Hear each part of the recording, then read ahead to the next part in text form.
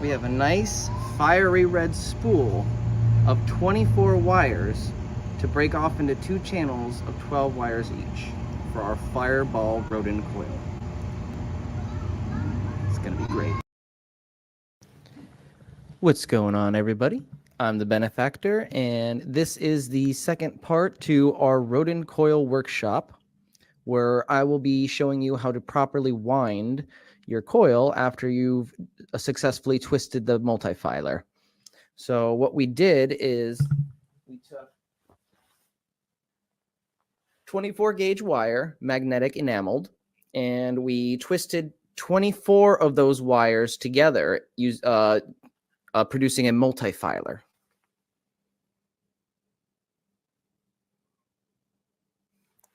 And it turned out beautiful.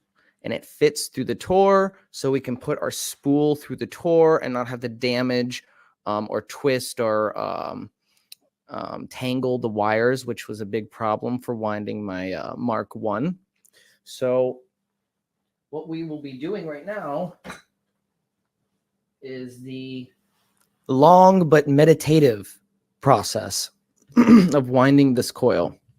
And what we're going to do is we're going to take our spool and we're going to get the end and we're going to leave maybe 3-4 inches, maybe 4 to 6 inches off the end as our leads.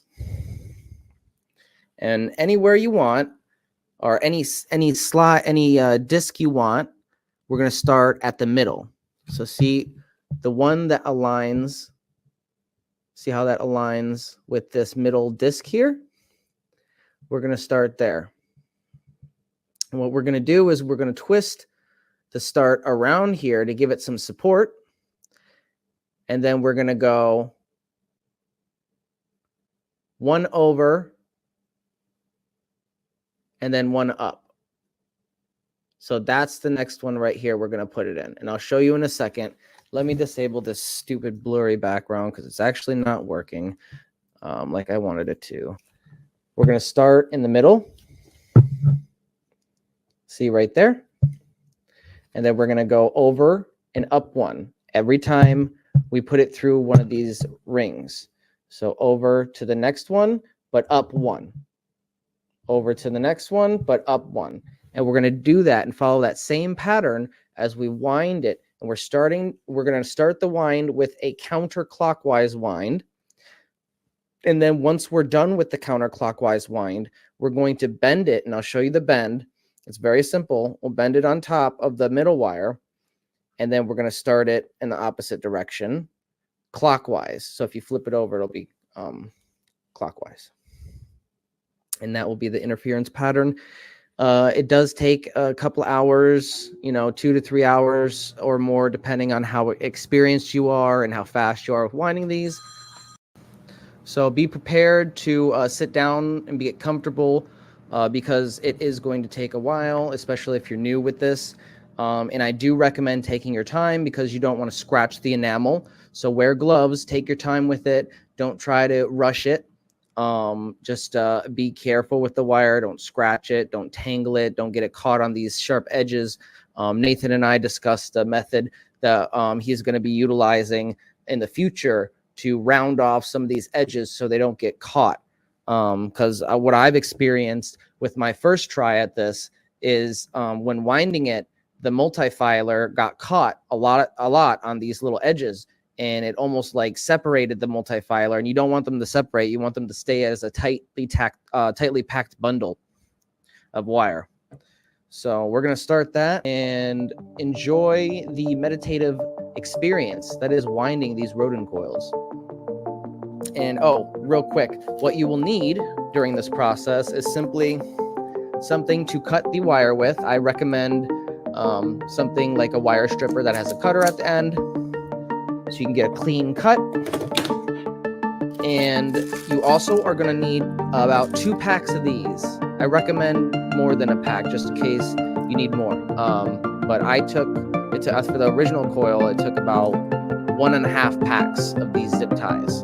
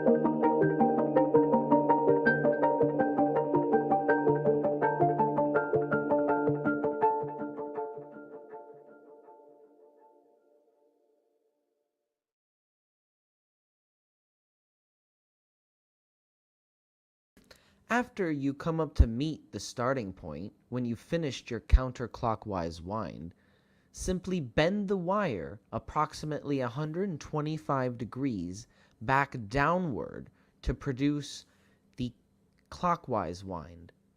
This will be done in the opening directly below the start point.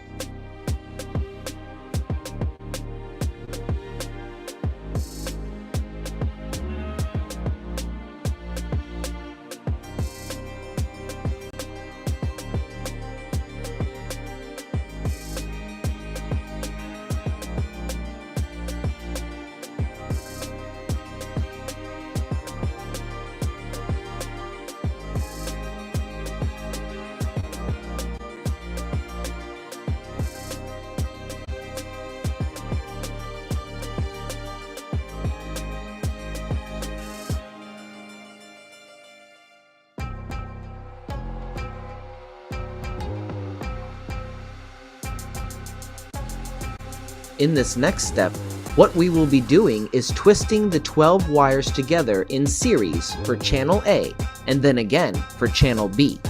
To do this, simply put your multimeter on continuity mode and clip any of the input or start wires with your red multimeter alligator clip. Next, find that same wire's end using your black alligator on the multimeter to search the other side. Once you find both ends of the wire, disconnect your black alligator clip and leave your red one attached to the start wire. Grab the wire you just disconnected from the multimeter and attach it to any other wire from the start bundle or the side with the red clip still attached. What we are doing is finding another wire that isn't being used and placing it in series. We will repeat this step 11 times, leaving 2 wires open for each channel. When finished, you should have 2 pairs of 4 connections. This will be your start and end for channel A and start and end for channel B.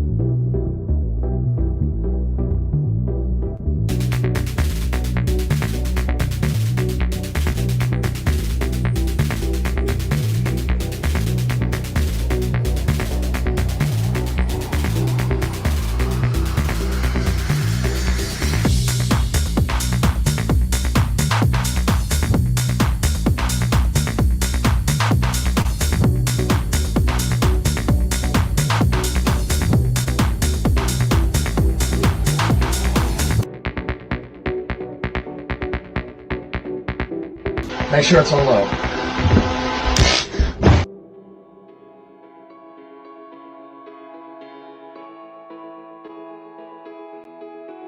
As you complete your brand new 0-point energy generator system, take a moment to savor this incredible achievement. Keep in mind that it will produce ozone at approximately 7 volts and above, so it is best to experiment in short increments, or ideally, outside. Now, give yourself a well-deserved round of applause. This is no small feat. As you reflect on what you've accomplished, Recognize that you've joined a select few who have publicly achieved this milestone. You've built a device to harness the power of free energy and taken a monumental step toward a brighter future. This moment is more than just a technical triumph. It is a beacon of hope and a symbol of human potential. With these new skills, you're not just building a device, you're helping to ignite the next industrial revolution. Your journey doesn't end here. It's time to share this transformative knowledge with others. My mission for you is to teach, inspire, and empower those around you with this sacred and deeply spiritual forbidden wisdom. This is a gift that belongs to everybody, and together, we can bring light to a world that has long awaited it. This has been a special Beneficence TV workshop event, and I'm the Benefactor, your guide here on Beneficence TV, an effort to disseminate all forms of forbidden knowledge, and I'm honored to have guided you through this journey. If you feel inspired to support further research and development, consider joining my Patreon, linked in the description below. Your support fuels this mission, and I'm profoundly grateful for it. I could not have done this without the help of some amazing friends. So stay tuned for more exciting developments in 0 Point Energy, right here on Beneficence TV.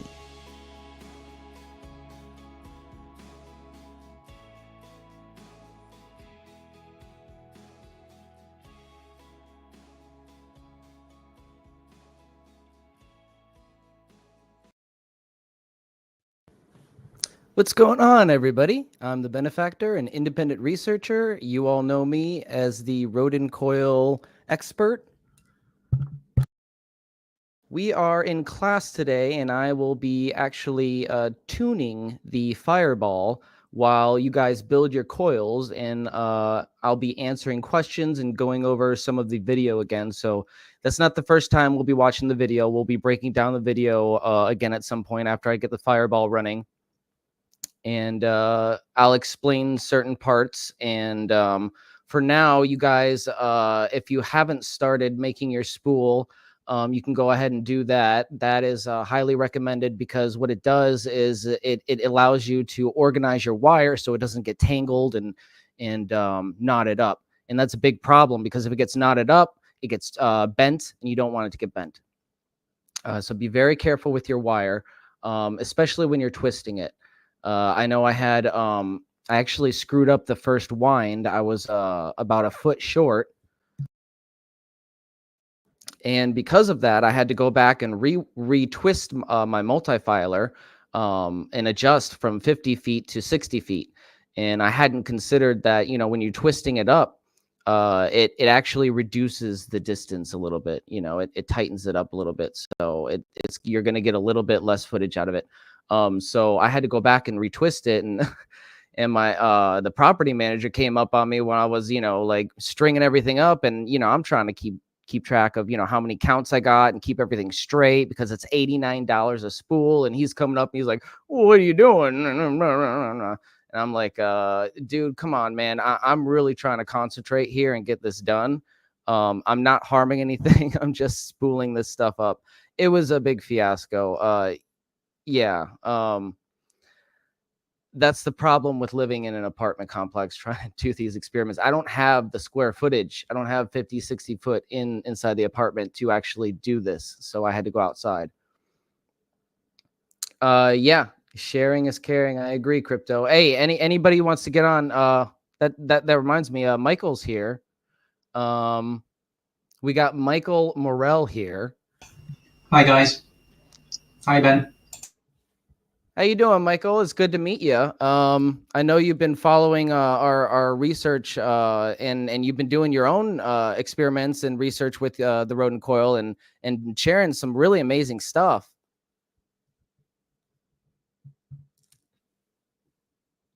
Oh, you're muted. Oh, I think he's muted. Hold on one second. Sorry, I'm just muting myself. It's okay. I'm just running it as we speak now. Awesome. So show us what you got there. You got a little tiny spool. I like that. So it's this spool of twisted wire. Hmm. There it is here. It's about maybe a kilogram, probably about 28 meters. I don't know how much is that in feet. And I've got this stick, which are they are electrodes, welding electrodes, and Yes, I love it. that's from my Bedini project, So I've got loads of those welding rods. So I'm just using it to basically to spool it. Yeah, No, and that's perfect. That's better than the PVC pipe. Honestly, if you're doing a smaller frame, I recommend something like that. I had a Swiffer stick for the smaller one. Oh wow, yeah. Look at that. That's a lot. So that you're gonna need something like that for that frame right there. yeah, it just fits actually.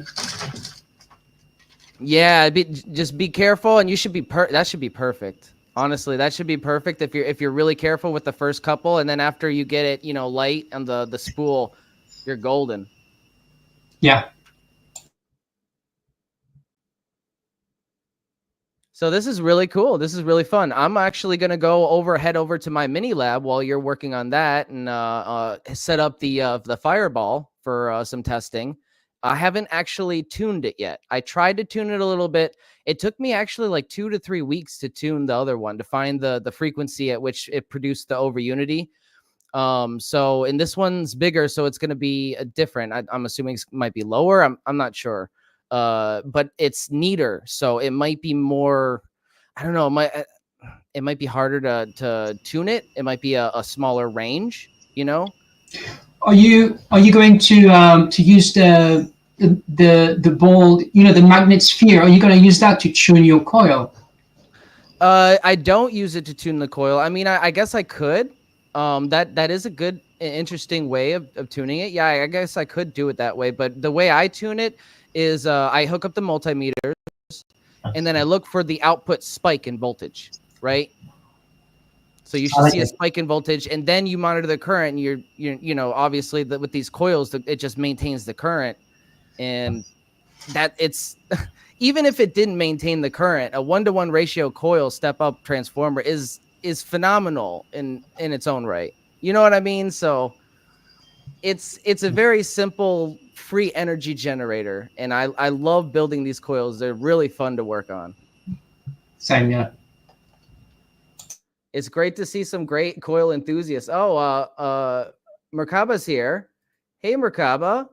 Dude, this guy has some really amazing coil designs. He's got I don't know if you can see his little icon there. It's like a square and triangles.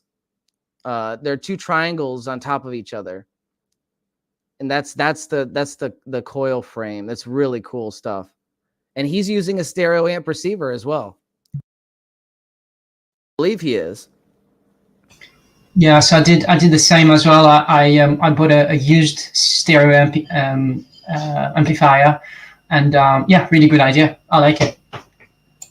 It's ingenious, honestly, because if you're on a budget and you need a quick power supply and tone generator, because those things are very expensive. And it's kind of like idiot proof, honestly, because a stereo amp receiver, if it's working correctly, it'll output the same amount of energy to each speaker, and it leaves up to the user to adjust the gain at that point. But if it's working correctly, it should, like be a perfect platform for experimenting with these things.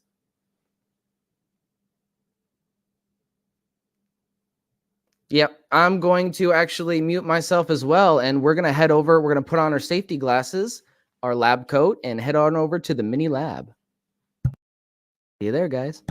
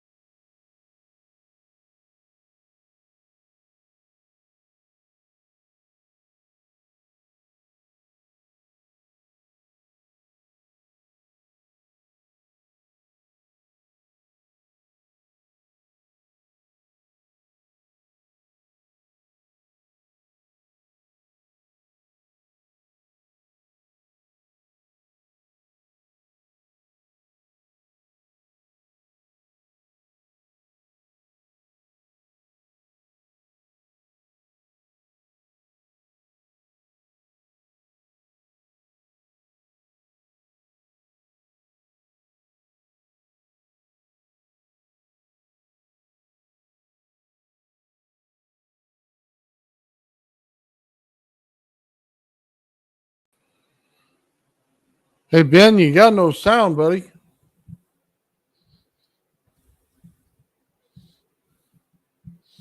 Ben, you there?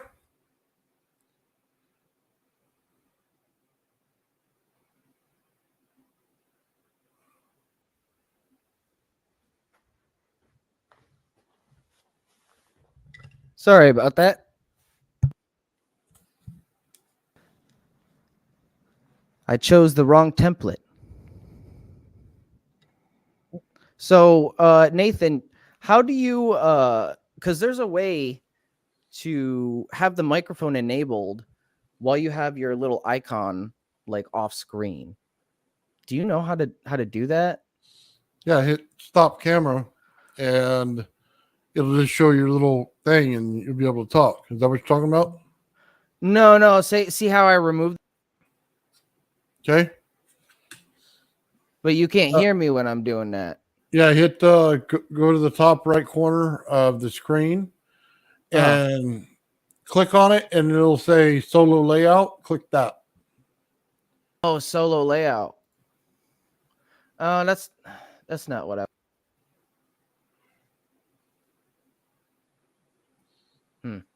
I wanted to take my icon off and just display the camera while I talk, but I guess there's some way of doing it. I just don't know how to do it. Hang on. Now talk. Oh, there we go. Yeah, How did you do that? I told you solo layout. Oh, you solo layout on the camera. Okay. Oh, I see. Well, Nathan is schooling the teacher here. I appreciate it, Nathan. Yeah, just coming in to help. Yeah, thanks for joining our class. No, you always do help. I always get stuck with those stupid silly little things. But yeah, thanks for joining us on our class. This is a really exciting day for me, honestly. I got the Fireball up and we're going to try to tune it today. Right on. I'm going to be out for just a second. I got to set up my Rumble stream real quick. Oh no, you're good. I expect that, people, it's going to be all day. So I expect people will be coming and going. Hopefully, we'll get more people in. I invited everybody except for Merkaba. I didn't have his email. I told him to email me if he wanted to be a guest speaker today. Okay. I'll send him a message on Facebook. Awesome. Thank you. All right. So we're going to open up the laptop and put in our tone and see if we can find this frequency here. I spent a little bit of time doing it briefly when I was testing to make sure the coil, worked or whatever. And I couldn't find the frequency, but, obviously I went right to the 800 hertz, which the other coil, just perfectly tunes into. This one didn't do anything. It was spinning on the reference circuit and it's getting power, but it's you can tell it's not a lot.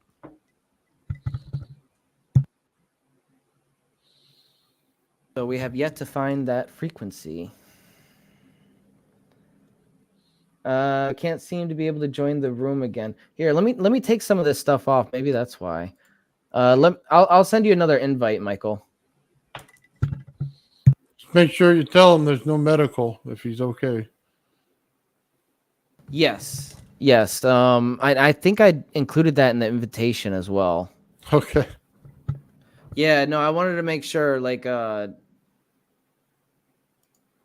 we're covered on that front because this is all about just hooking up the coil and making it and all that, and we're not talking about any of that stuff.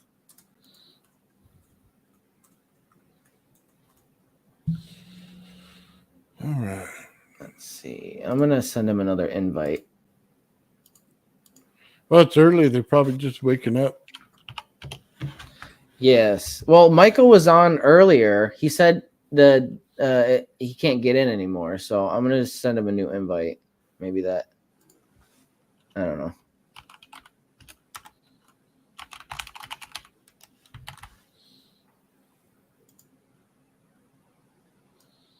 Okie dokie.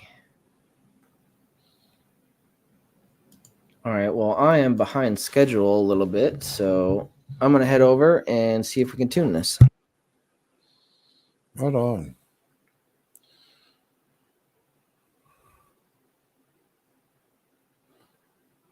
All right, let me. While Ben sorts that out, man. We had an awesome guest yesterday. Joe came on. Absolutely amazing conversation. If you guys didn't see it, I'd encourage you to go check that out. One of the best conversations we had in a long time. Hey, there's Michael right there. Hold on. Let me add him. How's it going, Michael? Hey, Nathan. Good to see you. Good to see you. So what do you got going on there? Let's check this out. Hold on. Let me bring you up. Yeah. So I'm just, I've spooled it. Now I'm just putting it on this, it's like a welding rod. And I've literally just glued the welding rod because I needed to be really thin, just because you can see the center here is really small. So I'm just going to be able to fit it through. Okay. Yeah, so it's really tight. Oh, man, it's like sewing there. Yeah. That's really cool, though. Yeah, so I had left the chat because I was on the screen and we couldn't see what Ben was doing, and then suddenly there was no sound. I don't know what happened. Well, yeah, I don't know either, man. I just came in and everybody in the chat was saying no sound, so I thought I'd fix everything for him while he got his thing up and running. You're the best, Nathan. Right on. It really is the best. I appreciate it. Because the lab is over here and I can't really see the screen when I'm setting things up. All right. So how much wire is that on that spool you have in your hand? So instead of the 50 foot, I went 60 feet. I had a tiny bit extra, like maybe a half a foot extra, but we used about 1,400 feet, 1,440. Okay, I was asking Michael real quick, Ben, while you're setting that up. Oh, you got him on screen. My bad. It's okay. I appreciate the information. Yeah, no. I can't see. I'm just gonna shut up. All right, Michael. Actually, it was quite interesting what Ben was saying, but yeah. So I've got. I'm in metric system, guys. So I apologize. I don't know how many feet this is, but in meters, it's a 30 meters, 60 feet. Okay. Times 24 of this is. I think it's 0.35 millimeter, so it's very fairly thin wire, and I should have plenty to do this big ones, really. Nice. So you're looking at about 28 gauge. Is that kind of? Yeah, spot on. Yeah, and I'm hoping that this is the right way to do it. So I've counted the grooves on here. I don't know if you can see it here. I've counted the grooves. Okay. And I've got exactly 14. So obviously I'll count down from 7 back and then start my counterclockwise on this little groove here. Very good. I like the way that you colored it, so you know where you started at. Yeah, and then the clockwise is the black one. The counter is the red one. Right on. Yeah. That's quite big, this one. It's 10 inches wide by 5-inch high. Is there any particular reason why you went with the size that you did? Yeah, because I've got a push-up printer. And the push-up printer, the maximum width you can go on the MK3 Plus S is 20 centimeter, which is about 10 inches. So that's the maximum diameter. Gotcha. For the printer. And what I've done is it's like you can literally slide them out. Nice. So, it's quite difficult. It's quite friction fitted. So it's just with friction. but yeah. That's very good. So yeah, so the diameter is the size of the print bed. Okay. Yeah, and I like the fact that it doesn't have the hooks that come over. It just has the slide in. Yeah, that's nice. and then the base has some grooves where I can slide the rings, Very good. and it's just friction fitted, really. Well, that's all you need. Once the wire's on there, it's going to hold it. As long Yeah. as it just holds it while you wire it, you're good. I mean, you can see it's pretty tight friction fit. Yeah, that's very nice.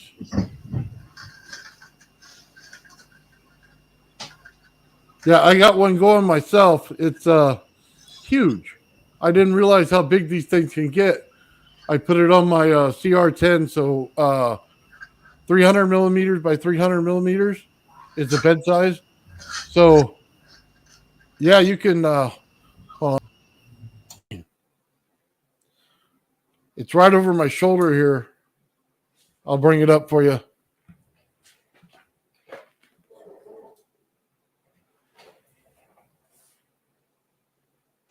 This looks amazing, absolutely amazing. It's absolutely stunning, actually. It's in 2 parts. I haven't put it all together yet. It's still working on it, but it's got the friction fit like you got. It is absolutely stunning. And to be fair, for me, like, I know the small coils are like absolutely beautiful, but the big ones, I love them as well. I think even the bigger one, I'm wow. What? This is amazing. Okay. Yeah, it's going to go right inside there. So Your next level, Nathan, your next level, honestly, this is amazing. I did 2 different colors so you can tell the difference. And then obviously the wire color, I think we're going to go with some red on the wire. And I haven't decided. I want to see if I can't weigh the amount of wire and get them as resonant to each other as possible. So the same amount as possible as I can between the inside and outside coil. So that it's going to take a little bit of time to figure that out, and probably an extra little bit of winding and stuff, but it's going to be worth it. I mean, great work, Nathan. This is amazing. Yeah, so it was just a print somebody had done online, and I pulled it out so you could see that the only bad thing is these little tiny ones, because the design itself curves, and you can kind of see the curve right there. Let me pull it out just a little bit. That it makes these little ones here just awful to print. So you have to put on, I had to put this on a raft on my 3D printer in order to get it to print right, but it'll go, right in there, and then it'll come out all the way around with little ones. I got to put it together still. I'm still pulling parts off the printers. That's really cool.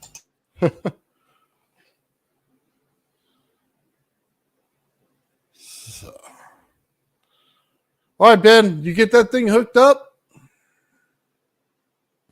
Oh yeah, it's hooked up, and it's putting power through the coil, but it's not resonant yet. You can tell it's not getting a lot of power on the coil circuit here, but we're trying to find the frequency. So it might take time. Like I said, it took us 2 weeks last time to find the frequency of the little one here.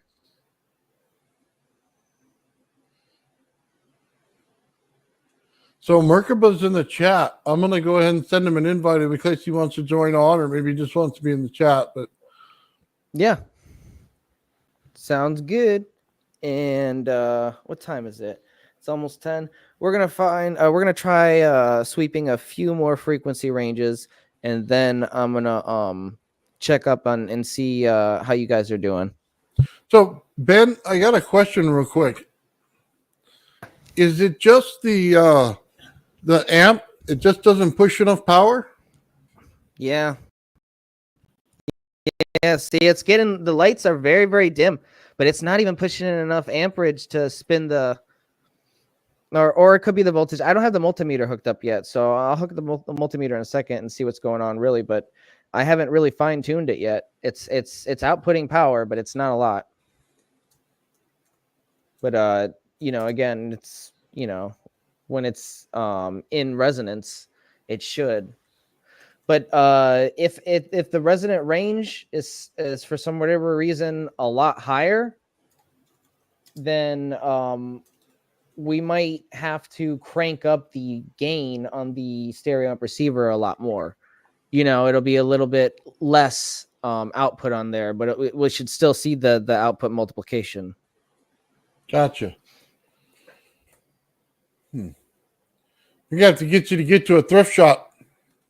Yes. Well, have... no, Nathan, while I have you here, actually, because this might help. And I'm going to put it on in a second. I just had a couple of questions, actually, now that I have you here and I think about it. I got the timing circuit in. The trigger circuit? This little guy right here? Yes. And why is it? Hold on. Let me pull up.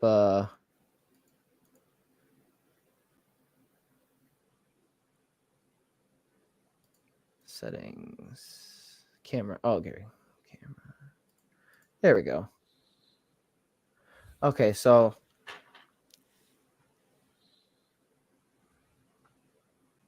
which side? I'm assuming the side with the ground is the input. So PWM, ground, low switch. Do you see that? Yes. Okay, that side right there goes to your amp.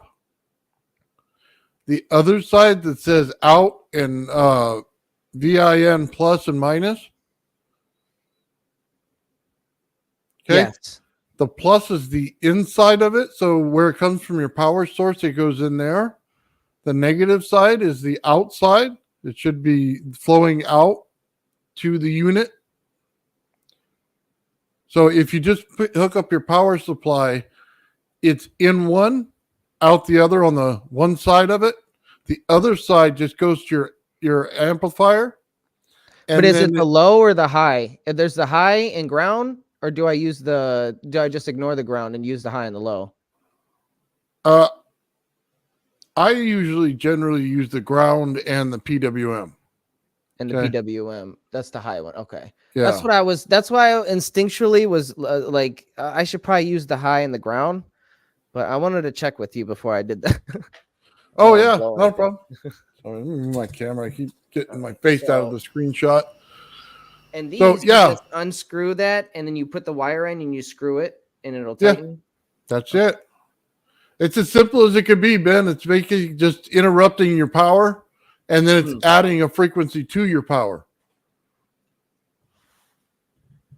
And I do have the pulse width modulator as well, so we can do some stuff with that too later on.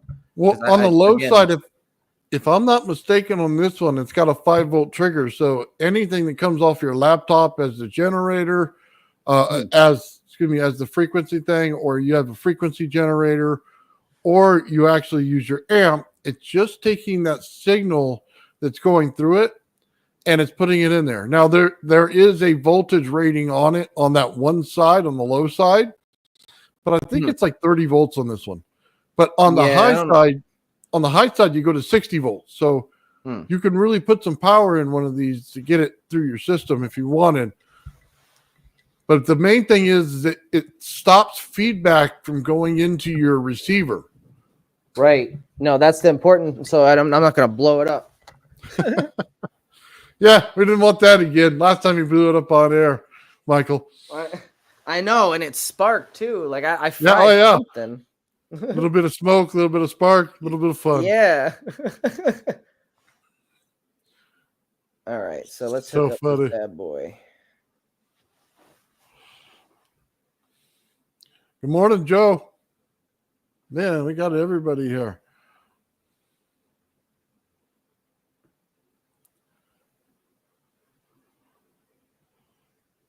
Oh man, everybody's got their coil. So Michael, are you about ready to wrap that thing, or are you still working on how everything's going together?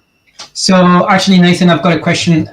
So what I've done is hang on, I'll just move this.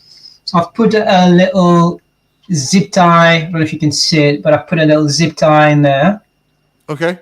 Is that the way I should be doing it? Because it's quite a thick coil, and it's got a lot of tension in the coil, from the twisting with the drill, and this stuff will just jump and wind and like makes loops. And so, do you think that's the right way to do it? Just put a zip tie there? Yeah, just hold it, because in the end, it'll be tight once the other wire wrappings go on.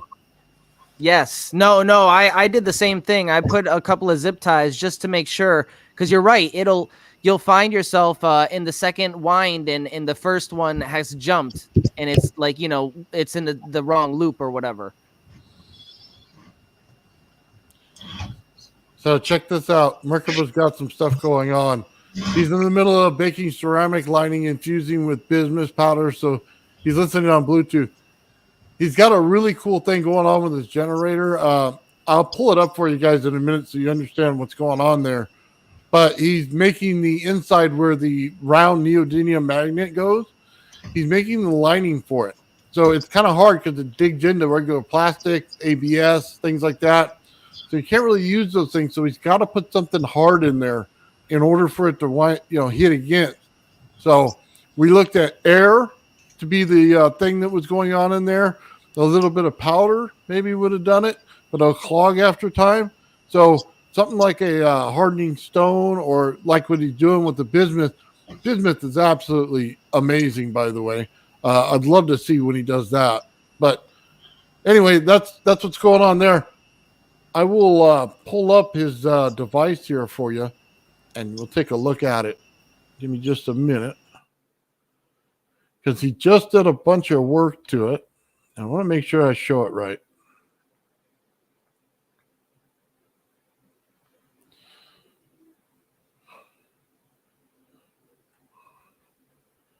So there we go. I found it. And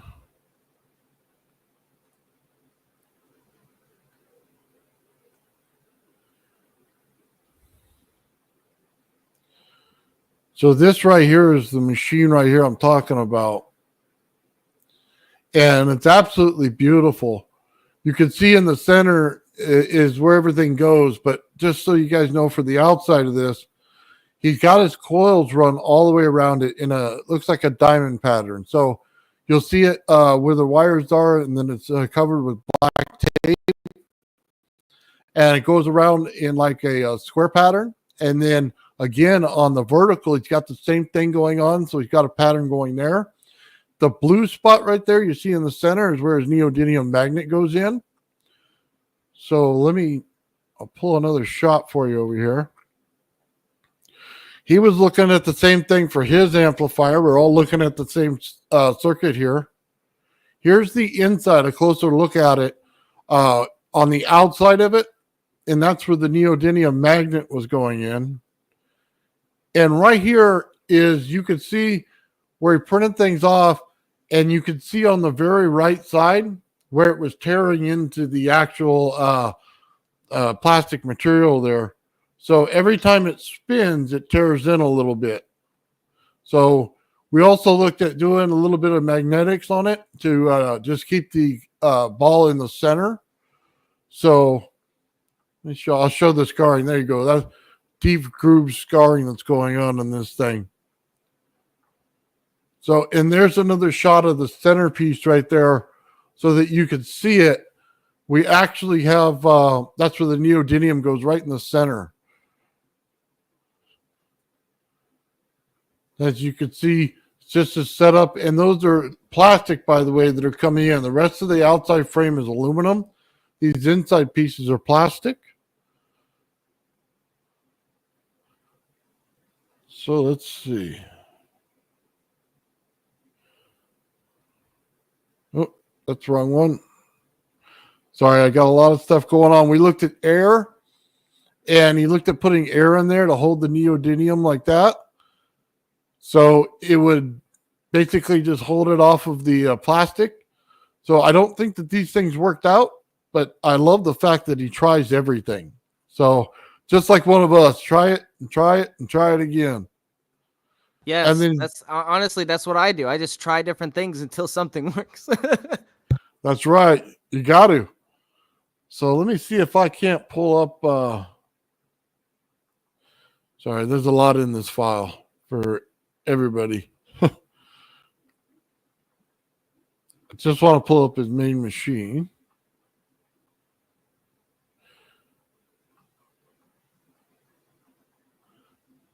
Oh, hold on. Right there, you can see he had a different centerpiece in there.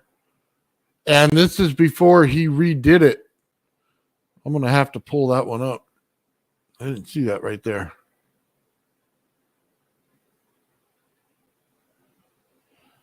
Now you can see right there the wiring. It goes in.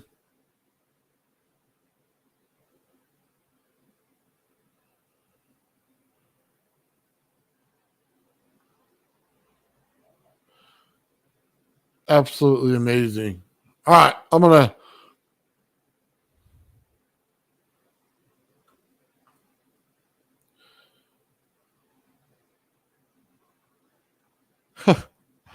yeah, he had a bit of a disaster with the PETG carbon fiber lining inside the and glued itself to the neodymium and pulled a bit of the magnet coating off. Yeah, there's definitely going to be some issues going on there. You can't avoid it. It's just, testing with this stuff till you get what you want.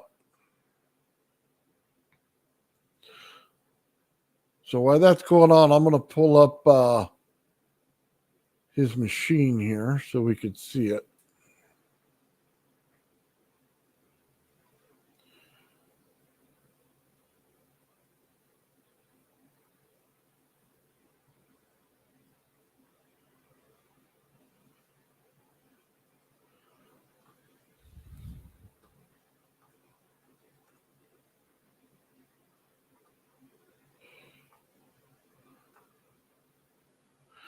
So this is the first time Merkaba came on, and we were talking about his machine here. You could see the coils on the inside. This is his previous version, and the neodymium in the center. And he's got the same windings on the outside. So, but the neodymium spins beautifully in there. So, that's just really cool.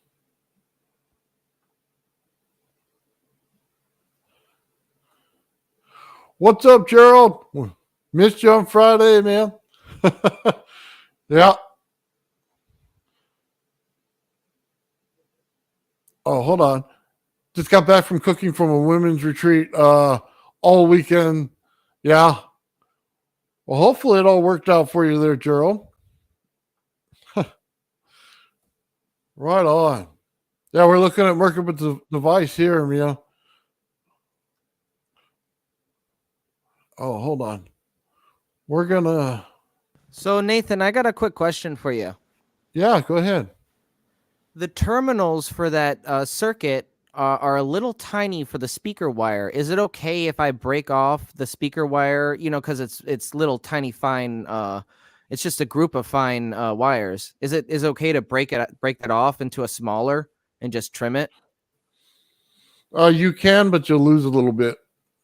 Yeah. Yeah, I mean it can be done. Just understand you'll lose a little bit, but that's okay.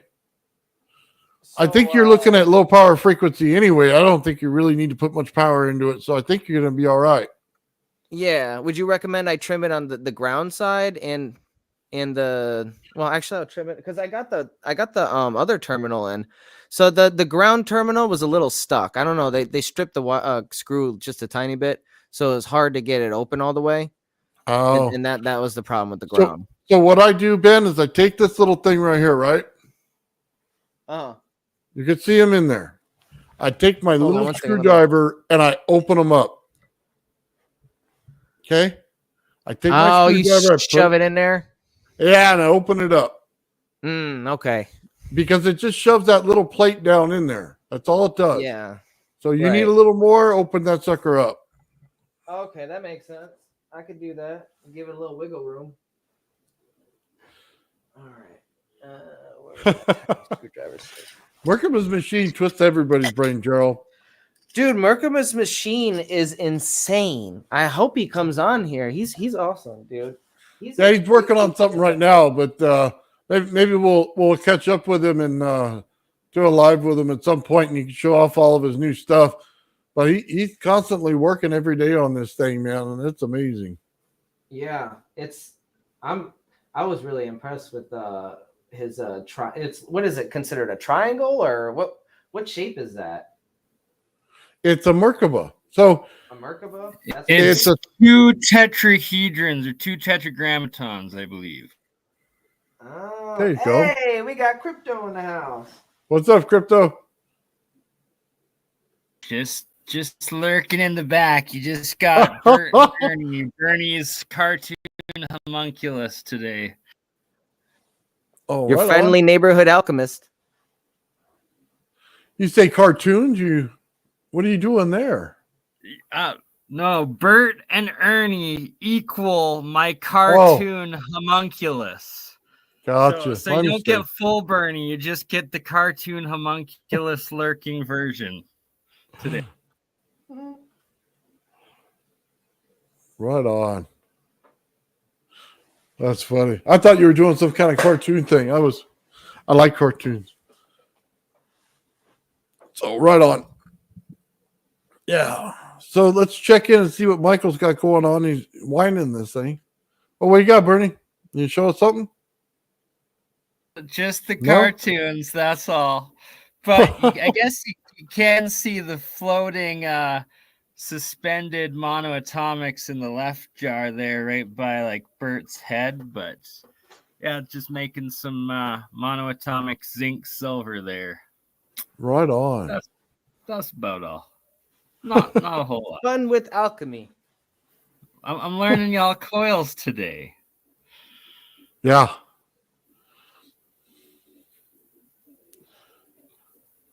I'm learning about patience in this timing circuit. Oh, patience. That's a key with all coils and circuits. Yeah, well, hopefully he gets that thing up and running with that circuit, and it'll be pretty easy for him. Yeah, I think I just got to be delicate with the terminal here, you know. Ben with his lab coat. Oh. We got to let you in on the joke there, Michael. We're all messing around saying we're going to do like a little Star Trek parody. But we always see Ben working on stuff. And we always see the back of his lab coat, right? And then we see Leonard Bot in his specials that he does, and he talks to him, right? So it said, we'll show Leonard Bot's front. Oh, my God, but yes. We'll only show Ben's back of his, you know what I mean, his coat when he's talking. I love it. That's the first thing that came to my mind was like, we got to use AI to come up with like a Star Trek filter for us all, right? We're all just oh man, that's so great. we're in deep space. Oh, my favorite one is is Mike. He's like transporter chief is because he likes to go on and then he doesn't stop talking. So you just check in with him every once in a while to see if it's working. And he tells you exactly how it works from front to back, right? And then he doesn't stop. So you have to click him off. And you know what I mean? Just check in and out with him. Every time you go back to him, he's still talking. Yeah. But you never get to start the conversation from the beginning. It's always in the middle. Oh man, because you're always halfway through. The conversation's never finished. That's right. But I want to say shout out to Mike at Faraday Research, the video he published yesterday showing his little 5-volt USB power supply / circuit. And that's exactly what I need for my electrolysis saltwater battery circuit systems to start taking that experimenting and engineering aspect up to the next level. So I'm gonna be ordering them right away. So let's take a look at that. just so everybody has some context of what we're doing. I love little circuits when you can buy them and they work. Time, and now we're headed into fall, so I'll get back into it's my power cell technology that I'm working on, but I will talk about the cycles left to go. So basically it's infinite. So what I'm doing here is to actually come up with a dump circuit. Now this dump circuit could be used for pulse motors and motor generators and charge cap banks. So as you can see right now, the power cell technology is actually charging this super cap bank. Not actually even going to show the power cell because I'm kind of under an NDA with this right now. So I'm not even going to show it, but I will show this little circuit you can pick up on Amazon. I will put the link in the description for this circuit so you can play with it. So very simple. The power source is actually a USB cable, so I have it plugged up there. Now you can plug it up to any power source you want. I decided to use the USB cable because it was easy for your power connections to a battery. I believe you could go up to 24 volts input. And it also has a circuit here so you can actually have a trigger, actually start a cycle. So you might want to check it out. Might be of some use to you. So yeah, so I got this dump circuit running, and you can use this pretty much with anything out there, pulse motors, Rodin coils, whatever you want to do, and dump power into a capacitor bank so you can use later. So I'm utilizing this for my power cell technology. So this is a cheap one. I'm probably going to be upgrading to a Raspberry Pi to actually do the actual cycle charging that I want to do. After a certain amount of time, the screen does go out, so you just have to hit one button and the screen comes back. So yeah, it works really well. It is cheap. So like the first one I bought actually was damaged when it got delivered. So I had to order a second one, which really sucked. And yeah, that's the way it goes with Amazon. They throw it out your door, and if you're lucky, it doesn't break. So, but anyways, I'm still going to be very active on the channel. I got lots of other stuff to do with the Renegade device. I'm going to start doing some stuff with that again, as well as on the side, secret project is my power cell stuff. I can't really talk too much about that right now. Maybe down the road, yes, but right now it's still kind of hush-hush, so I have to leave it at that. Don't forget, any questions, comments below, give me a thumbs up. And yeah, I do my regular podcasts. I'm actually on probably about 3 different podcasts now, regularly throughout the week, plus my own that I have every Friday night right here at Faraday Research. Just click on the live tab at the top, and you'll see the latest posting for the last show that we did actually last night. And that was over a 2-hour show. Highly recommend. Go check it out. The live tab is just above you, and click on that, and you can see the League of Extraordinary Inventors, and I'm the host of the show. And yeah, I got some great guys coming on. Some guys are doing Rodin coils. Other guys are doing anti-gravity stuff. Other guys into the Tesla stuff and the Graviflyer. And yeah, there's a lot of stuff going on. So I'm very busy, very active with the channel. Most of my stuff is going to be the live shows because I like to do the live shows instead of like talking to myself here. But if anything comes up, yeah, I'm definitely going to post it. So kind of go over the circuit again. So you got your main power, the USB cable. That powers pretty much the whole device. Then you got your power in. So your positive wire from whatever you're hooking up, pulse motor, battery, whatever it is, that's the red wire. It goes in. There's 2 channels. There's normally closed, normally open. So I got it hooked up on the normally open side. So that's the middle screw and the bottom screw. That's the normally open. So you have to go in to the normally open in the middle pin and then come out the other pin on the bottom. That's where the circuit breaker is, right here. And then that goes to your load.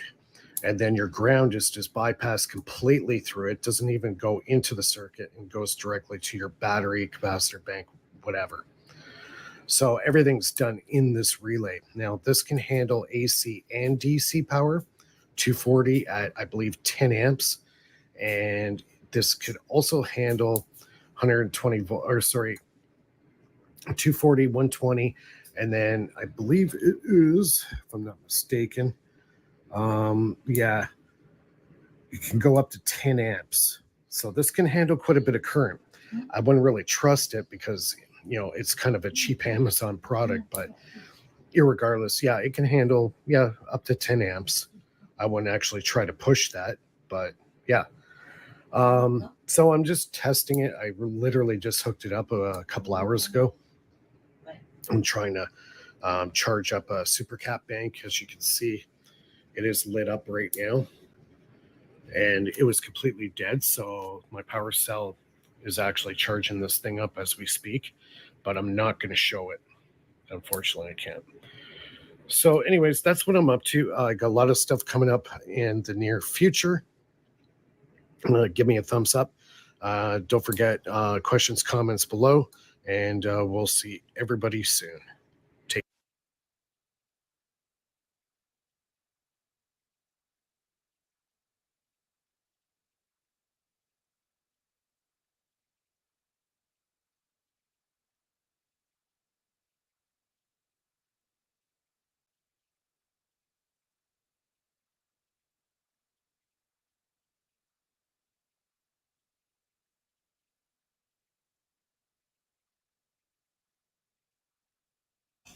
We can't hear you, Nathan.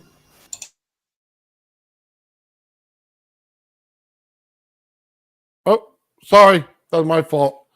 Anyway, again, that's thank you for that.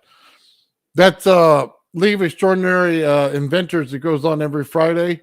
And that goes on at 6 o'clock my time. So that's California Pacific Standard Time. If you're on the East Coast, that's probably about 9 o'clock. And then in England, Michael, that's got to be the next day for you. Yeah, thanks for sharing that. It was really interesting, that clip, and I've actually subscribed to the Faraday Research channel, so appreciate. Thanks, Nathan. Yeah, right on. I'm going to drop that video right here in the description, or excuse me, in the comments. So there you go. There you go, guys. So you guys can go over there and click over to Mike's channel and subscribe to him and check out that device so that you can use it for your stuff.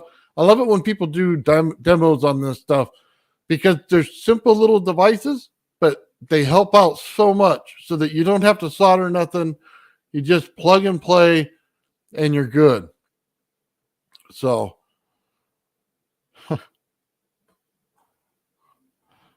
let's post a schedule. Well, I will. What I'm working on is just on my homepage to have it on my homepage where the schedule is. I'll just put down. Generally, I'm in 3 live shows every week, sometimes 4. We do the Monday live for the French think tank. We do the Wednesday with Gerald and Nathan. We do simple circuits for the UFO or coil devices. And then we do Friday with Mike. We're on with League of Extraordinary Inventors with Mike on Friday. Generally, I do 3 p.m. my time, so 6 p.m. East Coast. And then on most of them, and I said earlier what Mike's schedule is for his. He's in Canada, so he's 2 hours ahead of me. So it's 8 o'clock out there when he starts his show. So hopefully that helps everybody, but I'm going to go ahead and put it on there. It's on my Rumble, on my page on my Rumble, but I'll do it on my YouTube as well.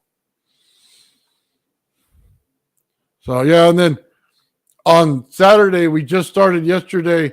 We're doing like an open mic, and Joe was on an absolutely amazing show that went on there yesterday. Just from one thing to the next, we went everywhere on that thing, whether it be the speed of the light, or we're talking about coils, or that we're talking about how the ether actually starts producing from the very beginning, from the first word spoken by God to make everything work. It went everywhere, man. Absolutely everywhere. So definitely check that out. Nathan, what show was that again? You were saying that you were talking about yesterday. Oh yeah. Well, I could pull it up for you. We could check it out just a little bit if you want. Give me one That'd be awesome, second. please. So it was an absolute amazing show yesterday. And I'll pull that up right now.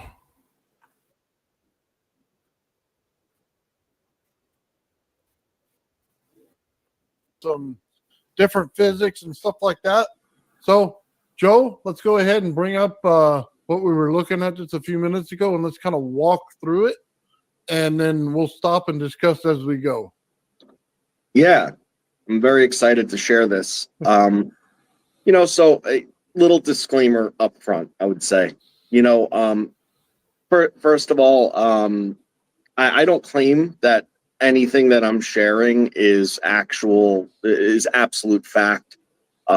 This is all a learning experience, for me, and I never want to give the impression like I'm talking like some kind of absolute authority on this is the way it is or something. These are ideas that I came up with that I was hoping might better assist some people struggling to visualize some of these fields, how things come to be, and tie together some of the concepts that, to the best of my knowledge at this time, believed to be in play, that might actually help with your own research and your coil building, and finding the using this to find a means to the end of achieving what you're setting out to. And realistically, it's the best possible way, the simplest way. Try to keep it to like a 12th grade level, of explaining some extraordinarily complex concepts and interactions. It's my belief that most of what I'm sharing is actually something that could be applied in one way, shape, or form, even if it seems allegorical in nature, to facets of life. It also has to do with our world and the solar system, and it also has to do with the energy and matter that we're working with here on Earth as human beings to try and achieve the ultimate goals that we're setting out to, and I'm hoping that this is a meaningful contribution. So without further ado, we have this chart here. Fortunately, I have it larger on my screen. I'm hoping that you guys could follow along. But basically what this does is it breaks down what I would consider to be the descent of energy to matter. Okay. And then back matter into the energy fields. Okay. Okay. So the precursor to going over this is that everything from the top at 0, okay, is omnipresent always in different levels as you descend down this and back up. In fact, if you were to map this out, okay, the ironic thing is it creates on a map exactly what it's describing, which is probably the most fascinating thing. It creates a spiraling torus that then recircles into itself, into the center, and the center of the torus is where the interaction takes place, which, as I said, is exactly what this is ultimately describing. So, so we're getting to the ether in the center, then, is what you're describing. Absolutely. And now, how out of this, what you want to define the ether as, in this, I guess, would be a little subjective because there's a couple different ways to look at it, but Okay. it definitely falls within a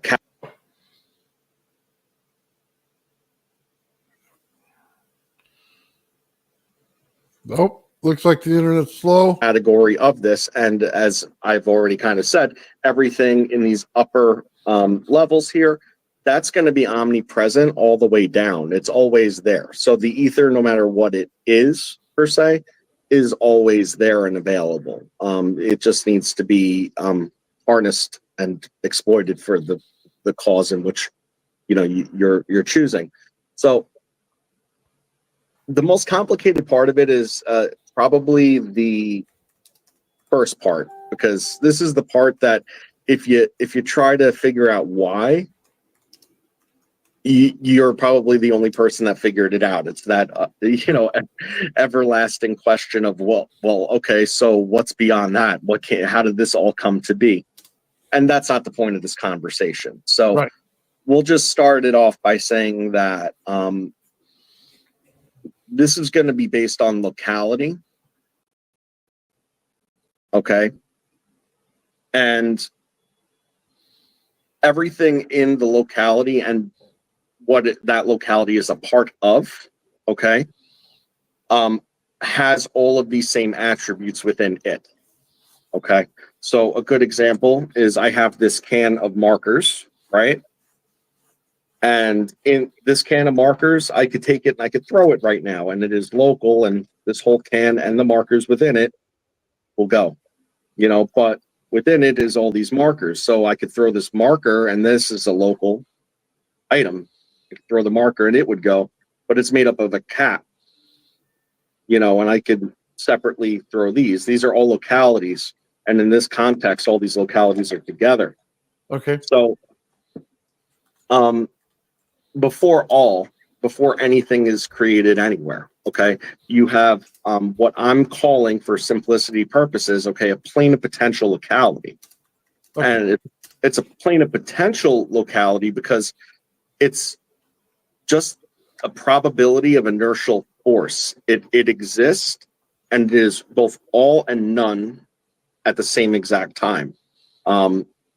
It has all the energy and no energy at all. It is relaxed, still, calm, and yet to be realized into existence. We could put it that way. So that's the most complicated part of this, is accepting that fact that calm could exist somewhere. Okay. Besides that, like the locality suggests, if you have two localities and they are in close proximity with one another and they interact on each other, provided that they're potential and inertial in nature, that's going to create pressure, and it's going to disturb the otherwise perfect calm. Okay, now once that perfect calm is disturbed, okay, that's going to create a distortion.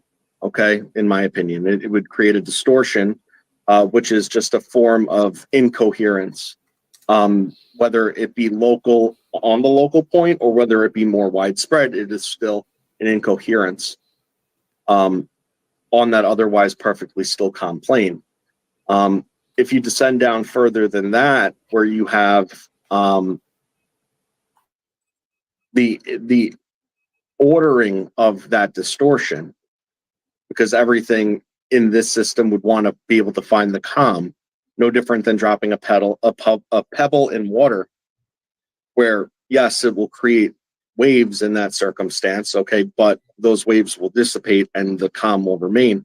It always wants to seek that state, and in an effort to do so, it creates a coherent frequency. Okay. However, the coherent frequency doesn't have a value. So it emulates, okay, the plane potential locality's original state. However, because the disturbance was created, it is now in wave form, okay, even though it doesn't have any oscillation to it. Okay. And that's where I would consider the 0 point is at that scalar, the scalar wave dimension, so to speak. I guess I'll call it a dimension for purposes of keeping it simple. So real quick, Yes. you're saying in the center it's perfectly calm, yet and it's trying to get back to that state at all times. Now this is before anything travels through it. Is that correct? Nothing, right. So there's no matter involved in this whatsoever. Okay. Right now we went from the potential of something, okay, to the probability of something once the distortion took place. So from potential to probability, and then from probability to usable potential. Okay. Because now that a wave is formed, even if it doesn't have a value, okay, even if that value is flat calm, the fact that it is now transcended from no dimensionality to dimensionality, if that makes any sense. Because right now, as of this time, there is no time. Time hasn't happened yet because there's no frequency to it. Gotcha. Okay. Time is dependent on frequency. So when these coherent frequencies, okay, have interactions, they then become distorted, which creates frequency. All right. And that's the oscillation in the waveform. At that point, you've crossed into on the existence side of Planck's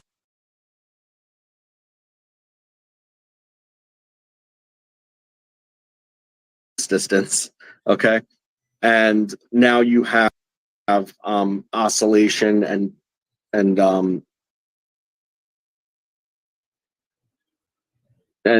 waveform, okay, and frequency. Now, as these frequencies,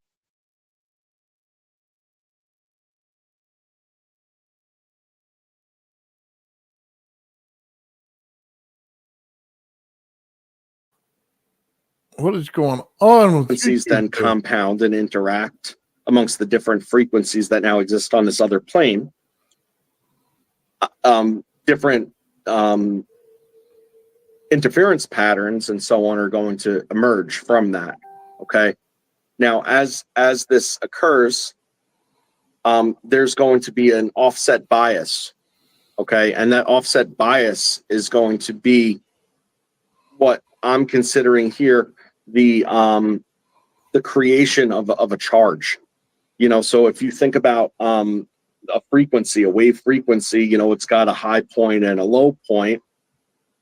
If you have an interference pattern with let's call it like an in phase wave,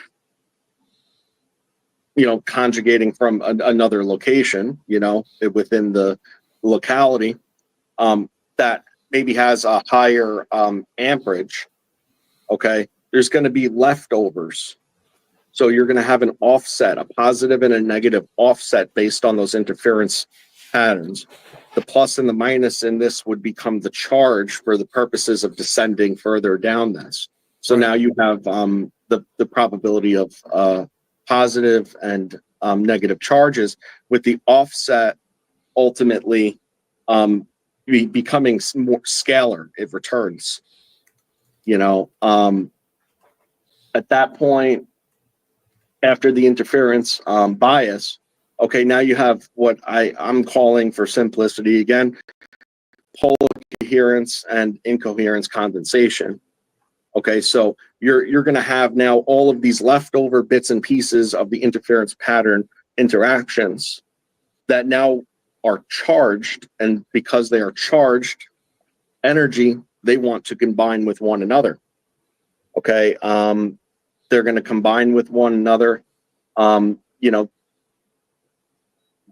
form poles, and the ability for it then to further descend to the last bit before you enter into the last form of dissension, which is interactive synergy field. Okay.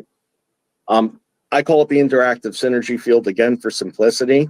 Okay. All right. But this is where electromagnetism really takes place. Now, it's in the -6 and -7 of this chart, okay, where you're looking at wave frequency energy and things of that nature. Now, you're talking about radiation at that point. You're talking about light at that point, different types of radiation, you know.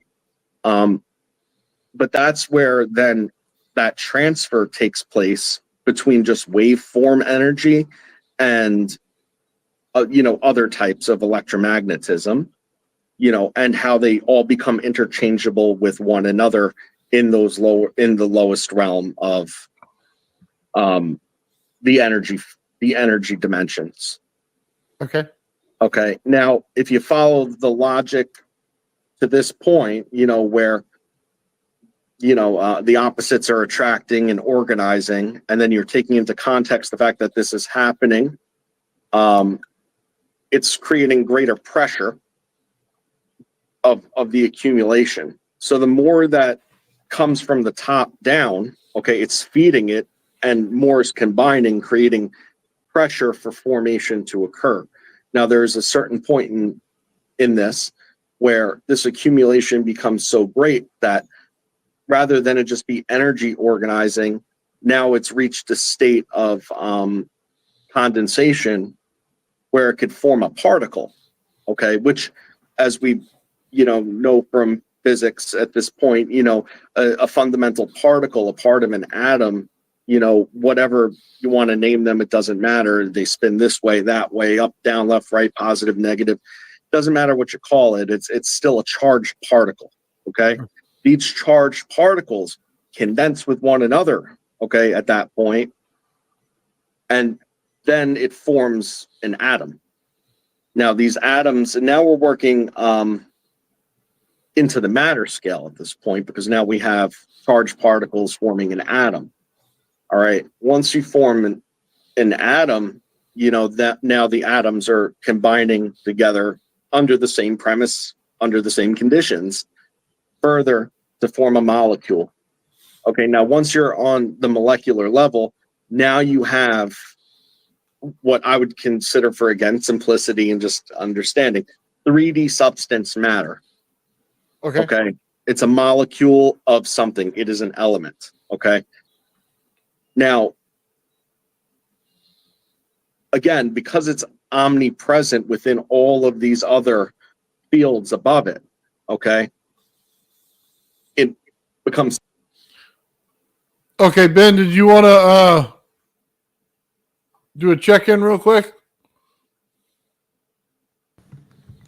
Yes, I wanted to check in and see how everybody's doing with their. I'm a little bit behind schedule. I was supposed to do this like 30 minutes ago, but see how you guys are doing with your coils and give you an update. So, how are you doing on yours then, Ben? You go ahead and start it off. Yeah, so this timing circuit or trigger circuit is not working out. As you can see, I do have it plugged in correctly, and it's making the connections. Because I had to switch to the single wire, but it's still not putting out anything into the coil. So we're gonna have to maybe experiment with that further, maybe attach it to the workbench power supply or something. Are you just attached? You didn't use your bench power supply? No, I hooked it up to the stereo amp receiver. Yeah, the whole point of it was to add the frequency to the power supply.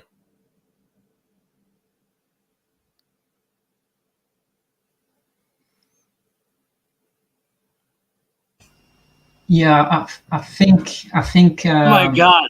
Thanks, Nathan's of adding the frequency to the power supply. That is how I need to set up my next phase of experimenting. Thank you for that tidbit, even though also related to Ben's, right?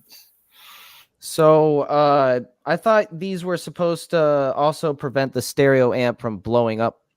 Then, so if you're just going to use all that, I don't want to say it. It's not necessarily a trigger circuit at that point. Because remember, one side of it's the high side, one side's the low side. Okay? You're trying to use it as a buffer. And that's not what this circuit is. It's a trigger. So you need to hook up the power supply on one and the frequency on the other so that you have So I power don't hook up the regulating stereo through amp it. at all. No. The stereo amp is your PWM. It's your signal generator. Okay? Oh, I see. And then the The power other supply side is goes, just pure power. It's just pure So- power, whatever comes in from your power source. So you're So confusing it. the PWM is the tone generator. Yeah. So that could be either your laptop, it could be your amplifier, it could be whatever you want. Okay. So where is the VIN where the power goes in for the from the workbench then? So they separated everything so you wouldn't get confused. Okay. There's power in and power out on one side of it, and there is frequency on the other. So, Ah, look. okay, that's what it is. yeah, you got power in, power out. That's why they did it that way. So that, yeah, you can see it. It is literally that simple. You're just putting it right in there. So you put your power in and you put your power out. And it basically the just like a, the whole right side's for the frequency. Okay, no, I was confused because I thought you meant that I just hook it up to the stereo amp and that's it. So no, it's not a buffer circuit. Right, that would make it a buffer. This is actually like you said, triggering it from the power supply and then preventing the extra feedback from going back into the circuit. Yes. Okay. The other problem I had with this though, and if you have another model that I can order with a little bit bigger screws, these are like stripping. The terminals are just a little bit too small. If there's one with like a little bit bigger of a terminal, I can work easier with it. I could still hook it up, but one of them's stripped, so we're not going to be able to close it off entirely on that terminal. Okay, Ben, The other three, you have a soldering iron?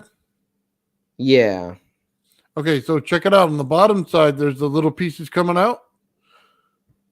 You could just solder straight to those. Oh, okay. Yeah, just solder it to the pin down there. Yeah, so that's what Oh, I generally do. Something strips out, man, I desolder the piece and throw it away and just use solder joints. But that's just me. Right. I don't let things get in my way. So you're saying I could just attach it to the bottom? Yeah, just solder it right to the bottom. It's the same thing. Right. No, that makes sense. I never thought about doing it that way. That's a nice little hack. Dude, I solder everything to everything, okay? I don't care if it's a big sheet of metal. As long as it heats up right, I can solder to it. So these connections are so small too. Like you want them to be solid, because just shifting the wrong way, you knock something out and and then you're not paying attention and you don't know what happened. And you got to kind of reverse engineer what's going wrong with your system now. I know a lot of times if you're not paying attention with winding the coil, and you don't have a good firm grip on it, the wire moves and it can shift and end up in the wrong pattern. yeah. So what I would generally do, Ben, and probably something, well, I don't want to confuse you here. You could always rip out this part, this little blue part entirely. You don't really need it. Okay. Yeah, I think a lot of people out there that work with this stuff, they get quick clips. So it's just a little plastic clip you can get. You put the wire in, clip it real quick, and it goes to the other side, clip it. You know what I mean? So that you can work things in and out instead of soldering everything. That's generally the idea. So if you do end up connecting a wire to this, just make sure it's an insulated wire so that only the tip goes to it so you don't cross the frequencies or anything else. So just so you know. Yeah, I'm gonna definitely have to. I'm not gonna solder it today, probably, but at some point I will. When I have some more time, maybe next weekend we'll get onto that. Yeah, we had to do this with the ZVS board. Sean was showing me. What's up, Sean? To see you in the comments. So anyway, we just basically for the MOSFET, these little things, we added those onto the board instead of putting the MOSFET directly in. You put on these so you can switch it in and out real quick when you blow them up. And trust me, I blow a lot of them up. So it was much more convenient that way. And they're fairly cheap. You could buy them for cents. So, Well, we're not giving up on the trigger circuit yet. We're just putting it aside for now. We're going to try to continue on finding that resonant frequency, because as long as I don't try to do the magnetic synchronicity, I think we're fine with the stereo amp. But the problem is, once we find the resonance, I don't think I'll be able to crank up the gain. I'll have to be very delicate with the volume knob. But I think we'll be able to continue with that without blowing anything up, hopefully. hey, Ben, I wasn't here earlier. Can you show off the coil and where the magnet is and things like that you have going on right now? Yes. So I'll show you what I have hooked up. I don't have the magnet, the neodymium sphere up right now. Right now we're scanning the frequencies. Before I was working on the trigger circuit, we were scanning the frequencies to try to find the resonance, of the coil. And, it's a bigger coil, so it's going to have a different range. I'm just looking basically on size and dimension, how it fits in there, how the cup fits in there. Things like that. Yes. Yeah, I can show you. It fits in really nice. And once I'm done, actually, I'm going to take a quick break here in a few minutes. And then when I come back, we'll do some testing with the neodymium sphere if you want. I'll show you that. But I'll show you the cup and how it fits real quick. Oh, man, am I on the wrong camera? Oh, we got the other camera going. That's why. Okay. And it's much better than the other one. You can actually get in there without this thing. Nice. Yeah, it's nice and big.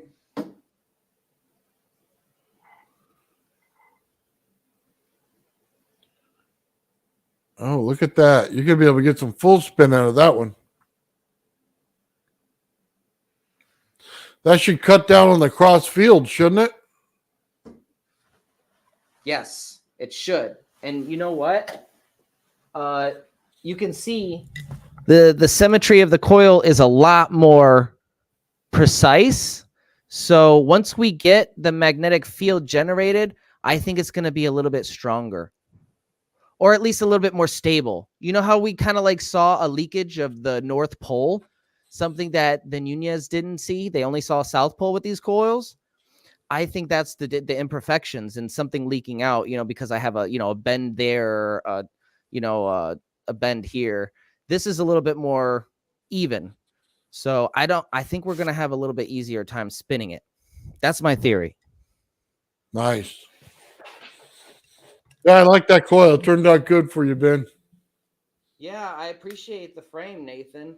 It was really generous of you to send that to me, and I wouldn't be able to do it without the frame, obviously.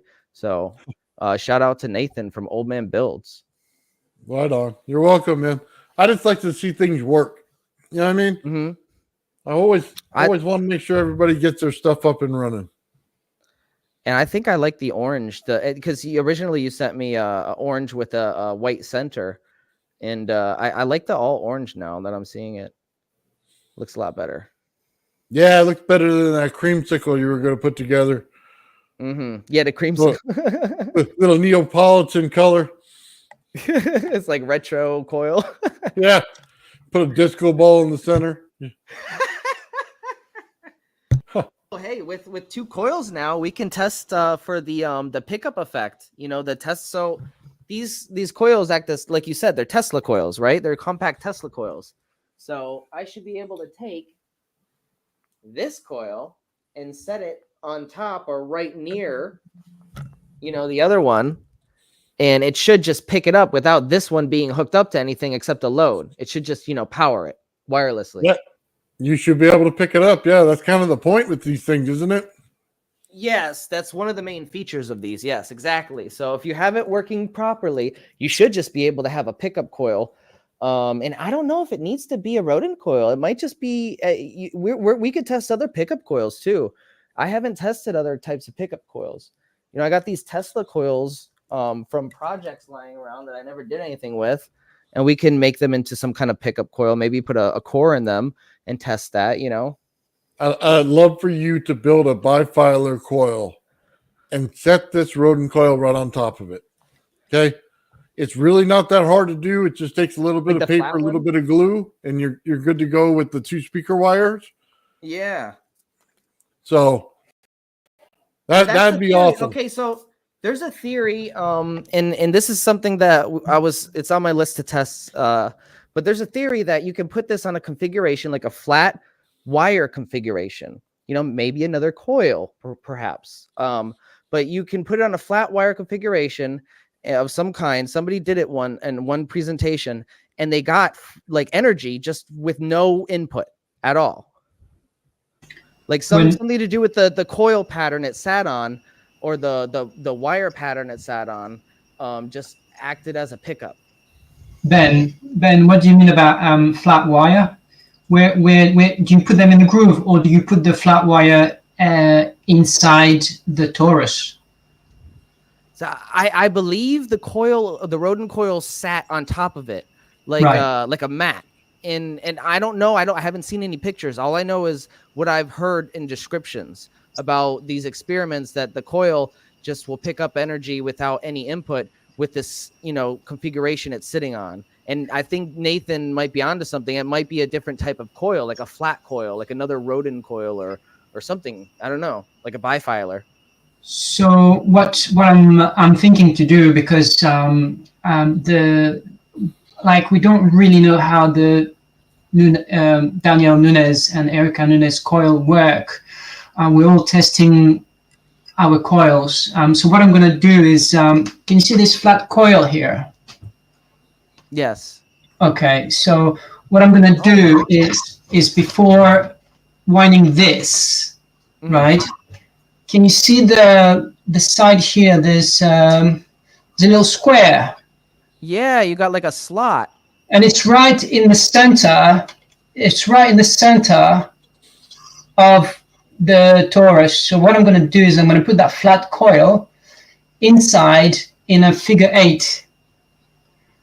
That's right on the equatorial plane. That's where the zero point is. Yeah. Like a Mobius coil. And then I'm going to have the 2 wires sticking out, and then do some tests on that, because from what Nathan Speaker was saying is that the center is trying to realign stuff, but inside is absolute chaos. And what I was reading as well is that there's possibility that there is absolutely there's some interactions and there's no interactions at the same time with the coil here at the 90-degree position. And from what I've read, there's possibility that that could be a benefit. So, I mean, we're all experimenting and we're all trying to do different things. So, so my little twist on this is just to add this, and I've got no idea if it's going to work, but this is why I had put the 90-degree right in the center of the frame. Oh, that's so cool. So I love your idea. I think it's a great idea. And if it works, it'll act up, like you'll have your own little pickup right in the center, built into the coil. Oh, wow. That's cool. Because, we were talking about 90-degree coils, and if you look at John Bedini with his window motor, he's got like a 90-degree coil. And his design was based on Floyd Sweet's device, which also had a 90-degree coil. So I'm just going to try to put it right in the center here and see what happens. I think you'll have some. Yeah, I think you might have some interesting effects. Like the idea of having that in the center kind of reminds me of like a nested coil idea. It is kind of like a nested coil inside the coil. And it's interacting on the equatorial 0 point plane where all of that, aether energy is just compressing and coming out of, it's cool. It's compressing on one side and coming out the other. In some ways, I don't know. I mean, Nathan's coil has something like that where the small coil is right inside of the big one. And again, it's right on the rim, on the center of the big one. So we'll try. I think that's a great experiment right there. That's cool. That's really cool. I'm actually going to take a quick break. And we are gonna. Oh, yep, Nathan, you're muted. He has something to present. I got to stop pushing that mute button. I was digging Oh, in it's the okay. drawer. Very nice. I like Right here, the that. Multifilar coil. I see this. So Nice. that A very nice bifilar coil. It reminds me of that iconic picture where Tesla's just sitting in front of a big, one of those big ones. See, I've always just suspected what you need that between your two plates on the graviflyer sort of thing, and what that would add into the whole field reaction potentially. So just so you know, I did attach it to one of my gravity flyers on the very bottom of it. So on the center plate, But I did put it there. the two plates, so if you sandwich it in the That's middle, awesome, try Nathan. that. Just hang it in the middle. I In can the do middle that. between the two plates. Got it. So then it's a very center point. Just an idea. Maybe it does nothing. Maybe it'll do something. Who knows? Yeah, we'll have to But- give it a try. Sorry to interrupt. It's okay. I'm just saying when you get your Rodin coil built, build one of these. If I could put it in the camera the right way, and all you got to do is set it on top of it.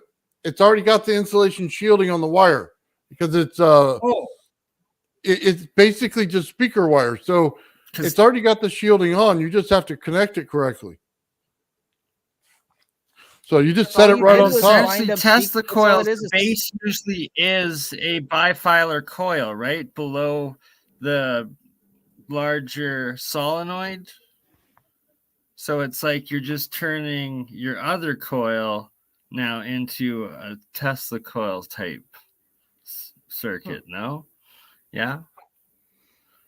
That's what I'm Yeah, that's a good question for Nathan. Anyways, so Nathan, is that just speaker wire that you wound like that? I think he's muted. Yeah, no, it's a problem I was having. You go off screen and then sometimes you get muted. Well, let me flip There it we go. back. yeah, if you go off screen, you mute yourself. But I believe that is what Nathan was saying, is it was speaker wire you're using. Can you hear me now? You have to wire it correctly. Yes, Yes, we sir. can hear you. Okay. Yeah, it's just speaker wire. Yeah. And all it's doing is you wind it and then you got to connect the connections right. Okay. So if you look at the two colors, there's a red wire and there's also like a silver wire in there. So just like regular speaker wire. And in a bifilar, all you have to do is connect the red outside to the silver inside. And then the two wires left is what you put your pickups on, or your ins and outs. So that's how the bifilar is set up. It's a real simple setup, but it's just catching all of the magnetic fields coming off the Rodin coil, and it just set it right on top, catch it, and see what's there.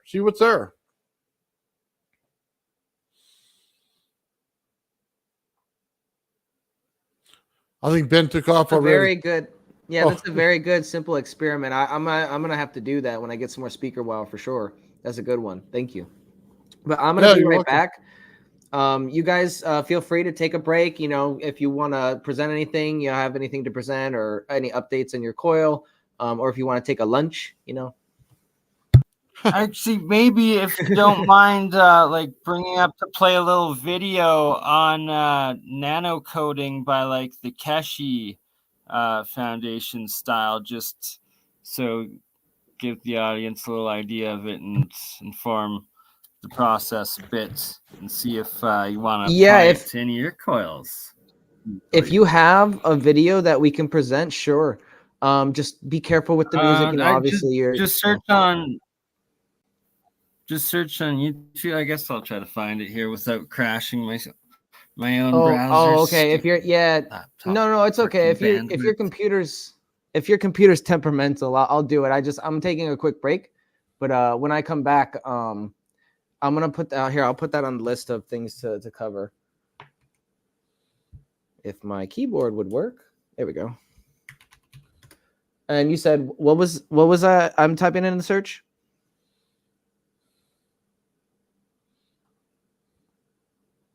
Micro something. Sorry, I froze out there as I tried hitting the search button. It's okay. I got you. Nano coating Kesh coils process. Kesh with a K. Yeah, KESHE. Nano coating Kesh coils. Okay, well, we'll add that to the list of things to cover. I'm gonna take a quick break, guys. Feel free. Absolutely. You guys have the floor.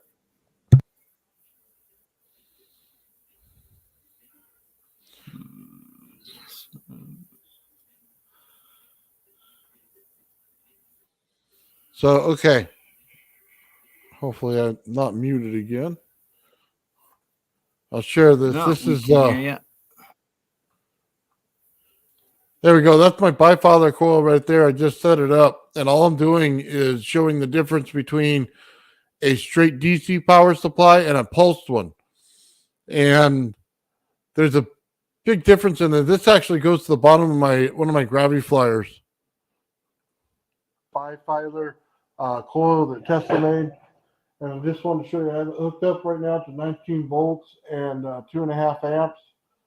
And just to show you what it does, small pulse in there because it hasn't been rectified at all through this little DC thing here. So we're getting the pulse in it, which is good, exactly what I want. Okay. Both sides, north and south of the magnet. Here's the magnets we're using in our gravity flyer. And unfortunately, they're pulled from this side to this side and not from this side to this side. So you put it on here and you can barely see it moving. You put it on your hand and you now see it. So we need a little distance here between one and the other. Now, this is a very small thing. Okay, we can flip this over, okay, to the other side of the coil. You can see it jumping here, jumping on that side a little bit, that side. So we're okay north and south on this one. Okay, to do the same thing.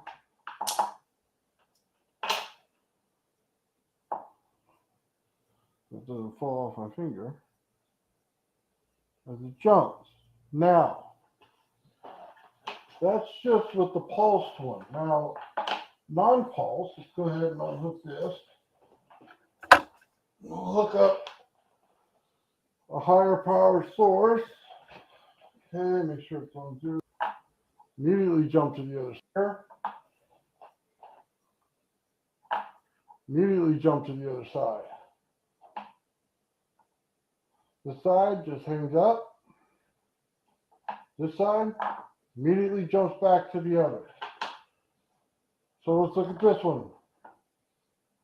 You hit it, you jumped it, hit it again, awesome. So right there, that's what we want. So here's the thing. I want the higher amps and higher voltage out of this, but I want the pulse out of this. So here's what we got. Here's what I'm going to try, and hopefully this is going to work. This is out of a starter for a Ford, okay? Just a switch. Basically, put in the hot side here, and hot side going out to here, okay? And we're going to hit it with a lot of voltage. I'm going to try to hook up this right here to it, okay? Now this works by this being 12 volt here across those two, and it's basically a switch. As soon as the switch is pulled, this voltage goes through here, okay? Now, because I want the pulse and I don't want a straight shot on this coil, we're going to hook in one of these here. And we're just going to use a PWM signal, okay? This goes 12 volts, so I'm going to hook in a 12 volt power source, okay? And I'm simply just going to pulse this, okay? So I want to turn the switch on and off really fast, okay? To get this to make a higher voltage come out, okay? Like this, okay? Boom, boom, boom. Now, if that doesn't work, okay, and we don't get a high enough jump, the next step is I need to do a capacitor bank so I can directly drop in a ton of power at once. Reason I'm doing this whole thing, okay, is because I am going to take this coil, and I'm going to turn the magnets back around, okay, but this coil is going directly under this, okay. Reason for that, okay, is very simple, okay, so right in there, okay. I want this whole bottom just to jump. Pulse it. I want to pulse this, okay? Just like that, okay? Maybe even faster. I want this to start taking that magnetic field here and jumping it up and down, okay? Because right now, nobody's getting into lift. I'm telling you right now, if I do a direct dump into this with a massive voltage, okay, I'm going to get what I want. By the way, I didn't get what I want. It absolutely failed. That was miserable. It didn't work at all. It didn't have enough power, no matter what you did. So it's great for a pickup coil, but you know, maybe an inch is really good. But yeah, that was an old one, man. That was something I tried. Of course, you got to throw everything at the wall and see what works on these things. So.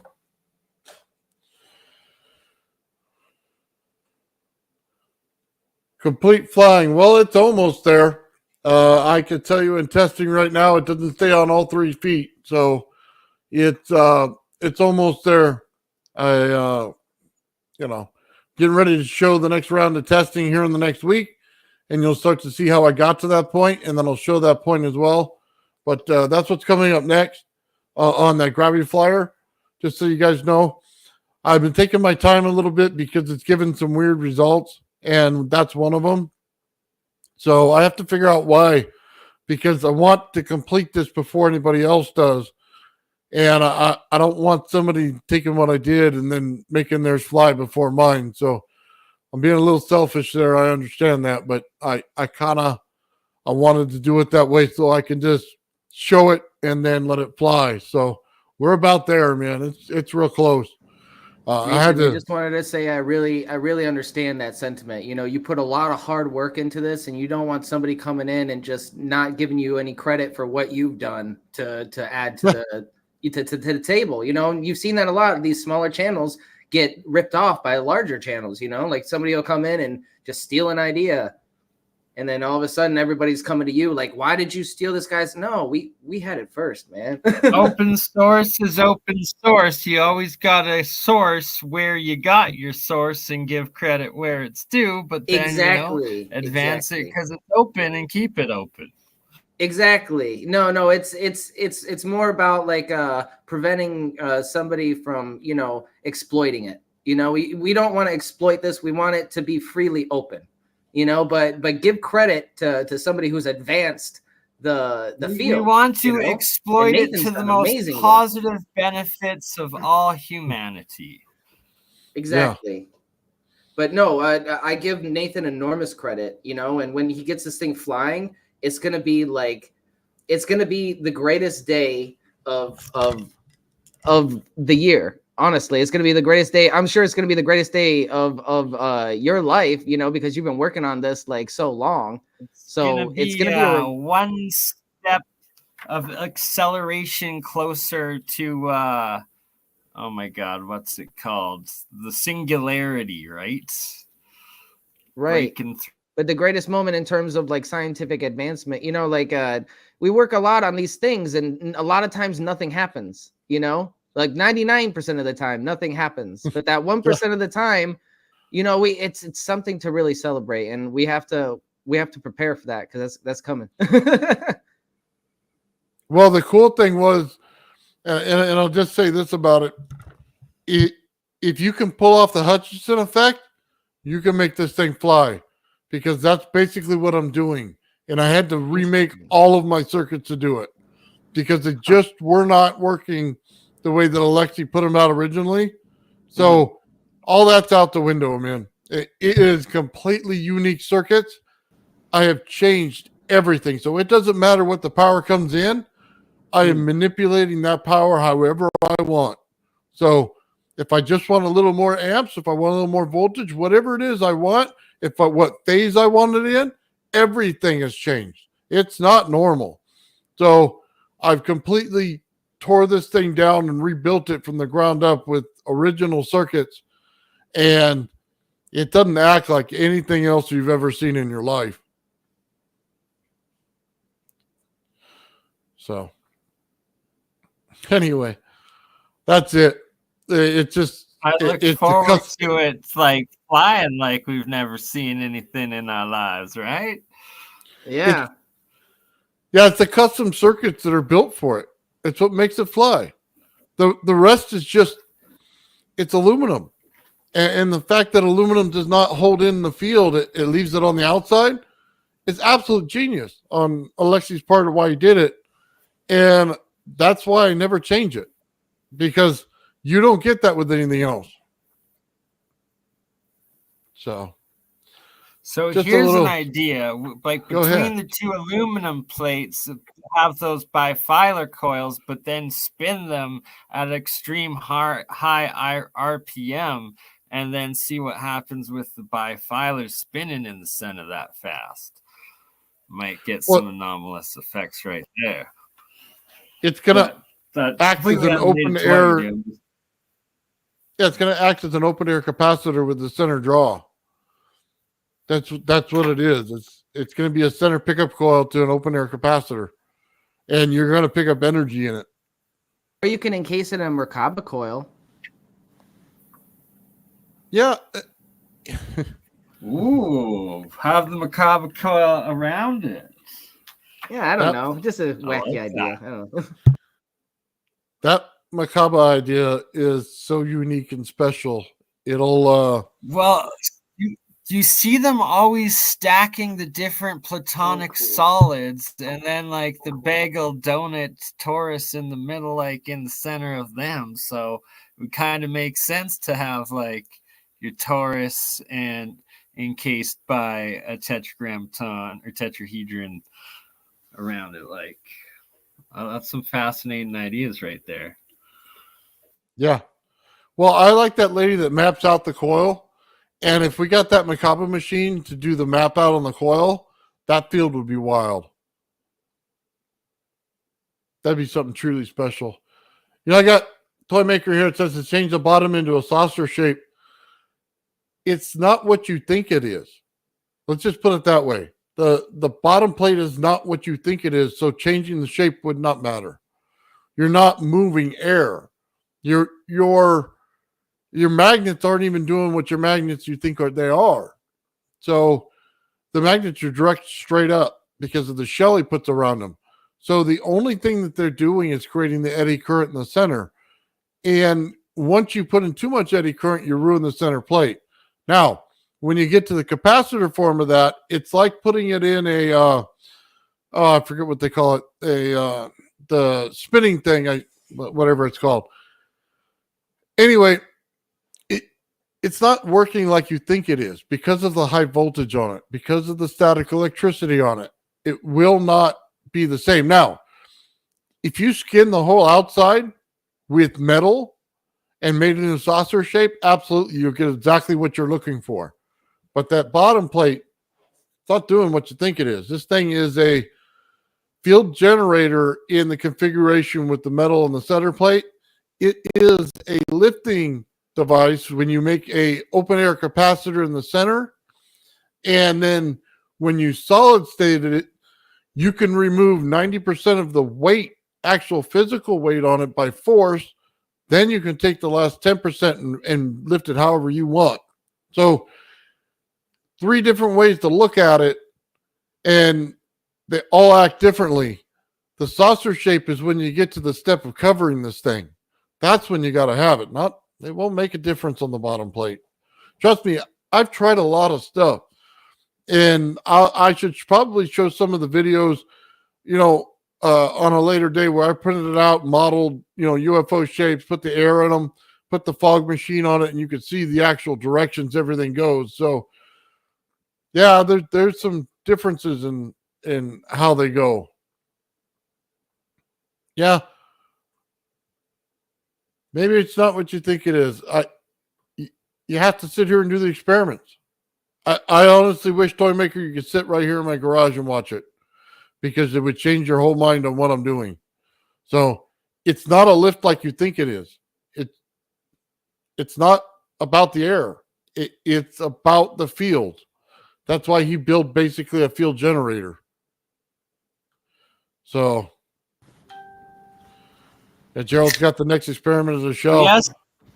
Ooh, Sorry. I think this is a good segue. Yesterday, when you mentioned the magnetron for the adding into my reaction, it reminded me of this Leonardo da Vinci blueprint of the cathedrals and how they're pretty much just macro magnetron geometries and builds right there. It absolutely is. But yeah, there's just pages and pages. I was trying to find also that he's got a couple famous drawings, and they're actually just two-dimensional blueprint representations of three-dimensional overbalanced gravity wheels that are literally perpetual motion geometry design wheels that I gotta dig in and pull those up, and a couple videos of people that have reproduced them, and it's quite wild. Nice. Well, what's funny guys, about all these designs, by the way, Crypto, is that if you look at layouts of stuff, it actually shows you some designs that you'll have to be able to build. Like, for instance, resonance chambers, just like you show on that one.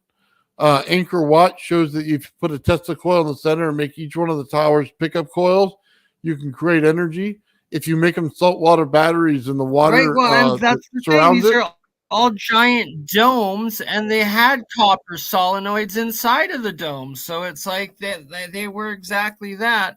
And then with the different crystalline block materials, with the different metal foils that they would have in between them, that they were making these giant capacitor bank battery macro waveguide generators. That's the part, the resonator waveguide generators that what these ancient freaking macro buildings are.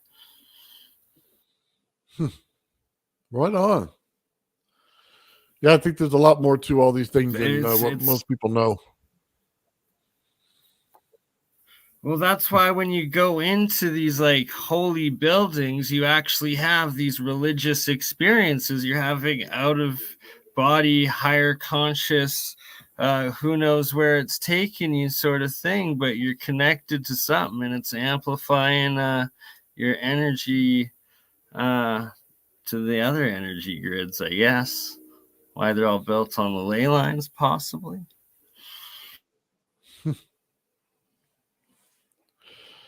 Yeah, I think the resonance in some of these places is so precise in the way that they built it that it would trip you out to actually go in there and just record it, because knowing what we know and then going in there, or when you tone with it. Yeah, that's what I mean. The toning and the chanting with the organ and the actual resonant harmonics that you get, it's quite wild. And a lot of those quote unquote rose windows they're actually cymatic frequencies for like hydrogen and other things. It's wild. Like it's so advanced. It's like, oh yeah, sure, that just happened by chance. Not. Well, They you know, literally hid everything in these places. you don't build something that precise without a specific function. You know, that's the key. Exactly. It's the functionality. You're not gonna freaking design it with all those extras unless there's a purpose that pays off for it, right? It's yeah, I feel ya. Yeah, from the materials used to the resonance and the cavities, it's all intentional, and you can tell, like, we just don't do architecture the same way. We don't consider the resonance and all the cavities created and all of Do it the the exact basically all the opposite. frequencies are Actually, amplified inside they that build space. it to drain it. Yeah, no, that's why it's glass buildings and straight iron down, grounded. With it's to steal our energy now instead of amplify and connect it. And then all since you're not grounded, since you're not into like your natural harmonic energies, you're getting bombarded with all of the different radio waves, the 4Gs, the 5Gs, the everything in between. And yeah, that's why people are so all over scattered minded instead of telekinetic like they used to be able to as much. It's harder to get to that grounded chi. You got to take a break. The stillness. Yeah, you got to take a break from your devices. And that's what I recommend. Taking a break from your devices. How can you have to literally disconnect from the grid? You got to go to the mountains, or you have to be in a Faraday cage or a plasma field. Well, I mean, you can only do so much, but you can mitigate is what I mean. Limit and do what you can to limit. Plasma fields, EM field. Like one of the simple suggestions that coils. That's the whole point of what you're doing. Well, one of the simple suggestions that what's her name? I forget her name from the Cosmic Summit. She had suggested to use wired connections, and I should be using wired headset, instead of wireless. And that's just a simple thing that you can do. Sheila, yes. And like emailing her right now. If you're experiencing any, Well, by the way, that's why they built the integratron. It's so that you can actually take out all the frequencies of the world. It's an isolated machine. Yeah, like an isolation chamber. Purpose. Well said, Nathan. Well said. We're gonna have to get Walter Bosley on because they do tours to it out there, and he's been there a few times and experienced it and whatnot. So we definitely got to talk to him about that. I think that thing is like 2 hours away from me. I should go over and just visit for the day, and just you record it. Yeah, you and Walter Bosley together should go do it and make a whole day out of it. We'll do a production. It'll be awesome. Yeah. I've wanted to visit that place for a long time.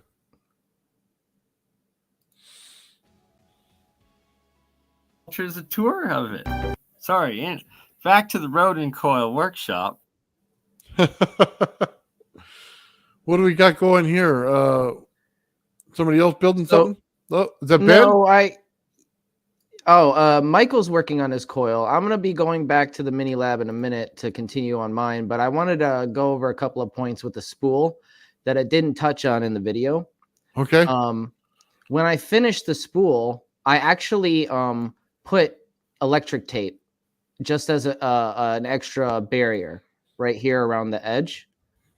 So that's something that you can do that I recommend is putting a layer of electric tape on the edge, and it just prevents scratching and all that.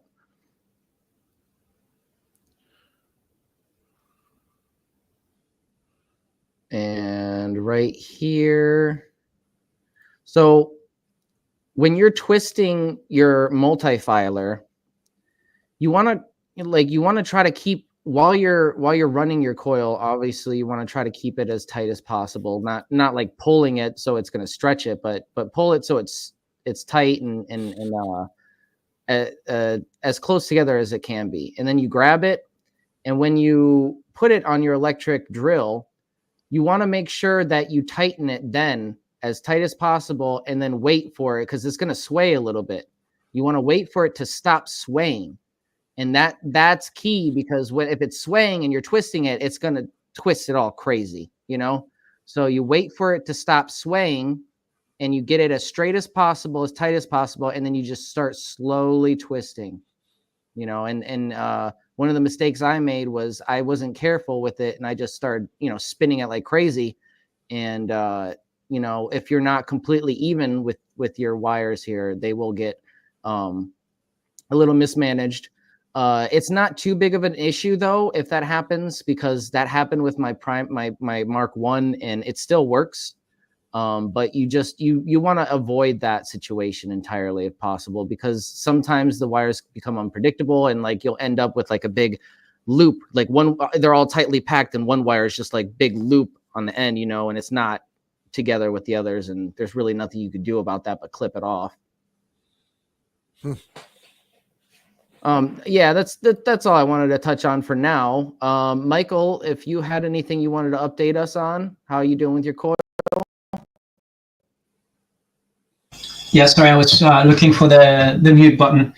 So I am winding this wire here right in the 90-degree section. I'm trying to figure out, the Marco Rodin had this VW, or the arrow and the W, and I'm trying to find out which number he's got.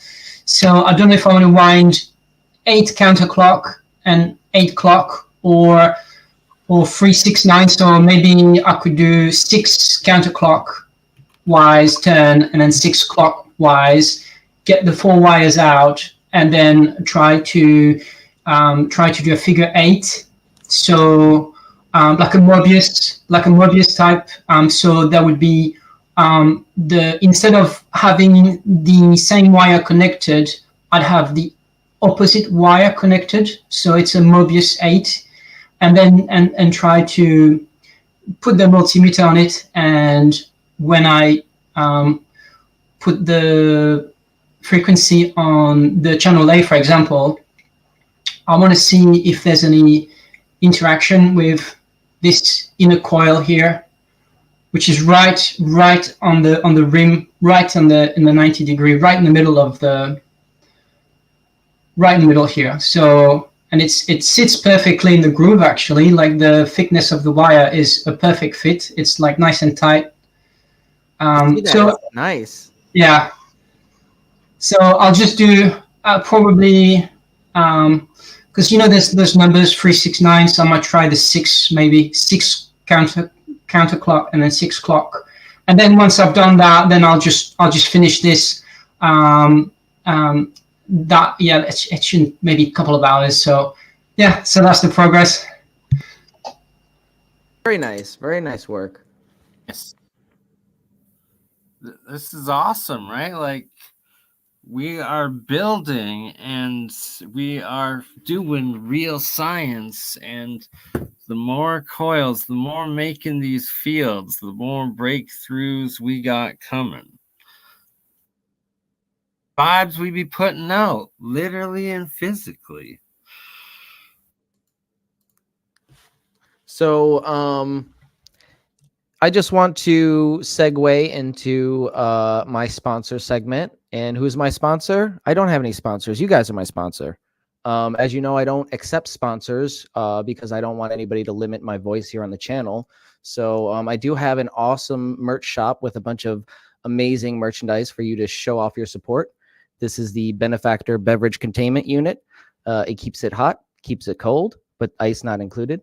If you want to support the channel, there's a whole bunch of merch available on my merch page, which I will give you guys right now in chat. And I have also linked it in the description. That's all I got. That's a lot, Ben. You got a lot. Like, how do I not even have a merch shop yet? I'm so useless. Go to Streamlabs. Anyway, Get an account with Streamlabs. It's free. You don't even have to sign up to their membership.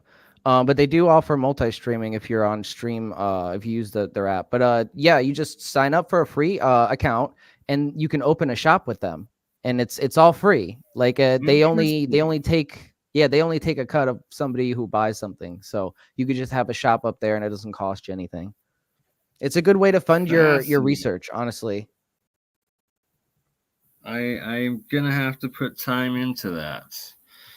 Figure that out. I think we all want a Benefactor lab coat.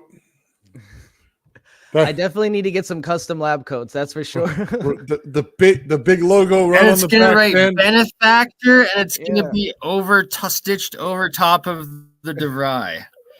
Yeah, well, instead of DeVry, I want to have Fringe Think Tank. There you go. Yeah. But I want the big logo on the back. Exactly. The big logo on the back. That's so great. Oh, help you sell some merch. We'll all wear it. That's so great. I got to get me something that says my channel's logo on my shirts too. Yeah. We're all getting outclassed over there by Mike Faraday. He's got all the cool shirts that he brings on. Oh, yeah, the old man balls. Yeah, old man ball. Then he's got his logo the next week on his sweater. My soul, because I'm literally a silk screener. Yeah. You do? It's like all my silk screening equipment has been in storage since frickin' COVID. And it's like, normally I'd just be printing my own clothes and could print all of you guys your own merch. But... Well, I do suggest going over to Streamlabs, and I can't remember if you have to sign up for the membership for 1 month. I don't think you do. I think you just get the merch shop. But either way, you don't have to, keep on paying for it. It's something that's free that once, and you go there and you can design your own t-shirts. Good. Like anybody who has a YouTube channel and needs funding, I suggest go to Streamlabs and open a merch shop there because it's the easiest way. And it's like, honestly, I tried Shopify and I was looking into all those different things, and it's complicated, and they want to, give you a free trial. And I'm like, just go to Streamlabs. It's easy. It's not perfect, but it's, honestly, it is a little expensive. I'd like to switch eventually, but it's a good way to support, the cause and, show off your support with some cool stuff. Yeah. Sean wanted a matching hard hat. That's another good idea. It's another good one. I want to get the ones with the fan built into the. You'll have to get the one that's like color of your logo. So like that aquamarine or whatever they call it, that bluish color. Yeah, teal, aquamarine. Teal, there you go. That'd be awesome. That's my jam, right? That's my jelly jam right there. That teal, that aquamarine color. All right, so I'm going to head back into the lab and continue to try to find this frequency. If we can't find it soon, though, I'm going to switch over to do some tests with the neodymium sphere for sure. Oh, also, before that, I was thinking of trying out the Nunez method, which is the open circuit method. So I haven't tried. What we're doing right now is using the stereo method, which is just, 2 channels, input to A and then output to the load on B. But with the Nunez open circuit method, we crisscross the output channel. So we're going to try that, and it requires a little bit higher of a frequency, but I did do it on the other coil. So maybe since this one's bigger, it will be a lower frequency. I'm hoping, right? Theoretically, I guess that makes sense.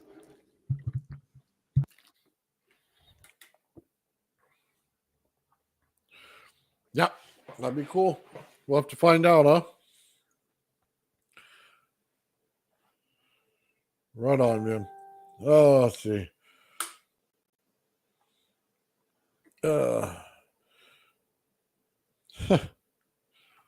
Nice. Everybody's gonna have custom hats of the shows and stuff like that. Gonna have to wear all my Ben stuff on Ben's day. That'd be cool. Yeah, show off the support. I do the same, you know, like you get some merch, I'll wear a t-shirt, Old Man Builds. It's a way of promoting, you know, it's fun. I like walking around with my t-shirt on and people are like, "Oh, what's that?" You know, like, "Oh, this is, you know, this is my channel. Go and check it out." It's, you know, it's if you're afraid of shadow banning and all that, it's a way of subverting that or circumventing that. It's Yeah, I'm free not worried about all promotion, that. free advertising. Essentially, you're showing your support. It's good. Yeah, I mean, as much as like we have to, remind our audience that, you know, we do accept donations to help us keep going. But I don't like to straight up just ask. A lot of time I like to offer something, you get something to help support, you know, like a cup or a mug or a thermos or a t-shirt, something fun.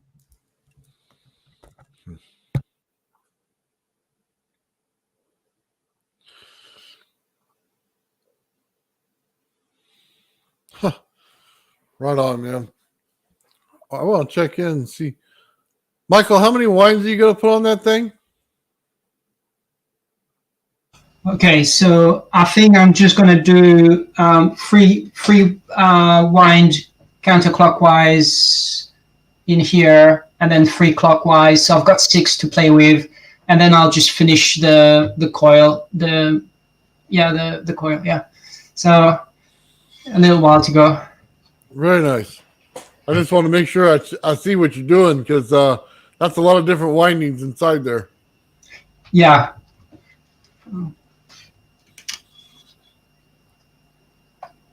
So there's that cool. layer here.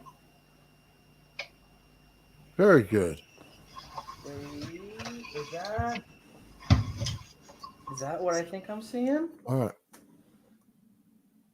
No, it's disconnect. What is Ben doing over there? No, I thought I hit the resonance. Sorry, I false alarm, guys. Go back to what you were doing. I'm sorry.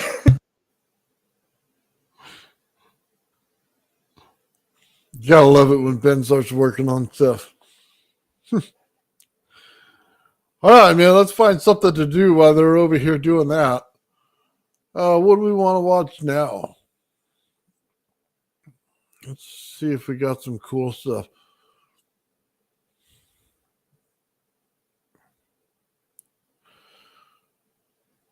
We could do some rotating magnet field tests for some people that want to see that. Yes, please. I Just love spinning magnetic fields. I can push these magnets here.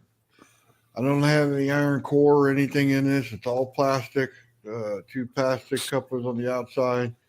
We're looking at a 2-inch by 1/2 inch by 1/2 inch neodymium magnet. There's 4 of them in there.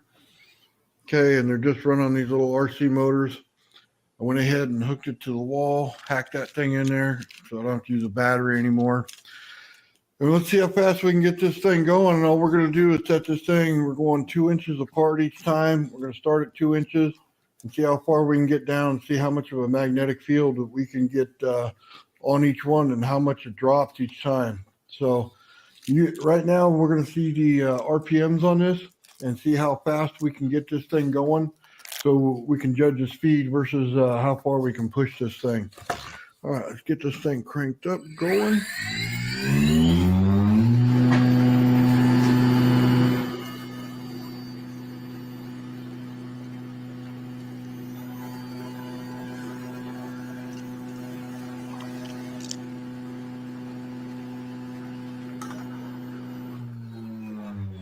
All right, around close to 7,000 RPM. Let's go ahead and look at it. We'll start at 2 inches and crank this thing up and see how much we get.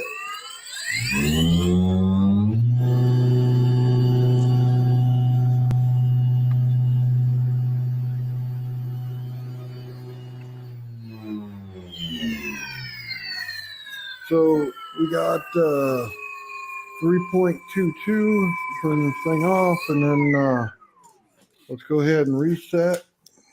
And I basically built this little thing here, these little hammer in things, and all it is a bolt, 2 washers, and it's a bunch of wire. I'm using .20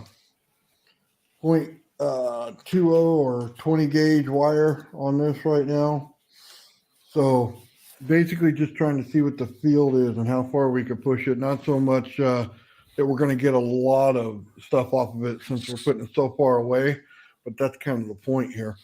Okay, let's get going on the second one. We're at 4 inches.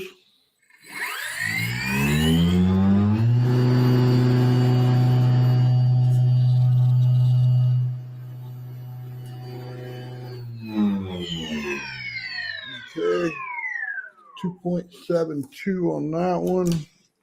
Let's go ahead and get it going at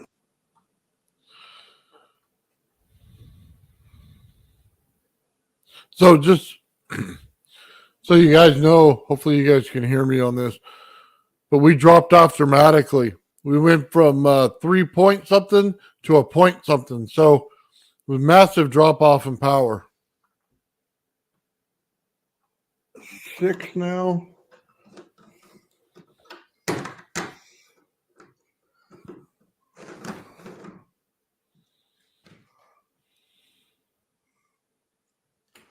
All right, here we go. Let's crank this sucker up again.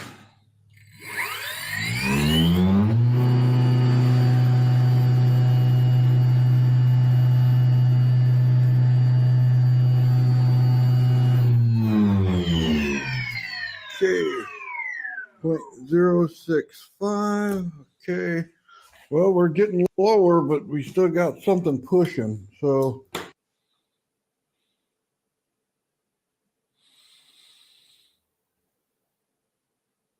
man, my internet must be bogged down today.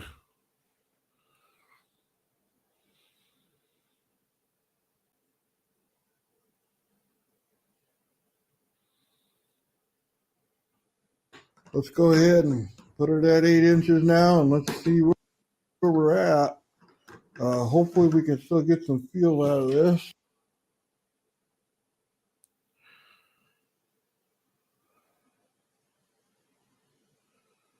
What the? All right. And here we go. Connect that up. All right.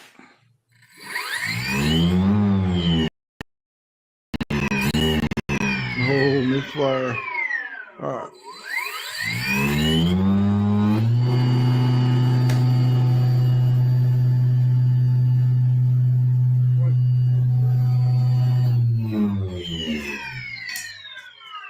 Let's see, 0.023. So we're dropping pretty steadily on this, but let's keep going. Maybe we can get this thing cranked up a little bit more. And we are now going to 10 inches right here. So, all right, hook this up. And let's see what we get here. Make sure we got a good connection. That one's a little off. All right, here we go.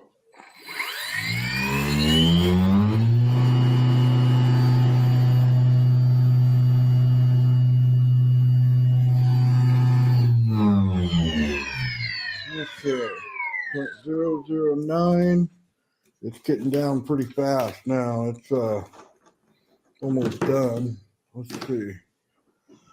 Try a couple more. See what we get to. So there we go. All right, time for the next one. We are at 12 inches now.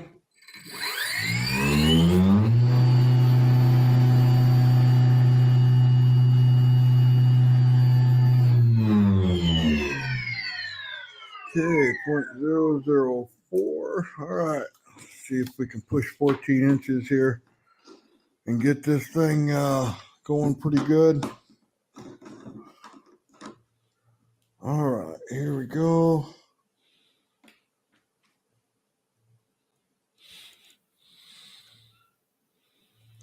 Now let's crank it up, man.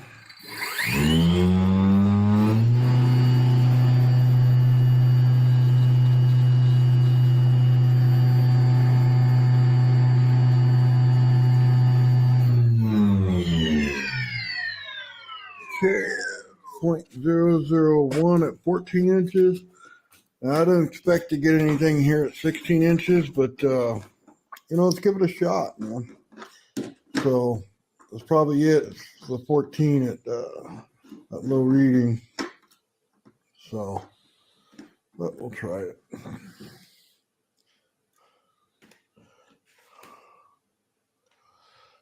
Oh, here we go.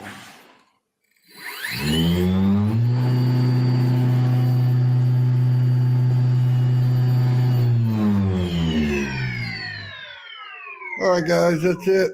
Now, next time I'll see if I can't put a metal core in this, an iron core. I did this so I can just see how far I can get it to push without any iron in it and just the plastic, and see how much of a field we can create.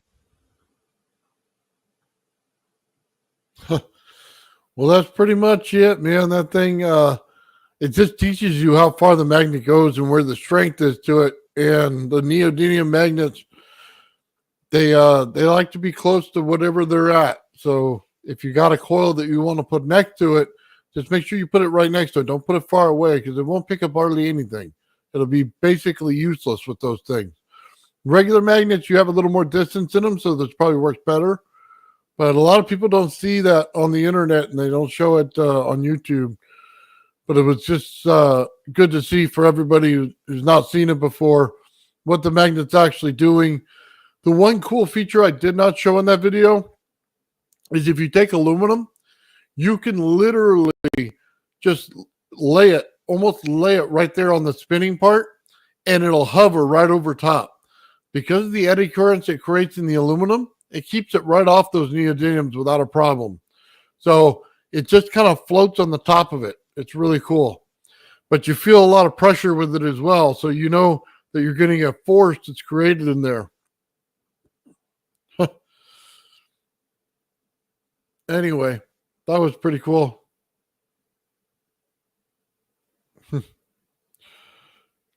Yep. Build one and have some fun with it, man. There's different things you could do with those things and different variations. I've never seen it on the internet, so I wanted to build it. So I just found a way to do it.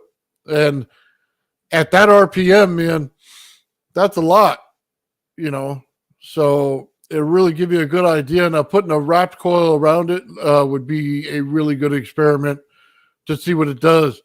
I actually built one a while back for a generator I was building, and it didn't put it off enough for me, but it was doing pretty good. Don't know quite about that, but I try my best.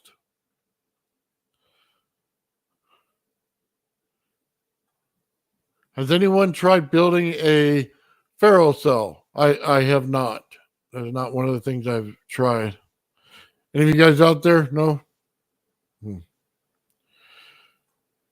Magnetic fluid? I'd love to see magnetic fluid. I'd love to build a donut and put magnetic fluid in there with that. That would be cool. That would be something to try. I actually had one of the neodymiums. I don't know if I dropped something or whatever, but they snapped in half and smacked me right in the face. That wasn't fun at that RPM, but that's okay. We all live to see another day. It's just you got to have no fumble fingers when you get next to it. Make sure your arthritis is in check when you're moving those. So Gerald says, I tried and I failed. Well, we all fail. It's how we make it work. That's the whole point. Oh, man. Okay, what else do we want to watch today? Ben, you getting anywhere over there? A little bit. I'm using the sound of the motor to kind of tune it to see, okay, so I'm in this range. If I go increase it 10 hertz, it's going to increase the output motor a little bit and spin it faster. So I'm trying to just tune it and find that range that way, because that's, if it's very tight, it could take a while to find it, but it is getting power, and it's like it's right on the edge where I'm thinking about hooking up the multimeters in a second. I'm gonna have to, just because it's so close on both circuits right now.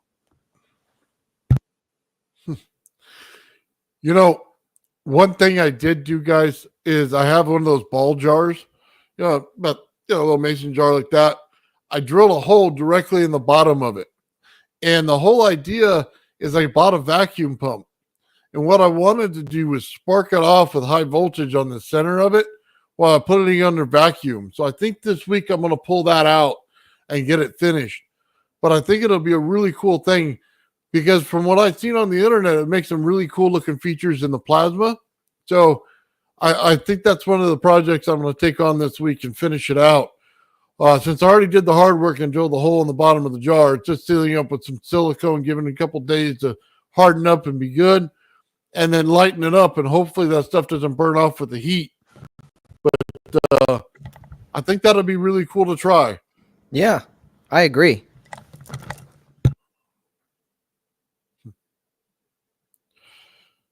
So, yeah, because I see people that are talking about glass coating and stuff like that. I did run high voltage on glass, and I wasn't impressed with the outcome, but I didn't run my Tesla coil on glass. So I think I'll try that. I'll take one of these 235, I think is what they are, the regular printer beds that are glass, and I'm going to go ahead and just put it right in the center and then put a piece of metal on the outside and see if I can wrap that voltage right around it, see if it wants to attract to that other side. So we'll see. I mean, it could. The high voltage wasn't high enough. We were at 60,000 volts, and I couldn't get it to jump over to the other side, or at least make it look good. It was, I mean, it travels like, 2 inches, 3 inches, and then that's it. So for the size of the piece of glass I had, it wasn't working out. But, yeah.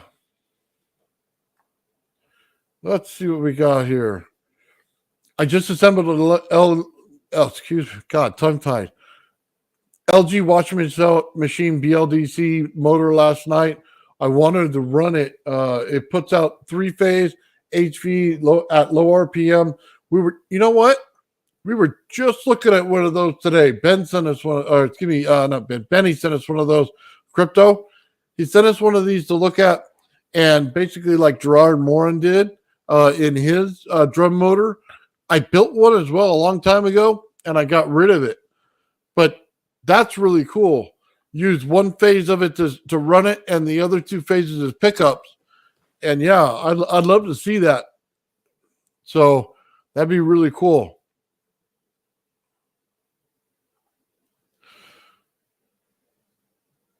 Yes.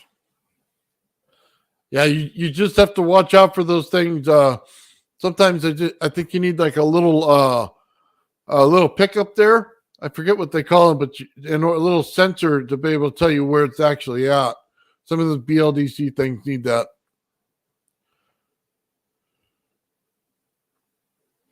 Yeah, if you ever get that thing up and going, just let me know. So, as a matter of fact, I wanted to show this. Oh, real quick, Nathan, I had a question. Go ahead. I don't know if this is anything, but I hooked up the multimeters, and I have the stereo amp on, but it's not like the gain is all the way down, right? So Okay. there's no power, but it's on. So there might be a little bit of tiny power, there's a tiny spark. And the input multimeter is not picking up anything, but the output's picking up slight spike, just a tiny bit. So I don't know if that's anything. Yeah, and it's not even, the tone generator's not on or anything. So it could be nothing. It could be a miscalibration, but we'll see. We'll see. Well, yeah, just check your clippings and make sure that where they're clipped at, it's good. But yeah, you might get a little bit through it. You remember, you're amplifying in the coil. That's the point of these things. Right. No, you're right. You're absolutely right. Absolutely.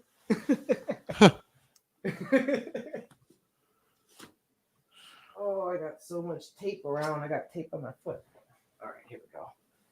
So we left off around 5,000 kilohertz, or 5 kilohertz, 5,000 hertz. Sorry, and that's where I left off. Let's see if that does anything. Let's see. We got a slight increase in voltage. I see both lights on. Yeah, both fans on, both lights on. So it's very close. It's hard to tell, but we do have a slight bump in voltage. Right? And that's at 5 kilohertz. Maybe close to the range we're looking for. Nice. Yeah, I think we're close, guys. I think we're close. Hopefully. Good. It'd be nice to see it up and running. All right. I wanted to show something here, so give me a second.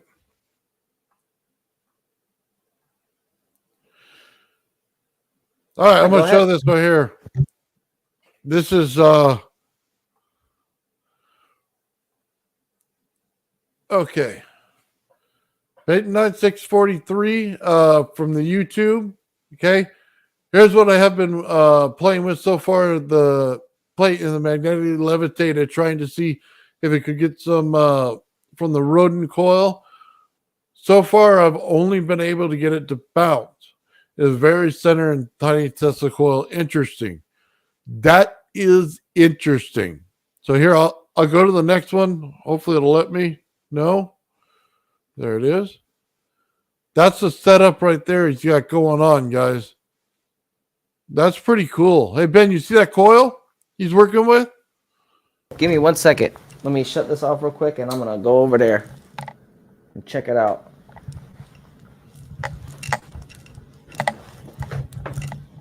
Oh, wow. Who is this? Give me 1 second. Let me pull it back up. Whose coil is that? Cody Wagner. So it says right there, Bentonite 643 is YouTube handle. I'll have to check that out. It's got a couple of circuits and a potentiometer, it looks like. Let me close up for you. Yeah, what's that little device, the little box off to the right there? Yeah, where your cursor is. Frequency generator. Yeah. Oh, that's neat. That's what I need, one of those. Well, I guess the pulse width modulator acts as the same thing, pulse DC. So we'll be able to mess with that, hopefully.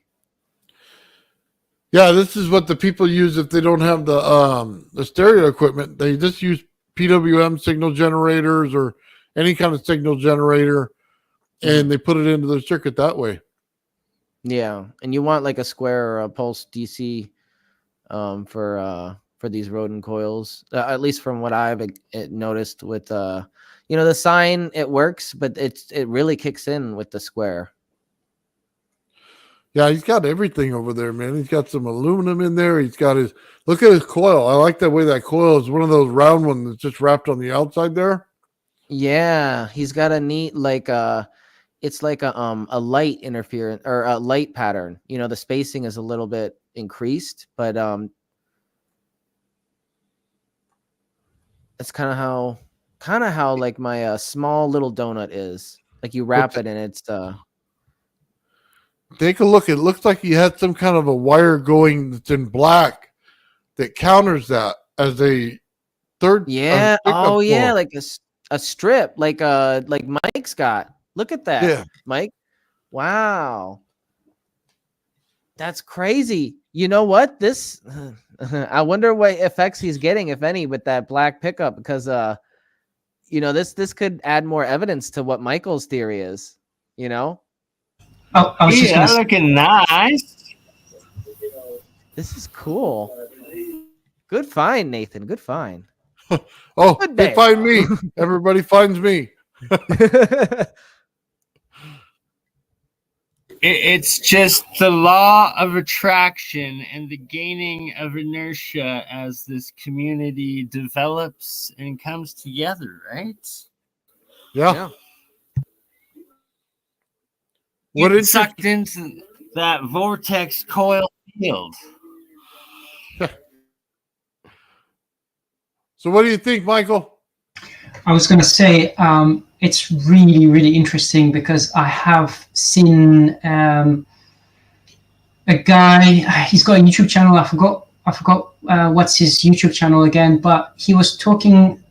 Wesley, have you heard of this guy, Wesley? He's an American chap, and he go over the like very alternative devices and very strange devices, and he presented. There's a video where he presented loads of different devices from Russia, from like many places, and they use this kind of coil inside. For example, there's one where there's this Russian guy, and he's got this a flat coil inside this wrapping.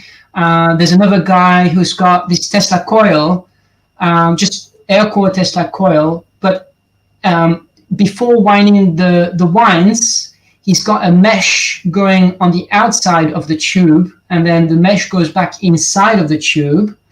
And what Wesley was saying, he says it's something to do with tension fields and the tension when the Tesla coil energizes. There's different potentials happening, and that mesh, copper mesh inside on the outside of the Tesla coil, which goes inside of the Tesla coil, has two different potentials. He was just talking about that, and so I find it fascinating that other people are using this this idea.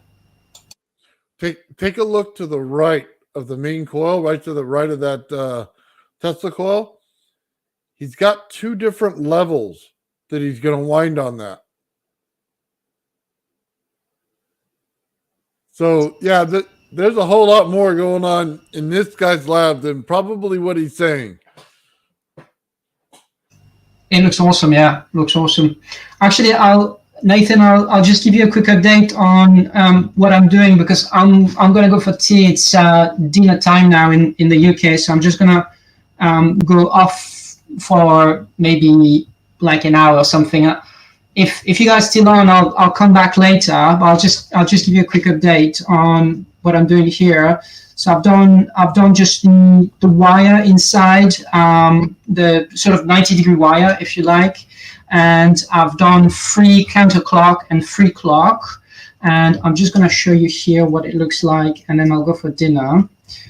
Just give me 1 sec. I'll just finish this bit here. Okay, here we go. Yeah, that's done.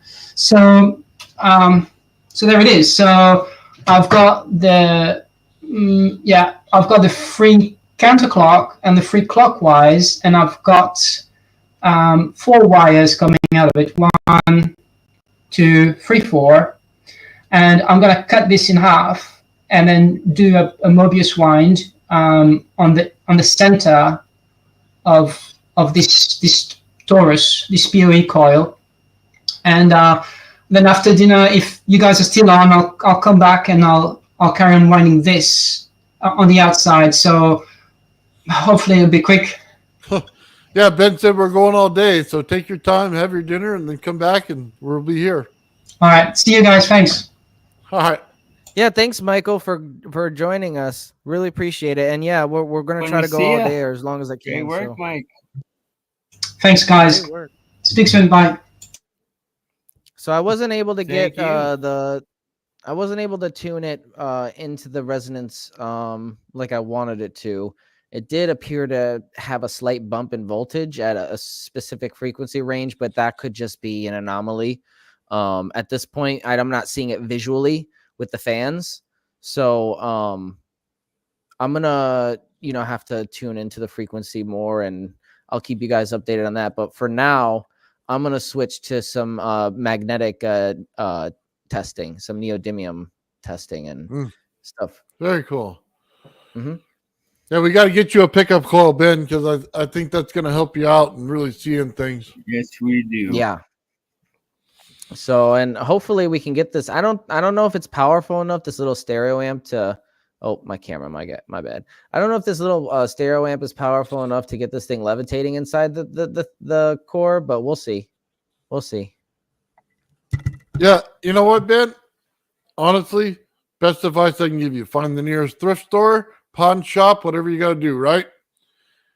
Go find one that you know is good and get it. Cheap as can be, yard sale, whatever you got to do. But I have Don't half order of mine. anymore. You know what? Well, at some point, I'm probably gonna open up the insignia and see if I can repair that one first, because that might just be a Okay. couple of stuff, simple components I just solder on the board or whatever. Hopefully, or maybe a fuse that was blown. Yeah, I go on offer up here by my house. I picked one up for $15 today. You know what I mean? Yeah. An offer up. No, that's a good option. Offer up. I didn't consider that one. Yeah, local people next to you, just go pick it up. Done deal. Mm-hmm. That way you can get as much power as you want, as many times you want to blow something up, and you'll be like me. And I love using these stereo amp receivers because they're just so easy to set up. It's just so simple.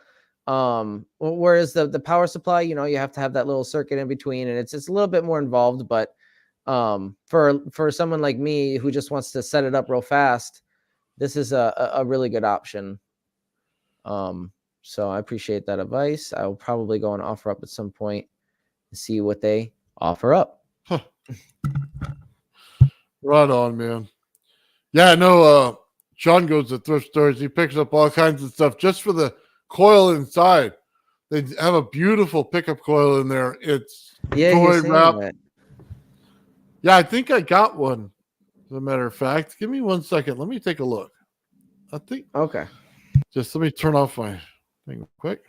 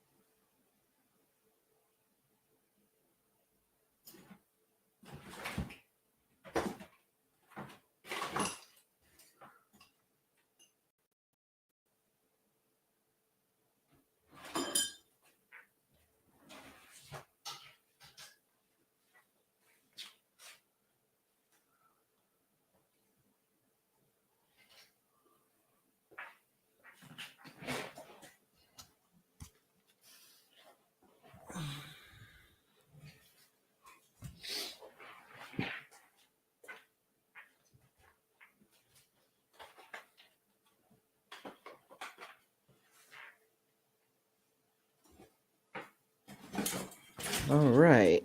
Sorry, I'm just checking my phone real quick.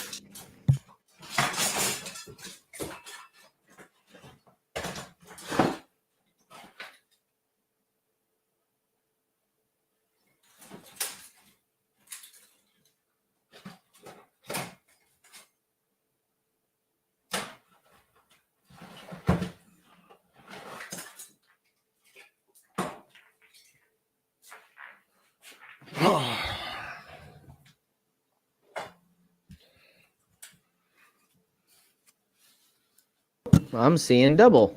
I have a doppelganger. Yeah, there's a couple of you on there, Ben. Well, now we're back to one. I like two Bens. I like fun Bens. You like two Bens? Two Bens better than one? I don't know. Oh, there we go. Yeah, we got two Bens. Two Bens better than one. Boom, baby. Nice.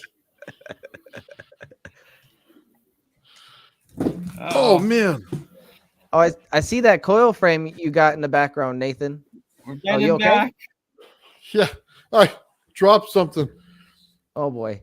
This thing is like super heavy. You dropped Look. something you see in double, wow. Nathan? Yeah. This right here is what's in your stereo receiver. Sorry, it's dirty. Been sitting in the drawer for a while. Oh, wow. Look at that big thing. But you could see all the different pickups it's got on it, ins and outs everywhere. Yeah, that's cool. I want one, Yes, Nathan. sir. I want one. Yeah. Well, if your Well, receiver can't be fixed, you got one in it. Hey. So, yeah, this little baby here is awesome. Try one of those out. That's what Sean does. He goes and picks these things up. I got this thing. Would that work? No. Yeah, not quite. I'm kidding. No double bend. That will not work. It's a tape roll. Now he doubles it up. Oh man, that's so great. Having too much fun. Yeah, I love having fun with coils. So check it out. You get this right here from your tube TV. This little Toshiba right here. What Okay. is that? It's just a MOSFET. It's the one Oh, that yeah, it runs looks the like high this. voltage in your tube TV. Mm. That thing right there is 1600 volts and over 30 amps. Wow. So yeah, that the price of those things is about 30, 40 bucks. But if you get a tube Yeah. TV for free, well, you get it for free. So Right. You just got to be careful opening up, right? no, they're- God no. no. I tear those things apart fast. Are you kidding me? They're just plastic on the outside. As a matter of fact, I've taken my hammer to it a couple times. Trust me, nothing's gonna stop me from No, getting no, into this no. thing. You got to be careful. You don't want to shock yourself just because we're, there's lots of other not as intelligent individuals out there. So, Well, I gotta didn't be say careful plug it with in. taking things apart. I didn't say plug it in while You you're want to doing show the it. piece again? No, you But just see, you gotta let people know it can't be plugged in while you're doing this, or you will die because people are idiots out there. So don't work on anything if it's plugged in. You will die. Yeah, yeah. there was a guy who was I guess working on a power supply unit, decided he was going to repair it himself near where I grew up, and he killed himself because you touched the wrong component and that's it. It's a Yeah, don't touch them while they're live. I always turn stuff off. Don't get me wrong. I like to have fun, but I'm not stupid. So Yeah, whenever I can, like definitely turn off the when you're working with the stereo amp receiver. Like if you're not directly Problem is using when it, when turn it we're off. in the whole of like the population of YouTube, of just the YouTube population, we're not the dumbest people in the room. There's a lot of people that are the dumbest people in the room that you gotta warn that it can't be plugged in, and even some things, even after they're plugged in, can still hold a very high discharge that you gotta ground them out before touching, or you'll get zapped and you'll die, which you don't want to do. Right. Exactly. Yeah, exactly why you don't want to work on power supply units unless you know exactly what you're doing. You're a professional. They got the big capacitors in the computer power supplies, and they hold a lot of, even if they're not plugged in, they hold a lot of, charge. So you got to ground all that stuff out, if it's got a charge. And it's because of the capacitors in the circuits. The capacitors themselves hold a ton of charge. So they're always going to hold charge for a little while and not dissolve out into the circuit. How long did those large HV capacitors hold that charge for? I don't know. I generally don't touch them for probably about 30 minutes, but afterward. And even at that, I put a well insulated screwdriver over the top to make sure that they don't have anything left in them. That's smart. So, yeah. Rubber boots too. I imagine you have like rubber boots or something you probably wear. Yeah, microwave components I wouldn't play with a whole lot. Those generally are what's killing people. The transformer in the them, microwaves. Yeah, because people don't understand the power they're putting into them. Yeah, there's safer ways to create plasma. Everybody. No, generally the way it's pretty safe is a ZVS. You just, what I mean? It's pretty safe. Everybody can do it and have a little fun, Yeah. But a lot of people, the best thing to do is never just set it on your table. Go ahead and put it in your insulated case and stay away from it. Yeah. With all that said, I never do any of that, but that's because I've been playing with it too long. So for all of you out there, don't do what Nathan does. It's a bad example. So 2.4 hertz. Yeah, getting into those lower frequency ranges has some really interesting effects. I'm not able to go below 1 hertz, but I'd like to go into like those microhertz ranges and see what happens, Yeah.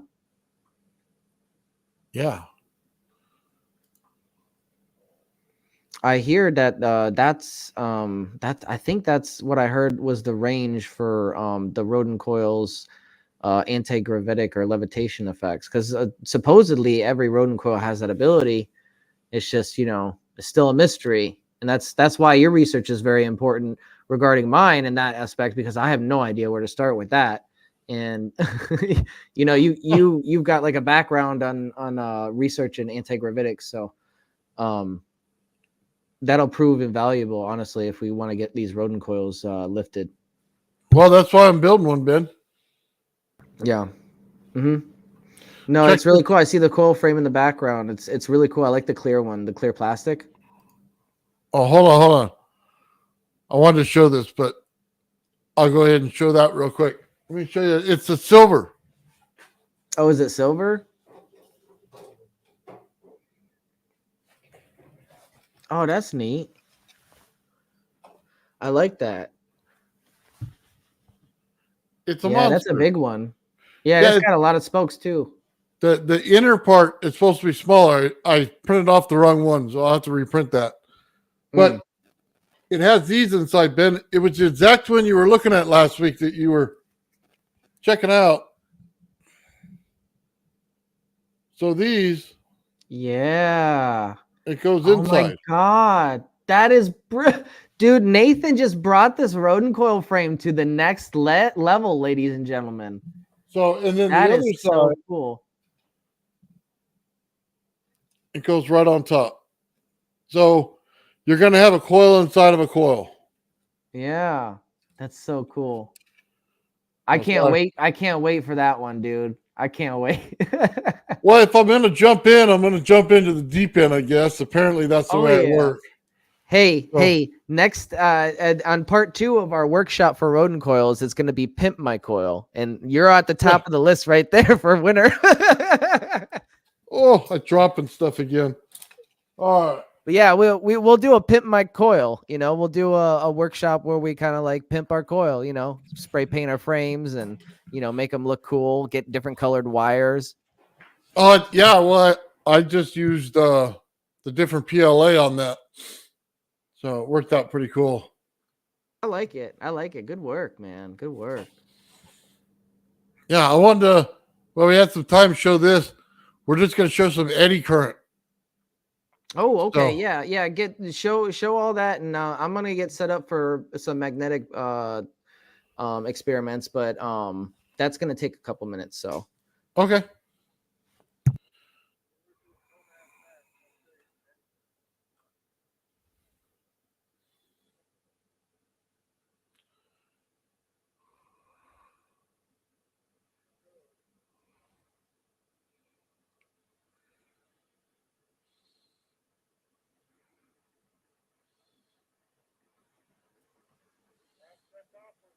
Baby spin.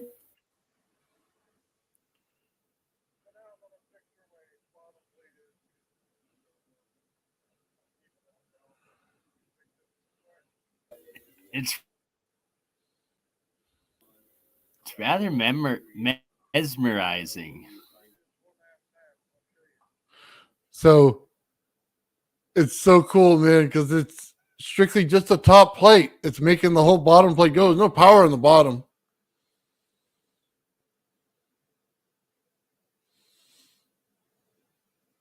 It's what happens when you get eddy current in those things.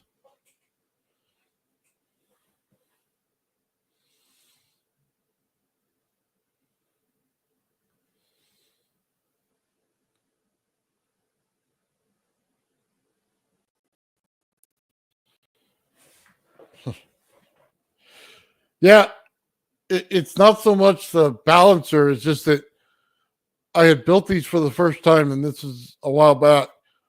I didn't balance the plate and grind it out on the outside before I put the magnets on. So the shifting of the weight made the whole thing go out of balance. So I fixed that since then. So this is probably a year and a half ago, 2 years ago when I first started on this project. So, by the way, those coax cables, absolutely brilliant on high voltage. They are really well insulated and hold in the high voltage. So I like those a lot better than I like individual strands of wire. That's for sure. And I usually get a better result out of them too. So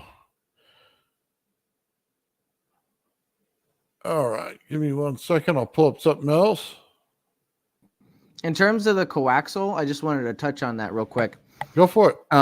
In my research into the Nunez's research on the Rodin coil, they recommended that anybody who can do evenly spaced bundles like these multifilers that we're doing, but even like especially manufactured evenly spaced like a coaxial, they specifically said like a coaxial cable, it will change the game.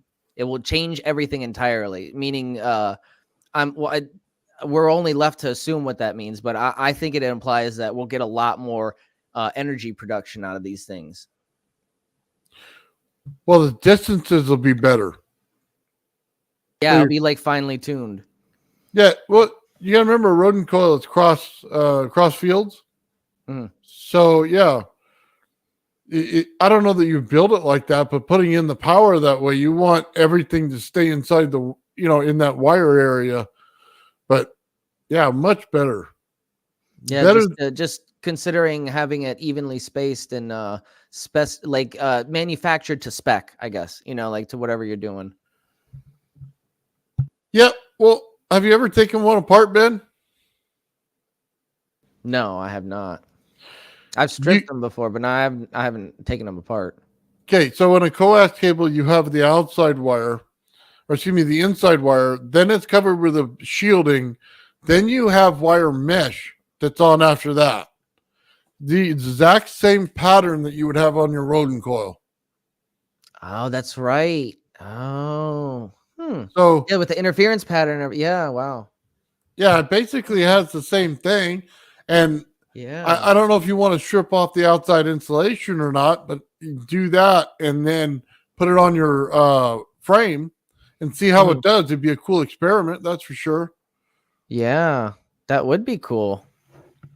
So it'd just be a pain to get off that outside wiring thing, but that would be a coil inside of a coil on a coil frame that has two coils that counter cross. So that's a mouthful, but there's only a handful of people in this world that can keep track of that train of thought. But unfortunately, I'm not one of them. No, I'm kidding. I'll have to print out that same print that I think I did for you. I got a bunch of coax cable. I should just peel off the outside insulation and just run it and see what it does. Yeah, no, there's so many cool ideas that we've had to do with, like, not just the Rodin coil, but other coils like Tesla coils and like I don't know, like all of the ideas that have been brought forth to us just within the last month have like filled my notebook just like up with like, oh, okay, like we got like the next 10 years of experimenting like planned out. We have no shortage of experiments to run with this thing. There's so much going on with these coils. There's so many different things that you can do with them, and that I plan on doing, like making it a speaker. Supposedly, they have very unique 3-dimensional sound properties and I've experienced this before, where you hear like a vibration coming. It sounds like it's coming from one place, but it's coming from the coil, Yeah. Like, is that my fan? Is that the fan making that noise? And you unplug the fan and it's still going. I'm like, no, that's not the fan. That's why it's important to check everything. That's for sure. Okay, I'm going to show that real quick. Yeah, go ahead. There it is. Oh, yeah, I remember now.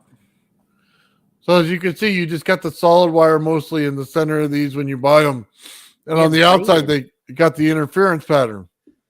Yeah, that's so cool. Now that actually makes a lot of sense, though, when you consider like the geometry playing the important factor and whether what shape you're forming a field, and if you're insulating it or if you're amplifying it. Yeah, it would be a lot faster winding it because you don't have to go in and wind it outside and spin it. The only bad thing is that shielding sucks. So They're going to have to sit there with a razor knife and just slowly cut it off without interrupting your pattern on the inside of it. So, Right. yeah. Huh. But No, that's cool. So are these cables are already in series or are they in parallel? they just wire them as one big mesh on the outside, Ben. Just one. No, I'm talking about the core. These little tiny strands here in the center. It looks like there's a bunch of tiny ones in the middle one here. Yeah, that I've you can never take seen apart. the ones where they have the strands in the center. I've only seen Oh, the it's usually solid just ones. the core. Ah, okay. I've yet to see those other ones. I'm sure they make them. I have never seen them. Okay. So that this would act as basically. I'm just trying to kind of trying to picture in my head how I would configure it. I'm sure there's a way. Yeah. I don't know. I really don't know. It would be like one It would mesh take some wire. tinkering. Yeah, Yeah, it would it'd take be some tinkering. like one mesh wire on the inside and then one solid wire on the inside, one mesh wire on the outside. Yeah. It would I don't know. I If don't we know could that get it to work, I think it would change the game, though. Honestly, because we need especially like tightly manufactured, like wire. Like that's the real like bottleneck here is the wire in the manufacturing process. We're limited to doing it with the electric drill. But if we had something that was already pre-made like this, well, I guess think about it this way. Since it all comes off in a mesh, right? Mhm. Simply just individualize the wires. The pattern's going to be what the pattern is. You know what I mean? But you can individualize the actual pieces that go into the braid there. So if you wanted to do it Right. that way, you could. So That's an interesting idea. The idea is, I guess, really to take this coil to the next level. But right now, I'm trying to get the big one to work, and right now it's not working like I want it to with the energy production. So we're gonna move on to the magnetic stuff or the electromagnetic. yeah, I don't know that so you have enough power in it yet, Ben. maybe that might be it. It might just be too big, you know. Yeah, I don't think you're getting enough power into the unit. I don't think your stereo amp can push it. Yeah, I mean, I did everything the exact same way, and this one is even more like symmetrical and it's better in every way. But I was worried that maybe the spacing was a little bit off because the wire bundle is loose compared to the other frame where it's tight in there, But no, not all I'm looking at, the ratio looks fine. It looks good, so I don't know. I think it'll work. I think it's just gonna take some tinkering. That's all. How many volts does your stereo amp put off? Oh God, I don't know. I think what did it say? 200 watts? I think it's no more than 200 watts. It doesn't put out a lot. Okay, 200 watts. Okay. Voltage times what? Amps is your watts? Yeah, I'd have to look up I got the user's manual right here. Honestly, let me look at the user's manual. It's the AK-45 is what it is. I know, right? That's why I don't like watts, because it doesn't tell you the real answer I want to know. I know. We might have to hook up the multimeter and just crank up the the gain to see what the max is. I can do that right now actually because it's not saying on the manual. Yeah, it would be helpful because you got to know your volts and amps to see how to play with them. All right, let's do that. Let's hook up the and what I'm gonna do is I'm gonna disconnect the fan so I don't blow that out. Okay, let's disconnect the fan.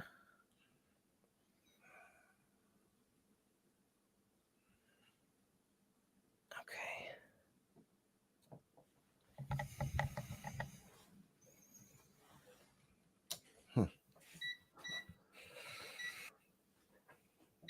Yeah, building stuff's fun.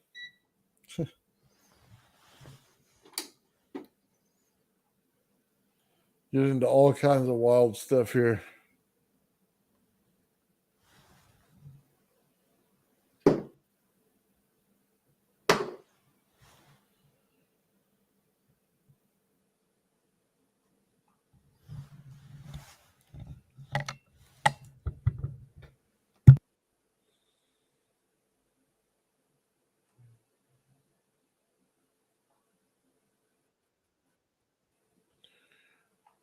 Well, I think when Ben's messing with that, we're going to go ahead and just, I don't know, just light some stuff up and have some fun.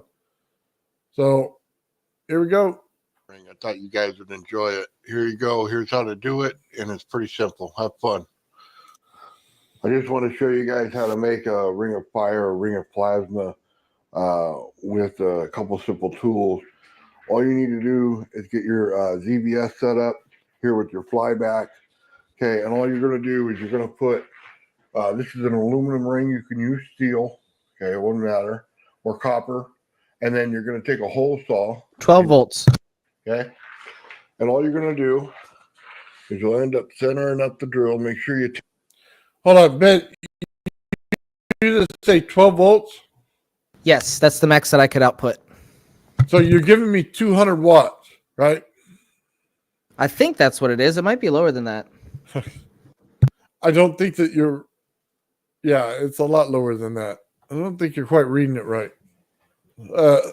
In the way that it may have that much power in the unit, but that's not the power that it puts out to the actual speaker. So well, I'm seeing 12 volts. Yeah, well, sometimes the listing on Amazon isn't exactly accurate too, you know. But it says, oh, I'm sorry, it says 40 watts. My bad, 40 watts. there you go. That sounds better. 40 watts, and then times 2 max 400 watts. I'm assuming that's the combined, but we're not combining both of them. We're doing each one separate. So you probably got like what, 3 amps in there, 4 amps. That's about it. Something like that. Yeah, very low amperage. Okay, well that gets more to the point of explaining it. Okay. So you need let's see, we're doing magnetic coil, so we want a little more amps than that. So maybe 5 to 6 amps, something like that. And you want to get that thing at kind of a lower frequency, and you get more of a magnetic field. So let's see, if you're working with what you have and you have 4 amps and then you want to put it in your frequency, you were working with 50 or 60 on their hertz, you want to be around 80. Does that sound right? 80 or 800, something like that? What's your number on there, Ben? For the frequency you're talking about? Yeah. So I don't know what the frequency is going to be for the big one. For the small one, it was around 1 kilohertz. For the big one, it seems to be, maybe it might be around 5 kilohertz, 5 to 6 kilohertz, somewhere around there is where I'm getting that little tiny bump. Huh. Yeah, I think 800 hertz and get your amps to go higher. Oh, okay. So leave it at 800 hertz like I had it on the smaller coil, but up the amperage. I can do that with the workbench. Well, maybe if I have time, we'll try to set that workbench up today. Yeah. Because, I mean, I wish I had one built so I could show you. You need a little bit more amperage in there to move that neodymium magnet, but you get too much amperage, you're going to cross fields and then it's going to cancel out. Yeah. Yeah, that's true. No, that's something I hadn't considered either. But the amperage is definitely important, and the amount of power that's just going into the coil is just, like you said, it might be just it's a little bigger, so it might not have enough juice going into it, to kickstart that process. Well, what would be interesting, even if you just took up your bench power supply and put it in there, it'd be interesting to see when you crank up the amps a little bit, if it has what effects it's having on the neodymium magnet itself. Right. I'm going to go to the bathroom real quick. I'll be right back. Yeah, do your thing. We'll just light up tape off. All you're going to do, positive, all right, as you hit the drill, okay, just before you stop it, okay, going, because there's a lot of static.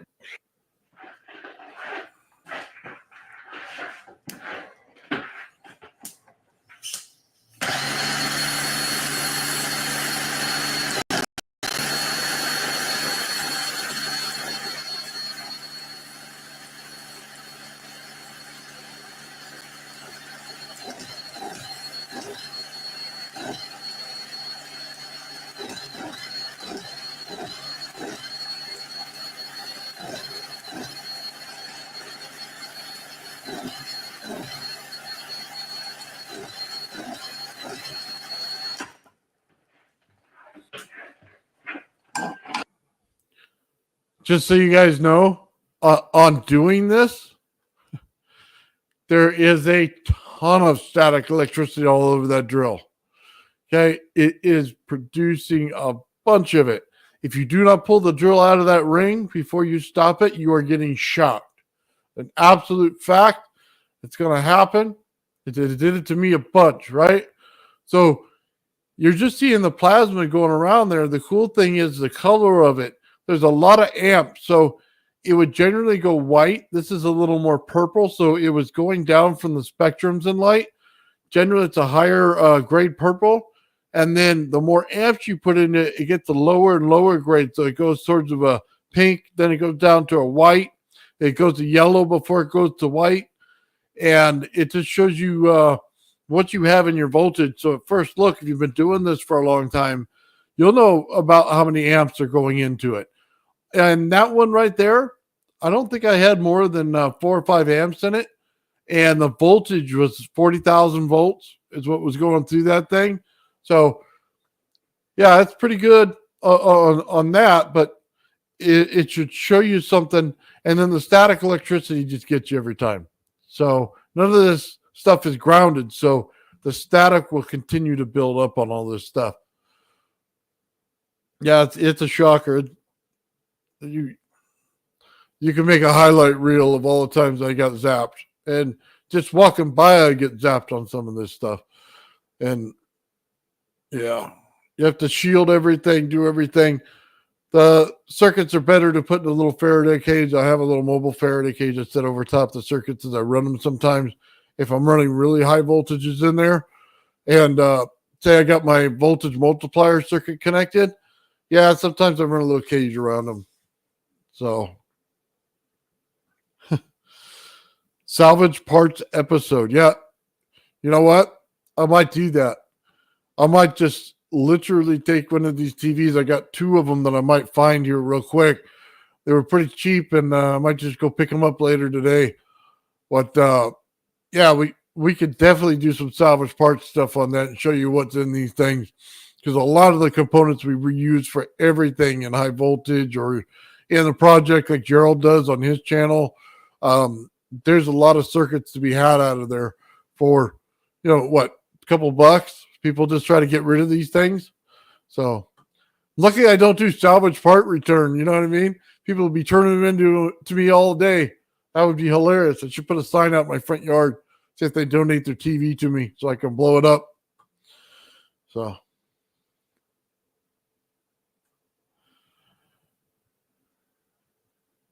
Yeah, watch this tells you a calculated power amount that comes out. It's not the gauge you need to run your stuff by. It's volts and amps.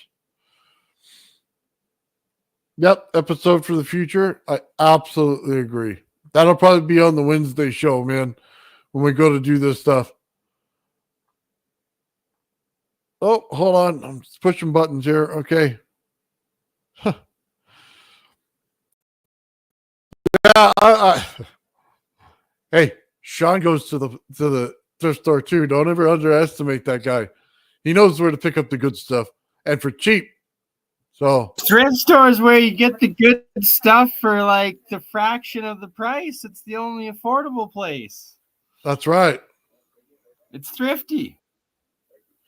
I'd go right now, pick me up a stereo amp and have one of these things going. Dude, I can't wait.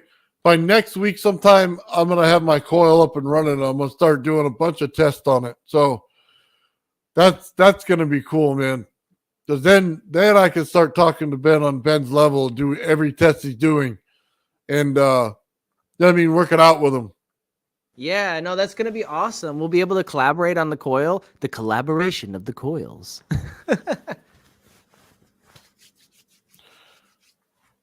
It's all year of the coil. Yeah. Yes, sir. This is the year of the coil, man. You're absolutely right. We're gonna make these Rodin coils and sacred geometry based coils a trend.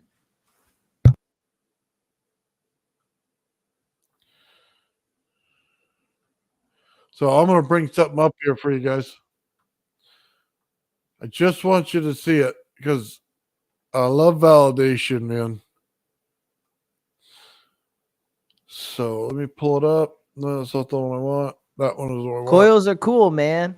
Anybody who has the ability to make one of these coils, I suggest they do it. Changes the overall amount of voltage and amps in the circuit.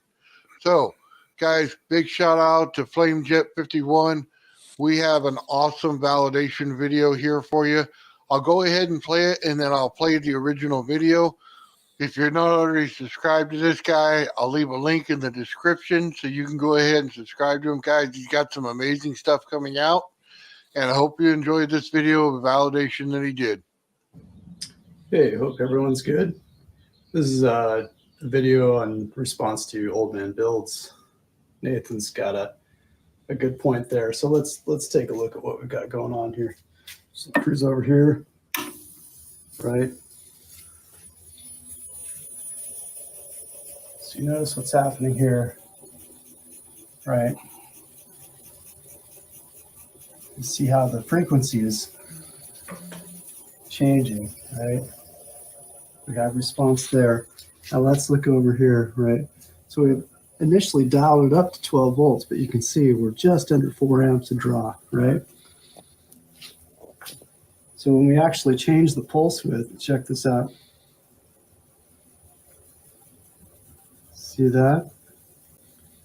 See how the amps start dropping and the voltage rises, right? It's an inversion. All right, we'll go the other way. Notice the amps are rising, voltage is dropping, right? There's your duty cycle action. I haven't adjusted the voltage at all, okay?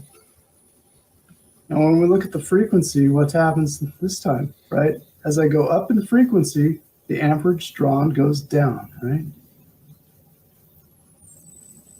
And there it is, you hear that? That's what we're talking about right there.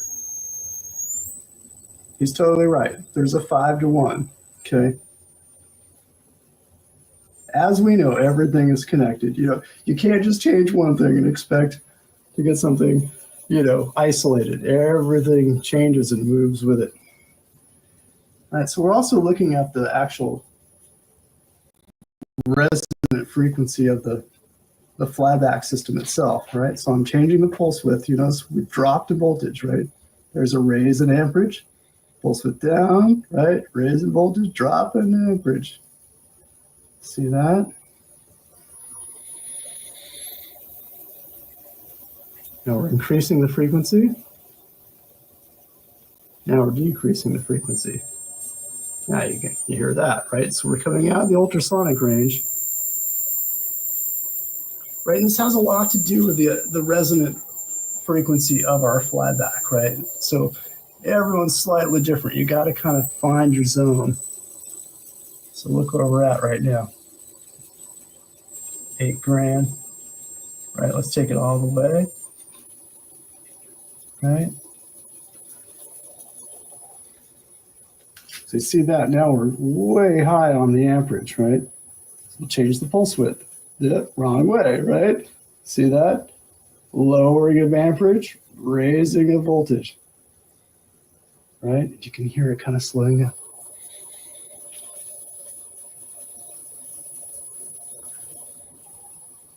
So yeah, highly recommend checking out Old Man Builds video on this particular subject.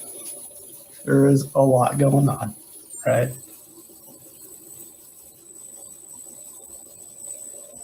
All right. Thanks, you guys, for watching. Hope that kind of makes some sense, right?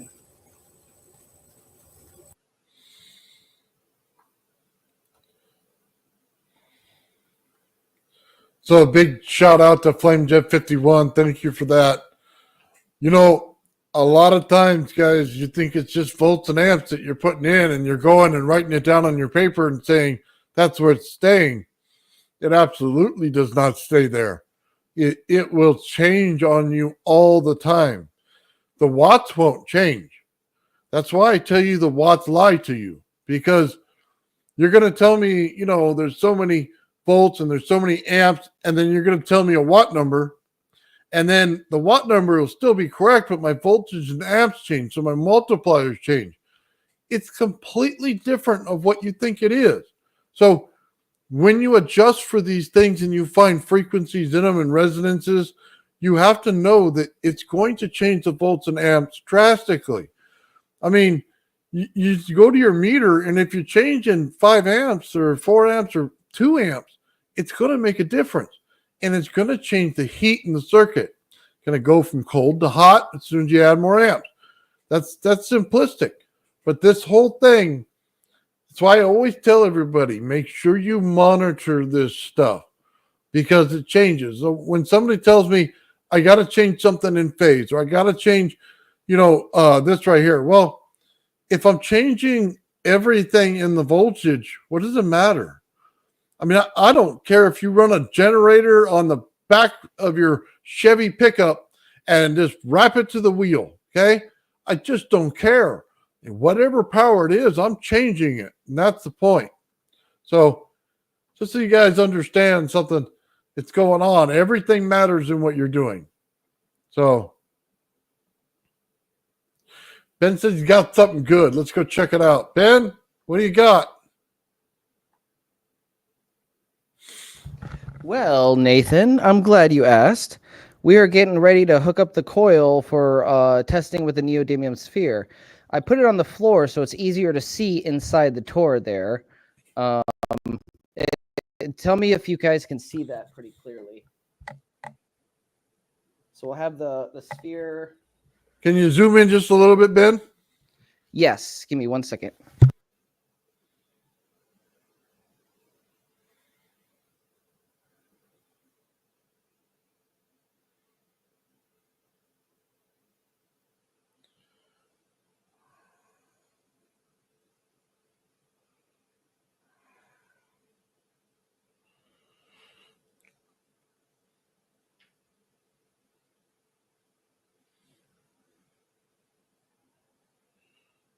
All right. No sound. Yeah, I don't know he's saying anything. We told him to zoom in. I think he zoomed in on the chair. Ben, can you hear us?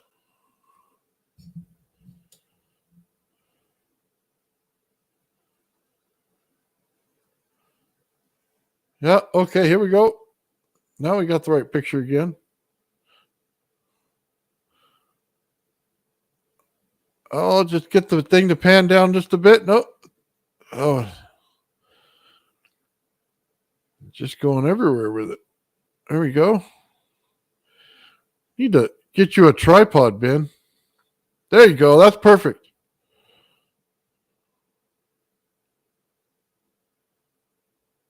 Nice. All right, now we can see it.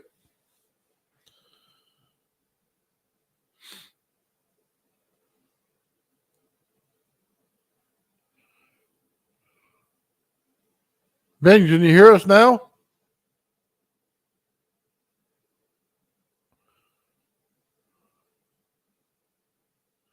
All right, we'll give him a few minutes to connect this thing up.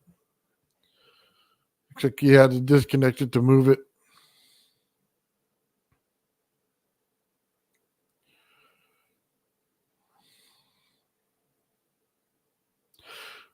We're also going to have to get him to show us the connections that he makes on there and which winding they're on. That would be cool.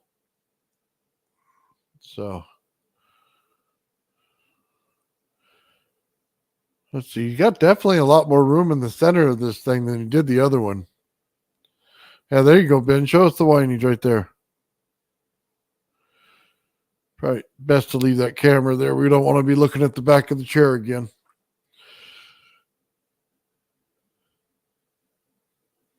He should put his logo on the back of the chair. That'd be cool. Just having some fun, guys. We're waiting for this thing to be set up.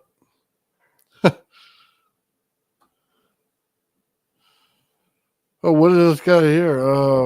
Facebook Marketplace. I've shopped on there before. Rear projection TV. You got 3 flybacks. But that's the big one, right? Like the gigantic box one. Here we go. Just salvage one shot. Nice. No, Ben, it's not making any sound. I don't know if your mic's on. Is it me?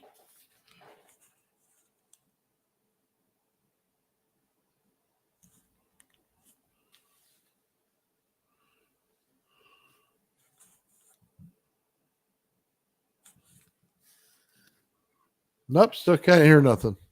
Okay, well, All right, my mic. When it got disconnected, it must have muted or something. I don't know. It was weird. Anyway, gotcha. it's jiggling in the glass. It was making some noise.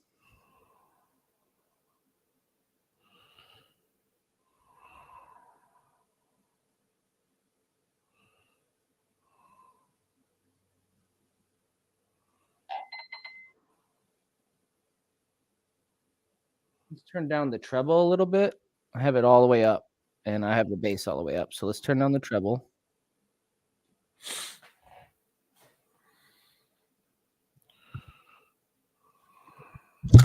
Yeah, it doesn't seem like the magnetic field is. Oh, that thing fell. Yeah, the camera fell. Doesn't seem like the magnetic field is strong, probably because the amp.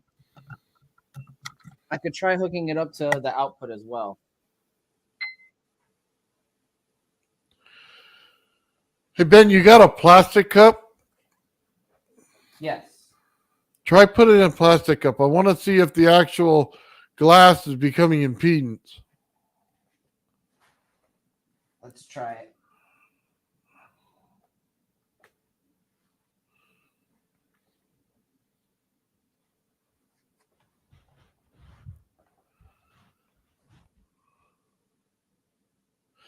I believe it's AC that comes out of these things, or it's a sine wave, I should say. It's definitely jiggling. Here, let me just show you. Like, it's definitely got a magnetic field. That's what I thought. You don't have enough power to push the big one. Yeah, exactly. That. I think you're right. So I'm gonna hook up the output channel as well, the green and the yellow. You can see that down here. And I'll hook that up to the left channel where the reference circuit is normally hooked up on the stereo amp receiver to give it a little bit more juice. Okay.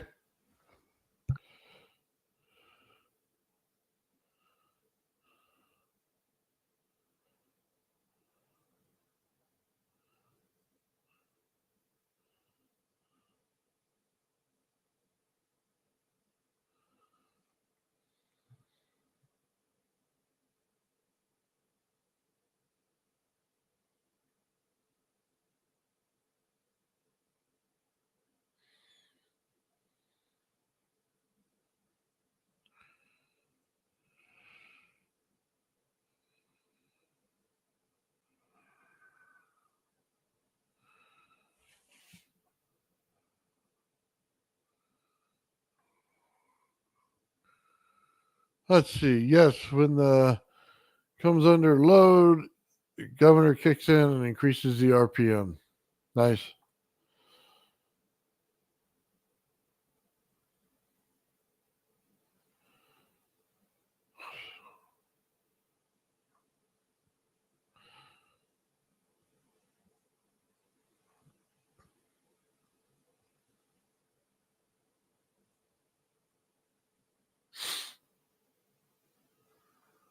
Let's see.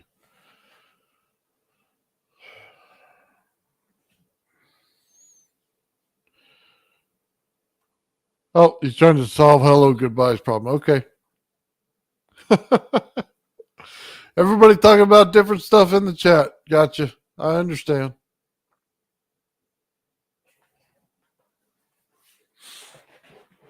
That chat life, yo. Almost done. Just got to make these quick connections real quick and plug it in.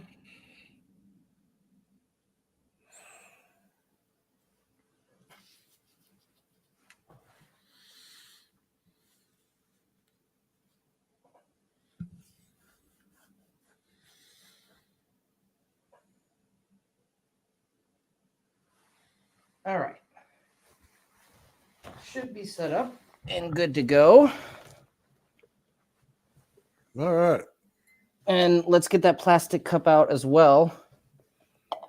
The little one. Oh, let's try the bigger one. Yeah.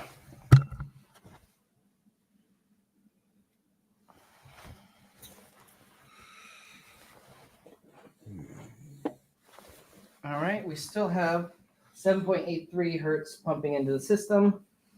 We're increasing the gain. It's jiggling. Jiggling. Let me zoom in.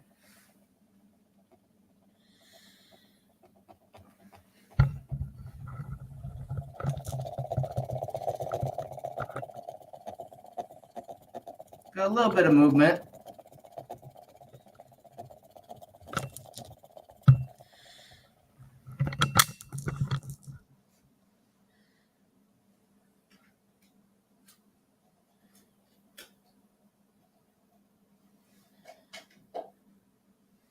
I'll try switching it to the glass now, see if I notice any difference.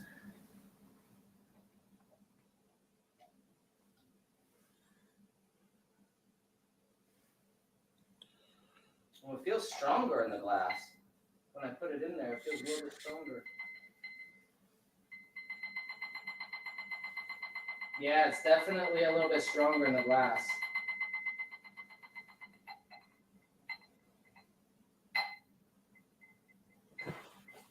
At least it feels that way. I don't know. It's hard to tell. It just feels that way.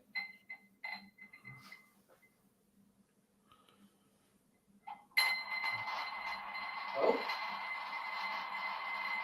Oh, wow.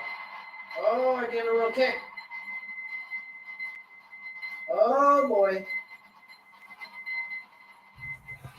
Woo, doggy. Oh, there you go. Do a little more close up on the video. There you go. Oh, it stopped. Oh, Damn, right when I zoomed in. Give me 1 second.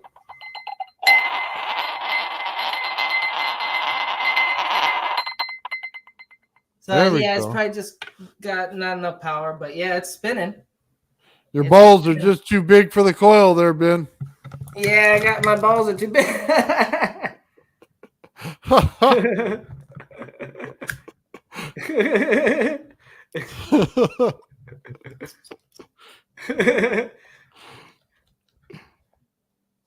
The Big Man Oh. Balls Club. Oh my God, that's hilarious. Let's see if this works. Is it gonna shift on me? Keeps on shifting. Well, at least we got it spinning with this coil. That's cool. Yeah. It seems like, I mean, in theory, the geometry is more symmetrical, right? So in theory, it should. Let's see. It's still. We have to get you some smaller balls, Ben. We'll get you a better stereo amp.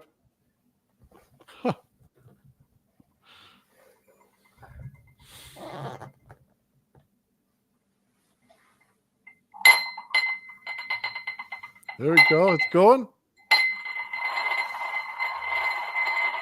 Oh, I like that. That's awesome. Wow. Oh boy. Oh, move Oh, that what did I camera, start Ben. here? What did I start here? Oh, move the camera. There you go. Nice.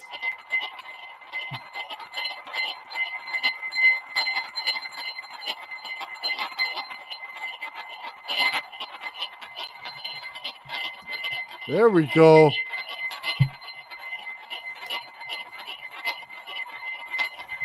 I'm gonna adjust the treble because it's all the way up. I'm gonna see if that maybe enhances it any.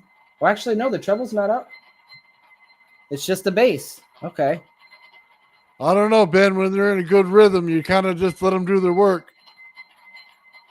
Yeah, I'm not noticing any difference with the treble up and the treble down. You It actually might be a little better with the treble up. I'm gonna leave both of them on. You might want to just check your settings and write them down.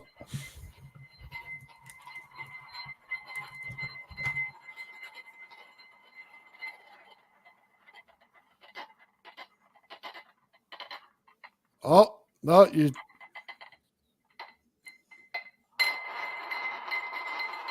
So it's counterclockwise I'm spinning it. Okay.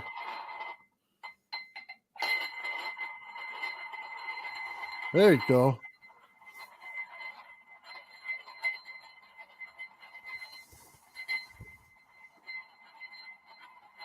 Now we got something. I like this.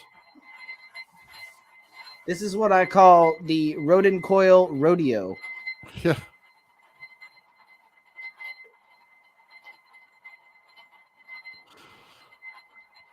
So it's not fast enough, or it doesn't have enough juice to actually synchronize, though, which is unfortunate. But if I hook it up to the power supply, I might be able to get enough juice into this thing to fully synchronize with this and finally get it, to entangle, so I can take it outside the sphere. I mean, you take this thing, if it's spinning, you take it outside the sphere and you feel it. Like I feel it right here. It's, it's jiggling slightly. I go closer to this thing and it's, but I can still feel it like right here. I still feel it. Hey, does the metal ball do the same thing in there, or is it just the neodymium that does it? I don't think this ball bearing will do anything. Yeah, it doesn't seem to have any effect. That's not high enough. Okay. Yeah. But if we put a little tiny magnet in there, it'll dance. It'll dance for us. Do a little jiggy wiggy. Oh, change the camera so we can see straight down on it.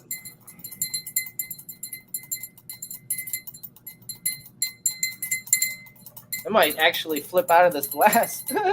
Well, it's cool the way it's changing angles on you. Yeah.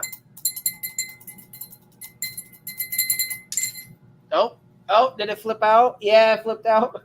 Oh. It's actually inside the door right now. You see it?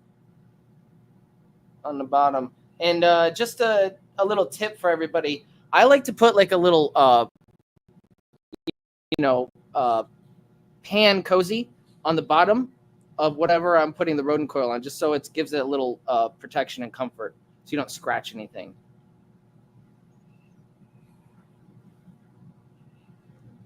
Oh, there you go. It's flipping in your hand. Hold on. Hold it on your finger, Ben, and just go next to the coil and see what it does. Oh. It just jumps a little, huh? Yeah. See it. Nice. Oh. It's like you ever feel those little tiny fish? They group around you. That's what that feels like. Nice. Little tiny vibrations. It doesn't like to jump without that cup. Right? It seems like the cup is an amplification, right? Yeah. Look at that. Huh. Maybe that glass has something to it. That's what I'm thinking. I didn't know at first, honestly. But this is more evidence that make me think maybe glass is an actual amplifier of this aether energy. Or concentrates it or something. Whatever it interacts with it in some way. It might be resonating the frequency inside of it.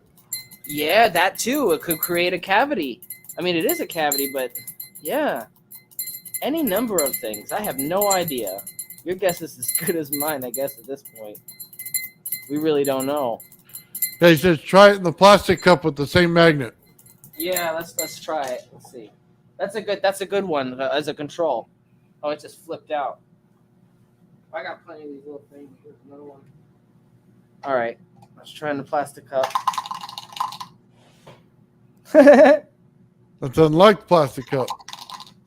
It flips around a little bit,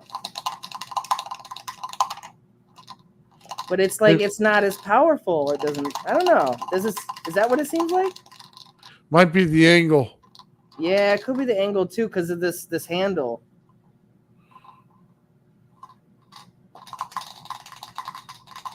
I'm not like I'm shaking it to get it to do this. You know. I got a little tiny here. I got a little tiny shot glass. Let's try this bad boy. There you go. All right. Yeah. Wow! Look at it go! Huh. Look at it go! I don't have to wiggle it or nothing. Dude, Nathan, this might be something. This might be something. Oh, it just, because it got too low in the coil or the wrong angle. I don't know. It seems like it's more powerful though. Oh, that's cool. Well, I guess there's a reason why we see, like Jack Scholes and Daniel Nunez do those experiments with synchronicity with glass. I always see them holding the glass, no other kind of container. Well, that's cool.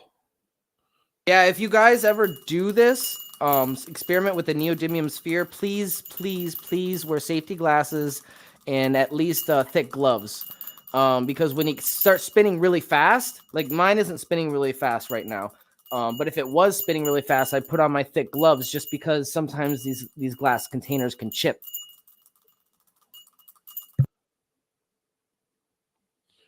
Hey, Still Ben, going, Nathan.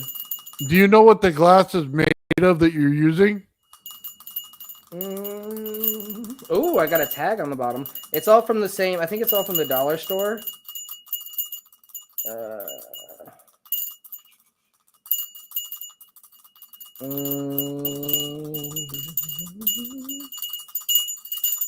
It doesn't say unless I'm not seeing it on the tag. Well, usually when they're crystal, they say it. Otherwise, it's just normal sanding glass. Oh, yeah, no, it's not crystal. I'm sure crystal might be better, honestly. But crystal's expensive, and I doubt they'll have that at the dollar store. I think these are dollar store items. Well, you never know what the dollar store gets.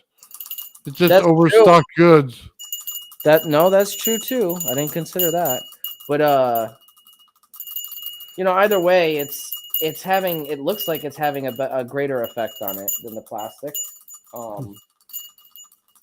Here's another this is the top of my screwdriver thing. This is a little bit smaller of a plastic container. Just saw that. Like, let's do that. Yes, not doing nothing. Got nothing. Nothing. Look at it. It doesn't like it. Nathan, it doesn't like it. It likes the glass. There you go. Well, now you discovered something. That's awesome. That is cool. I love working with these coils. You find This is called real science happening live. Yeah. This is Oh. neat. Now put your big ball in the I can't even say it. In the little glass cup. I put the big ball in the little cup. Get them old man balls in there. Oh. Hey, that's what we needed Mike for. Mike's got the old man spinning ball. Yeah.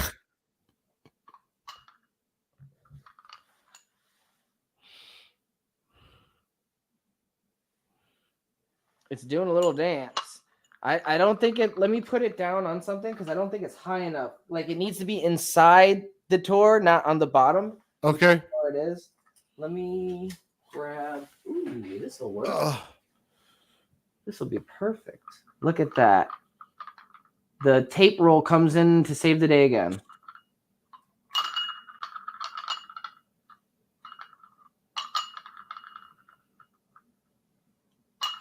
Oop. Get it steady. There we go.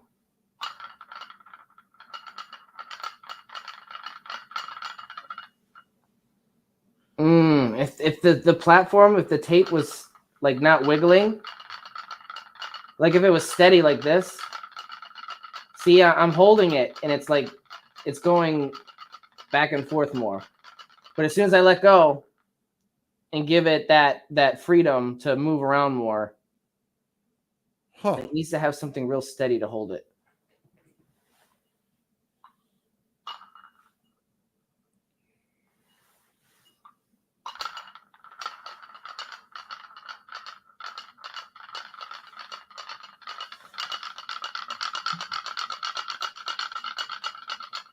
Come on, baby, dance for me.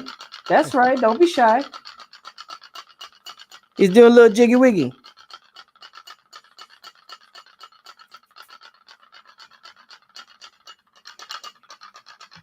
And this is all using the Schumann resonance, 7.83. I believe the Schumann resonance, though, is a range. Doesn't it fluctuate? You're going to know better than I do right now, Ben. Crypto might know.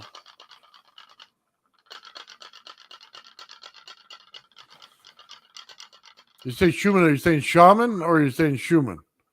Schumann. A person. Yeah. The Schumann cavity is the cavity, the magnetic field around the Earth. So I Gotcha. use I use 7.83, but I think it's a range that fluctuates between a small area around there. So I mean, maybe switching it depending on the time of the year, perhaps. I'm gonna try switching it though to, let's lower it to 7.8.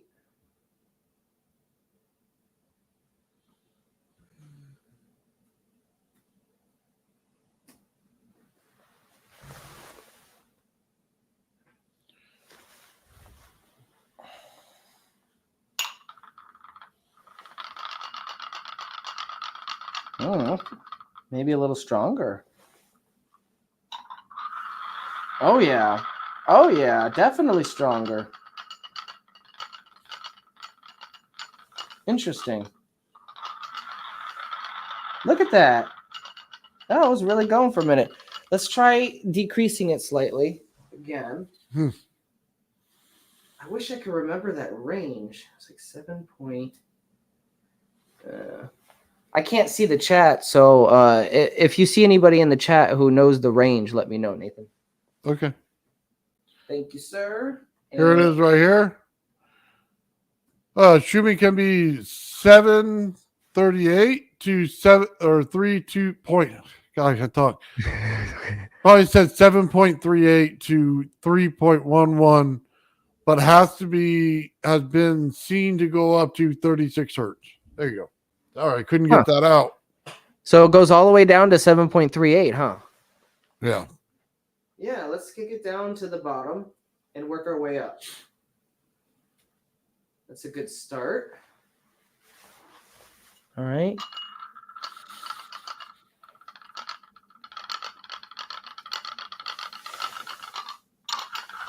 Doesn't seem to be in that range where it was spinning real nice. That was 7.83 or 7.8. We had it spinning. Let's go up to 7.5.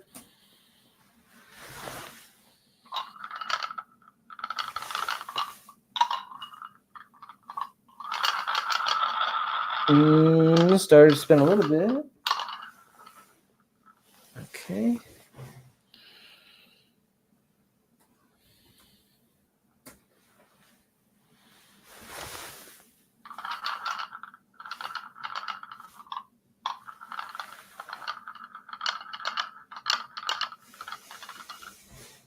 $7.7.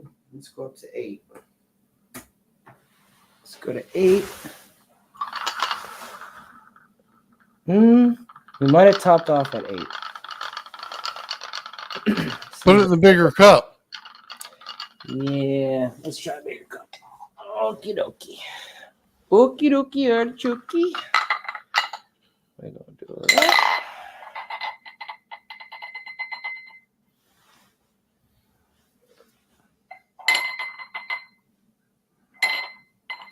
Okay, so we're at 8. Let's go back down to 7.8.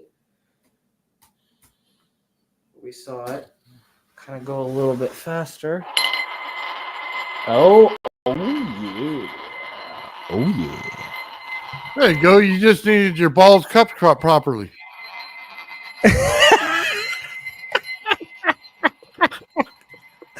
Nathan. Oh my God. But he's right. He's absolutely right, ladies and gentlemen.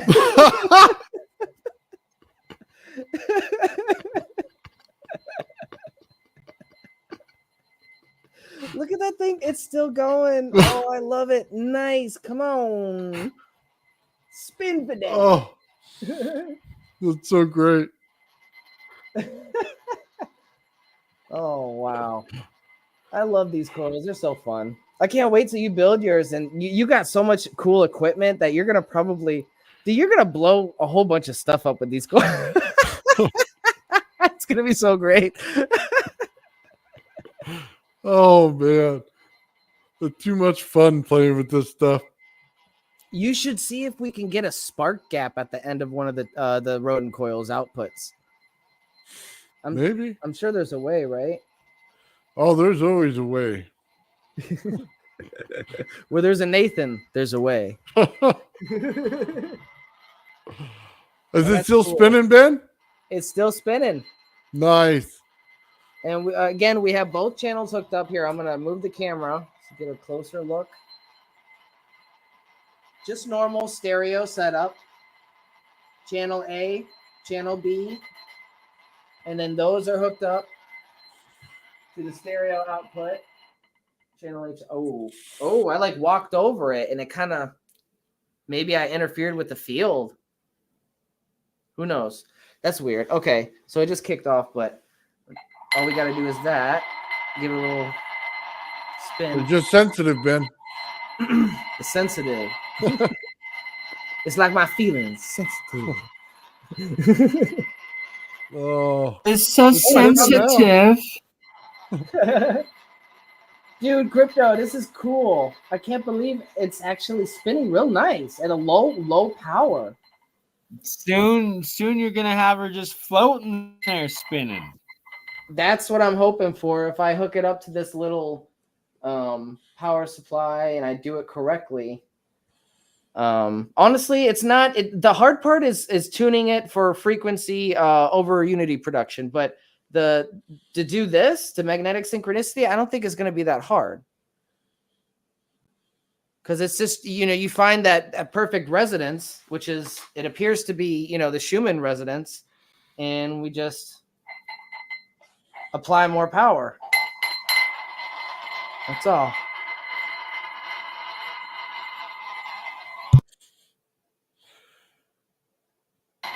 Yeah, Ben, make sure you're careful how you cup your balls. Make sure they're in the correct cup. Oh, that's so great. So we got regular glass that's doing great with this. We'll have to get some crystal at some point and see what they got for that. That'd be cool too. Yeah, crystal. I think. Hopefully, we'll have an even stronger amplification effect. Hopefully.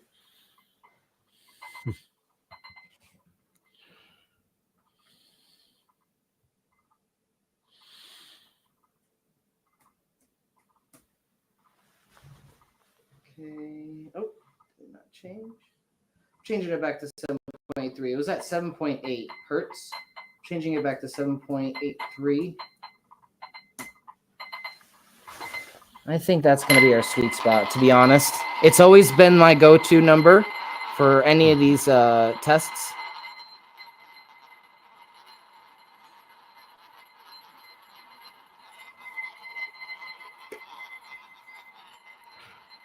Well, it sounds like you're getting more success out of it. Yeah, I think 7.83 is going to be our sweet spot here.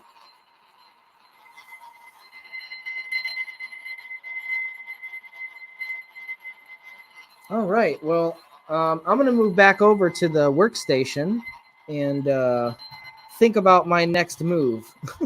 I don't know exactly what I'm going to be working on next with this coil, so I wanted to check in with everybody and see how they're doing. And well, hold on. Who's going to be Real quick, take out the glass and the ball stuff, and let's see. Put it in one of those Tesla coils, and let's see if it picks up any magnetic frequency. I doubt that it will at this low number, but you never know. So what am I looking for here? I put it in here. Do you have any lights or anything? Just like a normal LED? Like a fluorescent? I have the fluorescence that came with the Tesla coil. Where did I put Try, it? try any of those. I don't know if it's going to be high enough, but it'd be good to know, if it does anything. Right. Interesting. Let's try it. Give me 1 second. Hope I don't knock this crap over.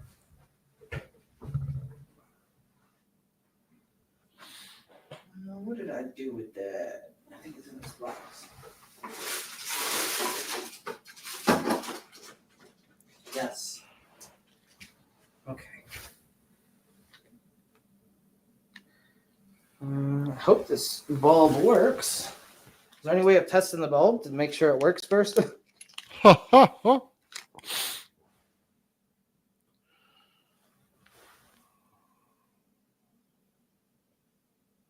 Yeah, there's nothing there. Try it around the big coil. And I don't think that's the right one to use anyway. No. Yeah, you need like a fluorescent because you're trying to excite the gas in the inside. You're not trying to electrically connect it, and those things are done by the little piece in between the two, the anode and the cathode inside. Mm-hmm. I had one that works for the Tesla coil. I'm looking for it. That also came with the Tesla coil. Curiously though. But 7.682 hertz is exactly the Schumann resonance frequency. 7.682. Yeah. Let's try it. 7.682. It only goes to the 2 digits, so 7.68. Let's see. That should be close enough. Let's try that real quick. I don't remember what I did with that. Let's see. Hey, don't you dare, little magnet. Trying to stick to stuff. Okay. Ooh.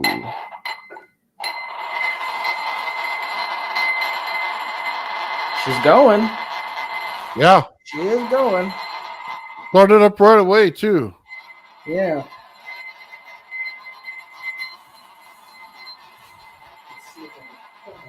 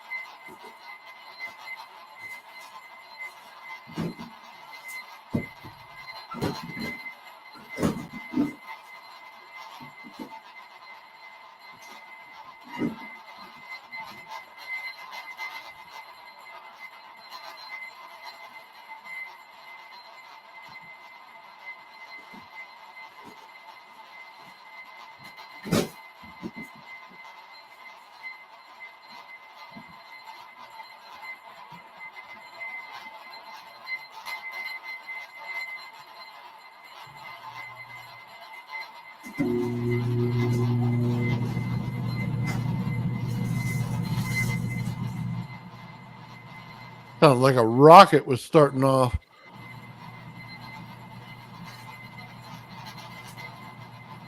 What is that, my AC predict? Yeah, let's see it.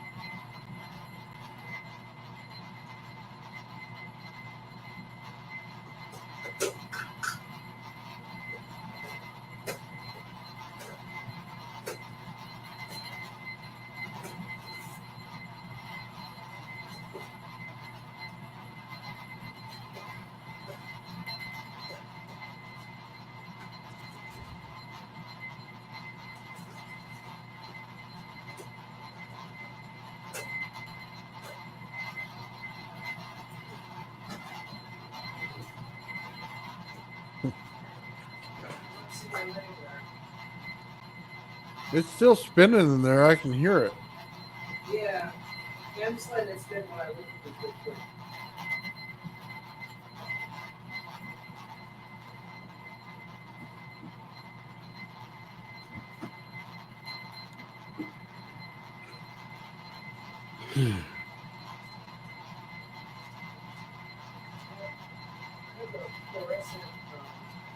Gas tubes, but I don't think those are high unless they're under a really high. I can barely hear you, Ben.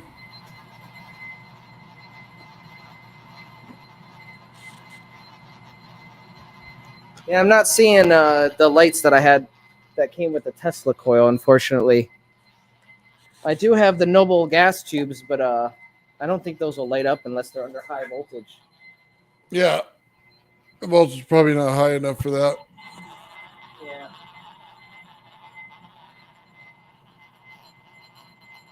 All right, so I'm going to shut off the system. It's been running a little bit. I don't like to keep it running for too long just because I don't have an ozone monitor here. And if it is outputting anything, I would not be able to know it unless I smelt it. So ventilation is good, though. So we have good ventilation right now. I'm going to go back over to the workstation, take a quick break, and catch up with you guys. All right, well, let's find something to watch, guys. I don't know what you guys want to watch today. Ben's doing that.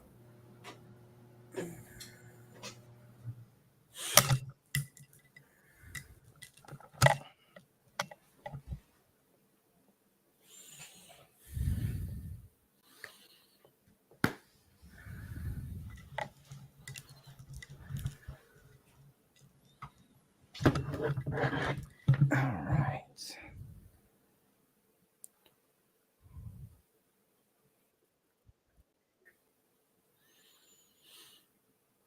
Oh man, I got so much stuff opened up on this page. There we go. And we'll present.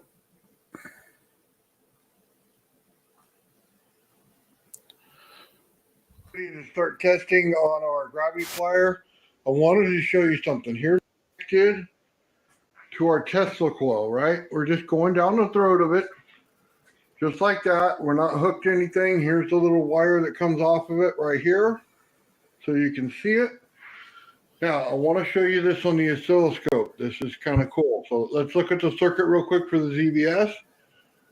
We're connected in down here. Just so you know, on the ZVS circuit, the wire on your right-hand side, when you're looking at it this way with the power source there, is always to the bottom. And the other wire clips on and goes around the coil to whichever one you're going to get your proper resonance. Now, we just have a simple, right here, 40-volt power source. Here's the cool thing. Watch the magic. Now, people wonder why the Gravifier gets into megahertz. Watch.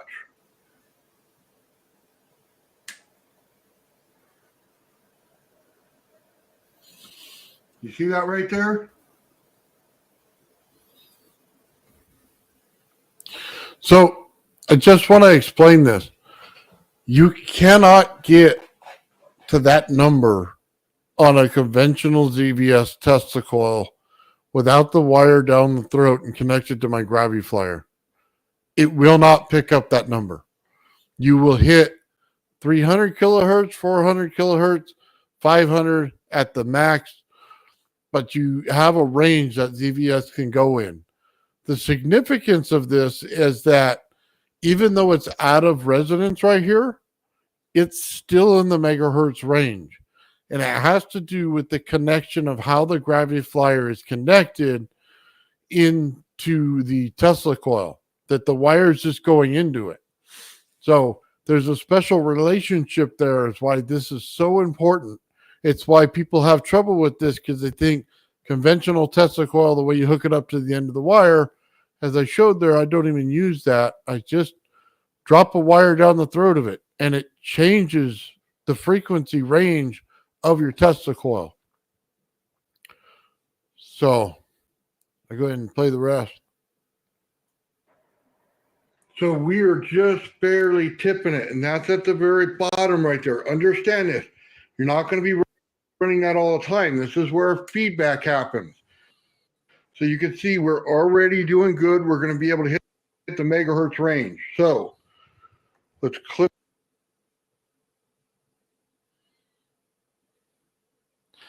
Man, I don't know what's going on.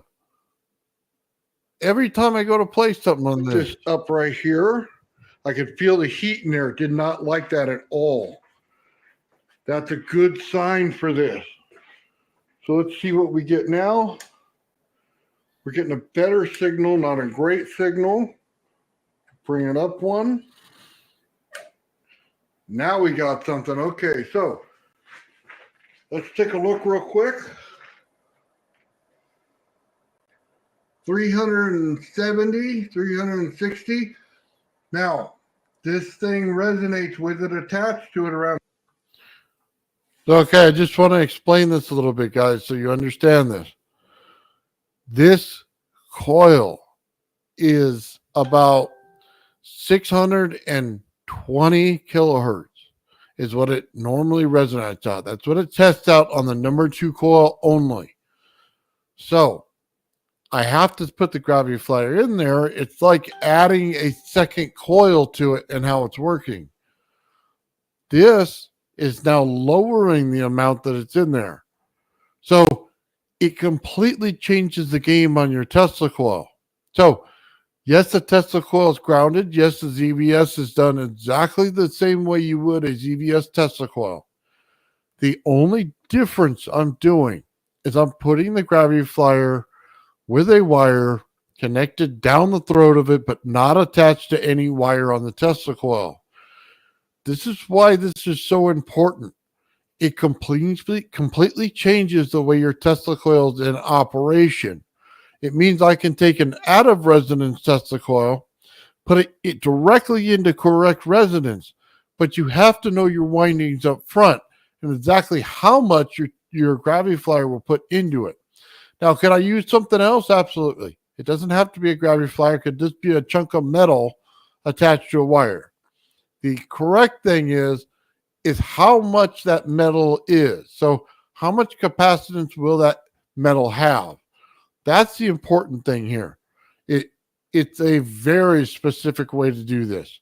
So when you do this and I get out of resonance on this, I'm not just out, a couple hundred kilohertz.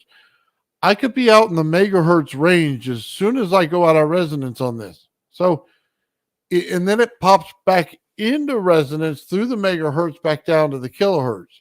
So it's a lot different than what you think it is. It's not your average Tesla coil at all. So just understand this. Like I said, specific equipment for specific things. That's exactly why it's built this way.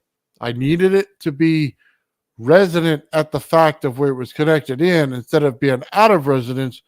Then I could take it out of resonance when I want to. That was the whole point. I disconnected the Fireball coil and I reconnected the old Mark 1. So not now, but in a little bit I'll do an over Unity demonstration and demonstrate resonance and fine tuning the coil and how you can get more out than in and all that good stuff. But I'm sorry, I didn't mean to interrupt. No, it's okay. I was just telling people about my Tesla coil for my gravity flyer. It's so much different than everybody would think. So it runs on cold energy. Okay. When you put the wire down the throat of the Tesla coil, it makes cold energy. So the plate of the center plate of the gravity flyer will be completely cold. Okay. But it'll have a lot of energy in it. And it doesn't mean energy in the way of sparking and creating sparks on your skin or something like that. It just means that it's has a lot of energy potential in it. So as soon as you put a resonance into your center plate by rotating the disc, then you're going to have a ton of buildup of energy that's going on in there. On that cold side, I just robbed the Tesla coil of energy without changing the oscillation of the Tesla coil at all. You're amplifying the negative energy. Have you ever tested, like, you don't remember I tried to test for cold electricity by blowing fuses. Have you ever tried doing that to see, or have you like just from experience blown stuff and like, oh, that should have blown a lot, sooner? Well, that's the next part of the coil, isn't it? When you can add hot energy to use the cold energy. So if you take that wire that was dangling off on your number 2 coil, let me back this up so we can see it. Back that thing up. Oh yeah. So this is whose video is this? Oh, this is your video. Okay. Oh yeah. It's hard to see the little logo. So right here, I show that I'm holding the wire of the number 2, right? Nothing attached to it. And right there you can see, it's a bad picture. The wire that goes down the hole of it just connects to my gravity flyer. There is no connection there. Okay. Now you just put it down the throat, like you said. If I put a switch on that wire that comes off the number 2 coil, it is a hot side. So all I need to do is switch that onto the center plate. Now I will use all the built-up energy inside my gravity flyer. And it'll create an explosive, not implosive voltage. So interesting. It starts to do funny things when you start messing with cold and hot sides of voltages. Right. You get the negative energy or the cold energy, and it just it acts different. The only thing well, I was gonna say that makes sense because I was hearing one of our guest speakers talking about, I forget who, but he was talking about the cold energy or negative energy does affect your multimeter readings a little bit, and you might get a little weird readings, and that makes sense, because I got a whole bunch of inconsistent readings for a long time until I found the range. I'm like, what is going on with this thing? I had to get really accurate multimeters just to eliminate that problem. Well, just so we understand this, when you start, how do I say this? You could do this without completely using all of the hot energy. Okay. If you only use part of it, and it's kind of hard to say it because it's not a visual thing. You're going to use the explosive before it gets to a chain reaction. Okay. And if you could do that, then you have something. And that's why this is so hard to put into context of somebody understanding. I am not just hitting a bunch of voltage on something, popping something off the ground. Okay. It's not what's going on here. I'm using it without exploding it. So it's like shooting 80% of the power, but then it's not exploding. So I don't get that waste. It goes right back into the system. It's like a bounce. So it's, like I said, it's something that not a lot of people will understand. So, but you got to have that. You got to find the point before it wastes the energy and then pull it back and then use it again. So anyway, it's a different part. And then one of the next tests on this, Ben, I'm going to take my regular Tesla coil, my gold one I have, and I'm going to set up my ultrasound machine with my piezo buzzer. And I'm going to set up my oscilloscope. Now I'm going to try to hit this thing at the very top. Okay. It amplifies the signal before it goes out the top. So I'm going to shoot for sparks out the top. So we're going to do it with DC voltage and then a quarter bridge AC voltage. And we're going to see what we come up with. So that'll be one of the next tests here that's coming up on my channel. And it kind of tells you about how these things are running, because a lot of people don't understand the multiplication of power when you do it. I think that'll explain it better than anything. True. Yes. Yeah, no, sometimes you just need a visual.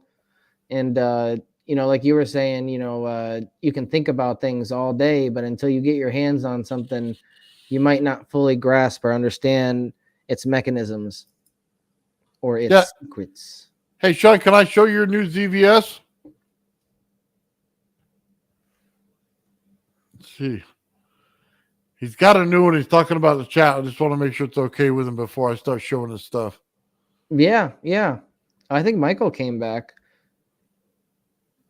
He might join us in a few minutes. I know he said he wanted to come back in a little bit.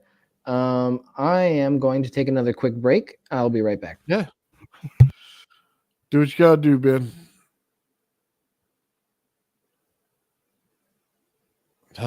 Show it. I gotta wait for Sean to say okay.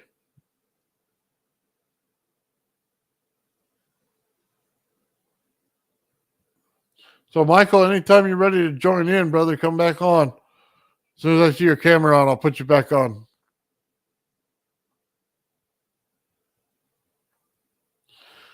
Hey, did you have a good dinner? Yeah, all good. Yeah, thank you. Yeah, it was good. Very good. Back to winding the coil, huh? Yeah, did I miss much? I always miss something. I don't know if it's something you need to know or not. So I've just an update. So I've here we go. So I've tied up all the wires here.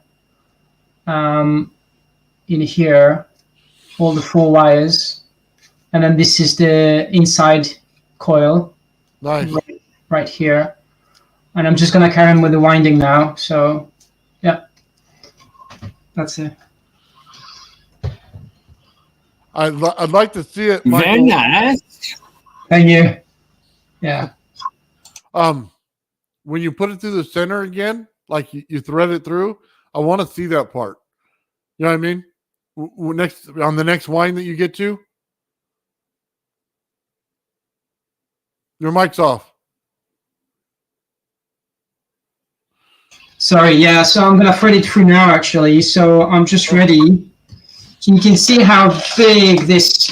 But because I'm using this welding rods, there's little tiny welding rods, I can actually thread it through. So I've got like a bunch of 12 welding rods in there, and I just glue them together, really, because they're thin, are really thin, so I can shove it through. I don't know if you can see it. I'll show you.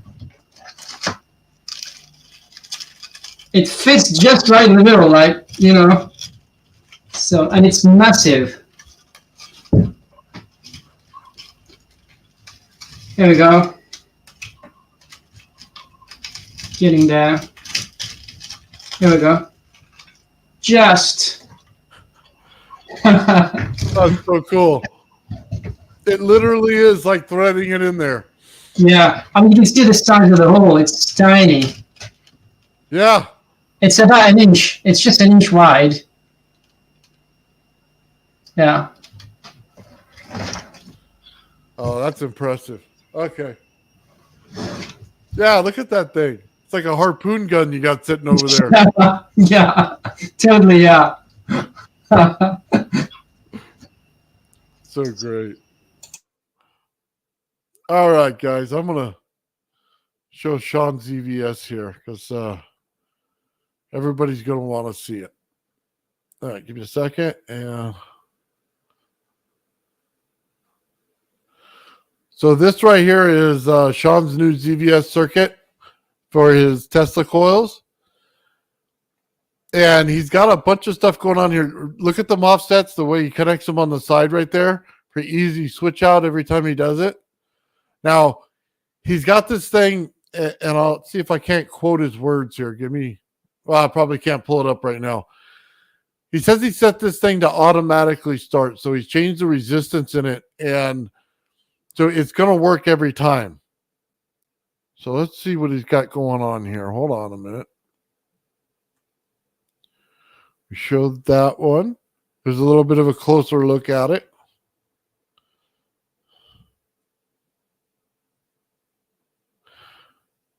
There you go. You can see the offsets right there.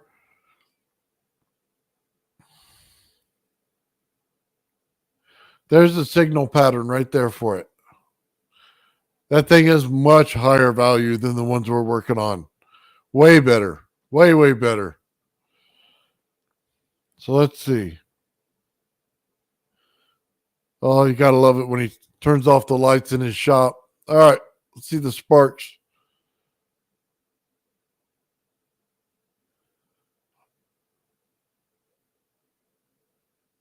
There we go.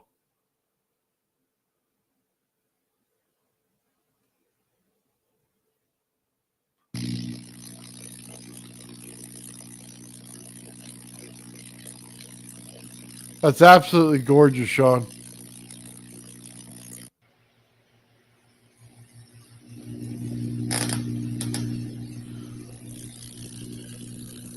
Go ahead and let it play. Look at the values that are going on this oscilloscope.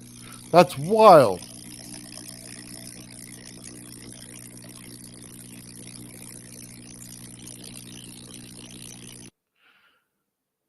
So look at the way it swirls up. Okay, hold on. Let's go back to the oscilloscope real quick. And I think you're going to find your answer you were looking for last time in there, Sean, when you look at this. Is it pushing it out or is it pulling it in? Because it would not touch the crystal tube he had last time. So when you start to look at your oscilloscope readings, yes, he's pushing something out, but it looks like he's also pulling something in. And we were discussing that last time. So I'd love to see what it does this one next to that crystal tube again, Sean, because I think right there, it might prove the theory in itself just with this reading. I'll go ahead and let it play now so everybody can see it again.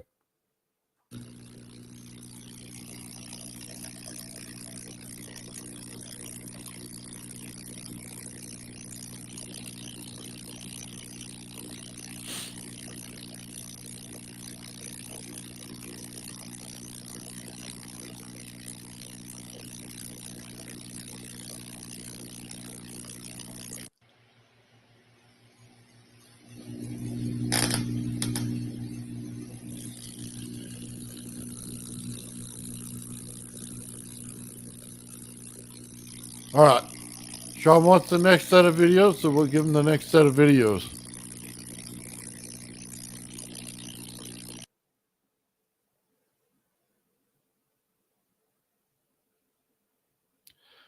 Yeah, look at that. That's wild. That's not normal, by the way. Guys, just so you know, that reading, hold on, let me go back to it. None of this is normal. Okay? When you see a Tesla coil reading, you don't see anything that looks like this. So it's different. So let me go ahead and play it for you. I know you want to see it.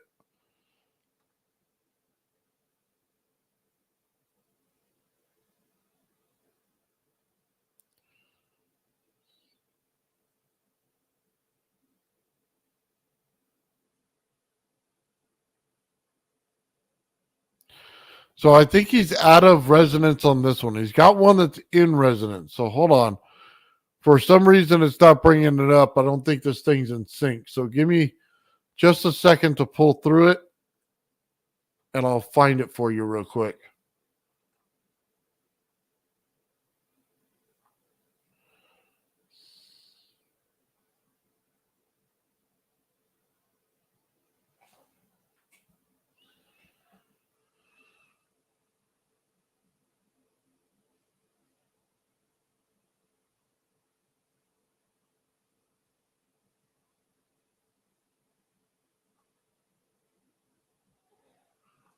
Sorry, no, I think I got it. I think it was on there. We saw it already. That was the one with the sparks. Yeah, the spiral waves. Yeah. So I'm looking for all the videos. I don't see any more on there. Give me a second. Let me see if there's another one.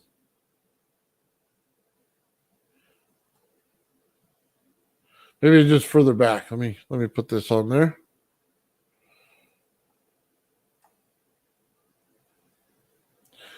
Yeah, that's his reading on his oscilloscope. He tapped out his oscilloscope on this thing. So he's got some cool stuff going on. Let me see what else he's got.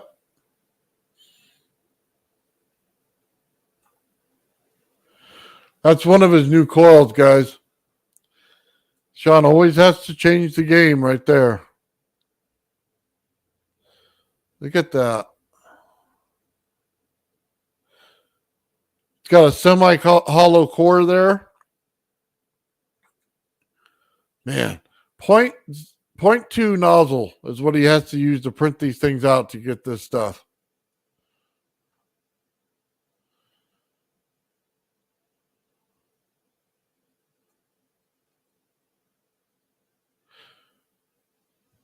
Look at that. It looks like two signals in one. If you look at the left one versus the right one, it looks like two signals in one. That's so cool.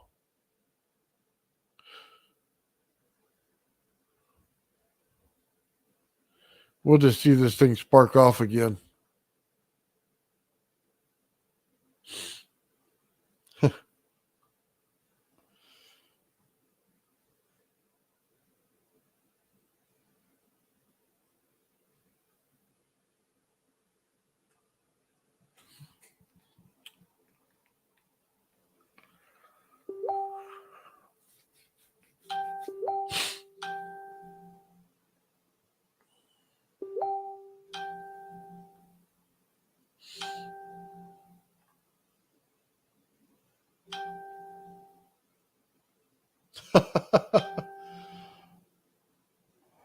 So funny. I think Sean's glitching out. He says yes.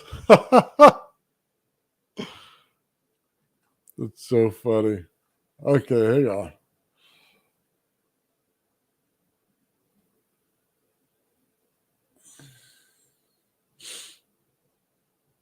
Yeah, for those of you who don't know, Sean Calderon is the guy that builds these Tesla coils, the absolute master at it.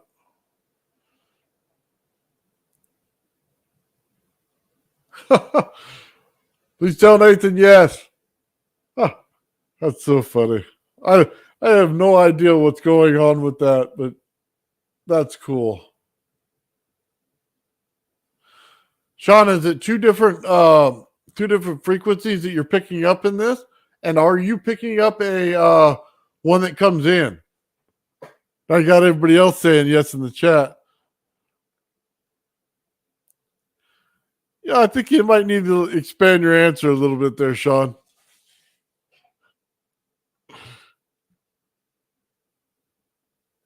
That's wild.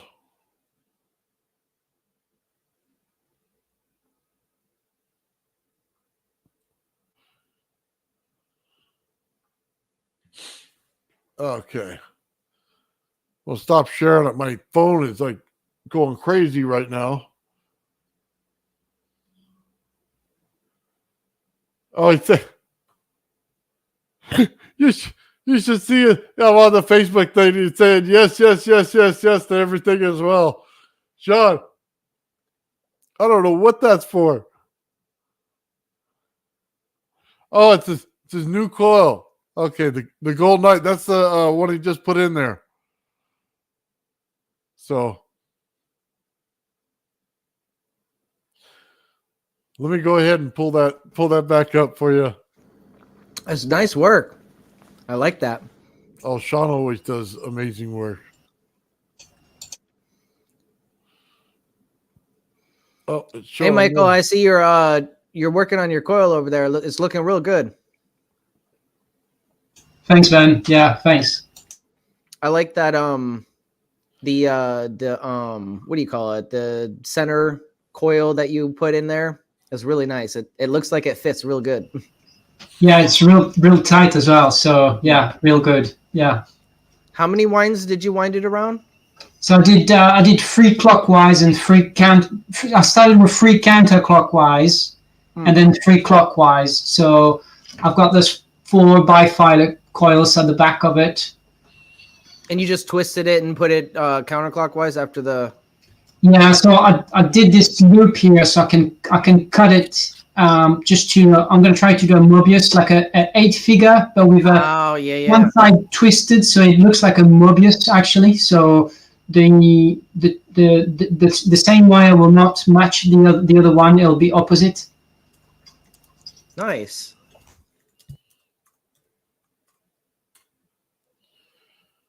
We got what's this, Nathan? You got something loaded up for us? Yeah, this right here is his new coil. It's a Gold Knight. So he has this, and there was something else that I was trying to tell me about. He has a ball that he's building as well, and it didn't pull it up here, I don't think, on my screen. I was looking for it. He 3D printed, maybe it's this one right here. There it is. He 3D printed another round one, and it's in gold, but I think we showed this one before. He had one that was in tune on a Tesla coil. So it was really cool. I thought it was that Black Knight coil I was working on. This is how he put together the Death Star Tesla coil, right? Yeah. Yeah. This is like the next version of it that he's working on. Now that coil, that had grooves.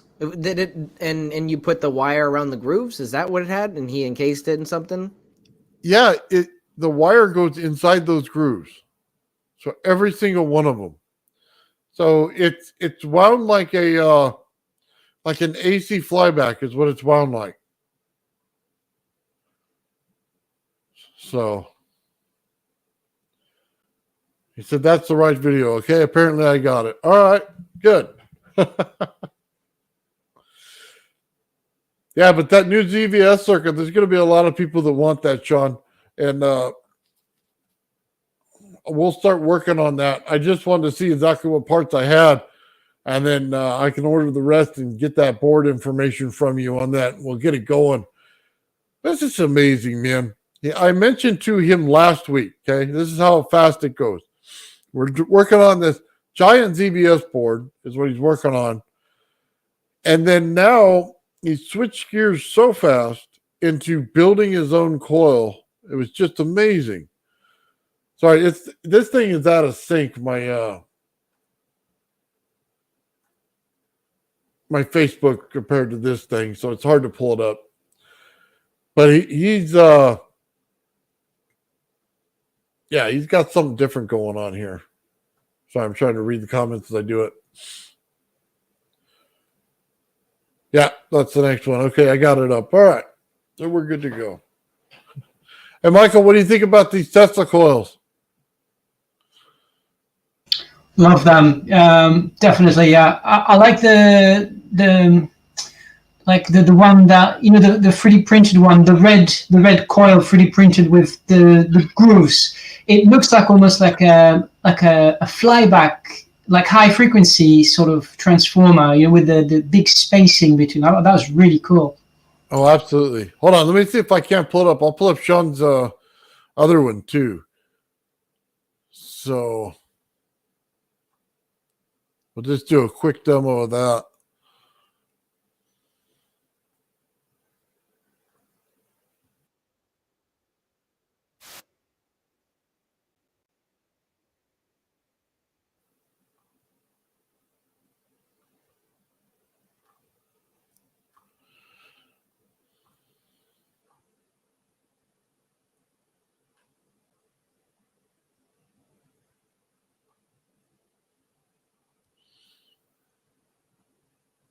Really what's occurring in There it is. This one's round.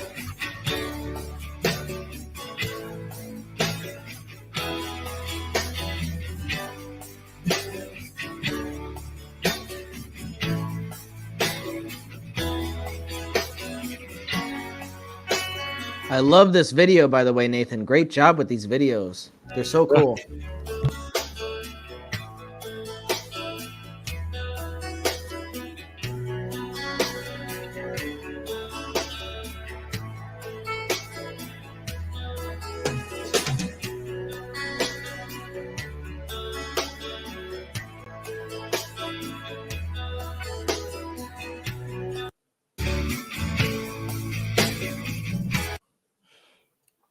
Yeah, but that's so cool. You see the thing on there, Michael. He builds these spears, and it's wrapped just like you were saying on there of the AC flyback.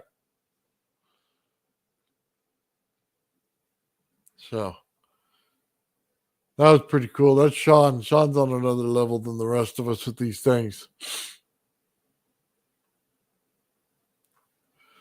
So he helped me build mine. I'll show you that. Give me a second.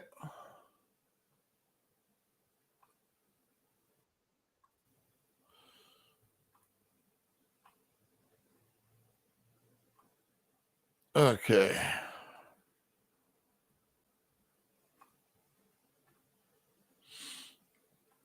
I wanted to give everybody a quick look at my ZVS Tesla coil. It's wound with 32 gauge of magnet wire, and it is on a 4-inch pipe. I have a resonant frequency in my number 2 coil of 320 kilohertz. We're using 1/4-inch copper tubing here on the number 1 coil, and I'm running the ZVS circuit. Now, the only thing I did was take the capacitors out of this slot here, unsoldered them, and then I soldered in 2 capacitors here. So it runs right here. I'll show you the ground from the number 2 goes right here. It goes into ground from the wall. And then right here, you can follow the cables along. Here's how we're getting our half bridge on the AC side. And show you this right here. It looks wrong because the diodes are backwards, but it's absolutely right. This is the negative cable going in. And this one is the positive, and yes, it does seem backwards, but it's 100% true. It goes in just like that. And then the other side of that whole cable goes over here to my Variac. And it's putting out AC power, not DC. So we are in AC right now when we run this thing. And I'll just show you here the wave. Here's your normal sine wave. And then here's what we're getting out of it now. We're just getting a half wave, okay, on a bridge. So normally the wave would come up here and go down here and then go back up over here. But instead we're getting a little hump and we're just getting a half wave. Now, I went ahead and set up a thing here so you can see the sparks and stuff. This right here is where our tip is. And straight across, that's our base, which is this part's a base, tip, end of the tip here. And I got a scale right here. So what I'm going to do is plug this thing in, and then we're going to fire it up, and we'll see exactly where we're at. I'm going to turn off the lights as well. Put this here in the tripod. Should give us a pretty good view of this thing. I'm going to plug it in real quick.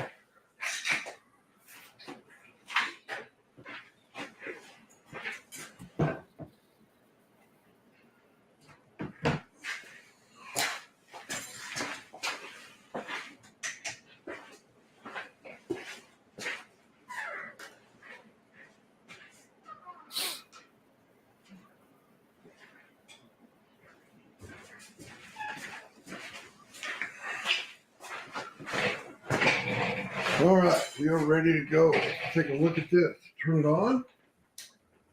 Variac's on. As soon as we turn it, we're getting breakout.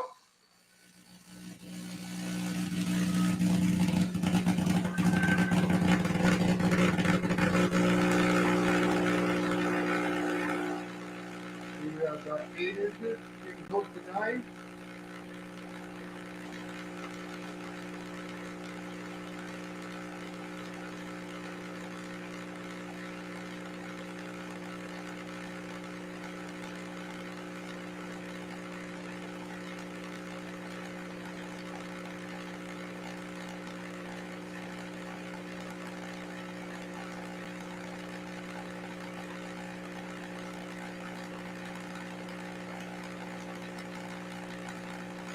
So we might even be hitting what, 10?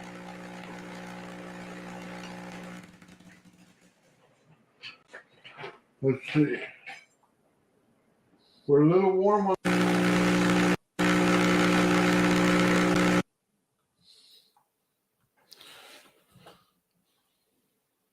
Yeah, big shout out to Sean on that one. Sean helped me out with that ZVS circuit in order to build this thing. And we went over and we started looking at the Tesla website thing. and we figured out the exact amount of turns it takes to get right in the correct frequency of this. It had to be right around 300 kilohertz. So the exact winding and the distance, all of it mattered on this Tesla coil. Sean went through it with me. Absolutely is a master at this thing. Got the ZVS resonating with the coil perfectly. And I'm saying way perfect. And you can see the result. We just get an amazing coil that is beyond anything I ever thought I could have. And that's really cool, man. Thank you, Sean. I really do appreciate it. We'll put Sean's thing up here real quick. That's Sean, everybody. That's the Tesla coil master right there. So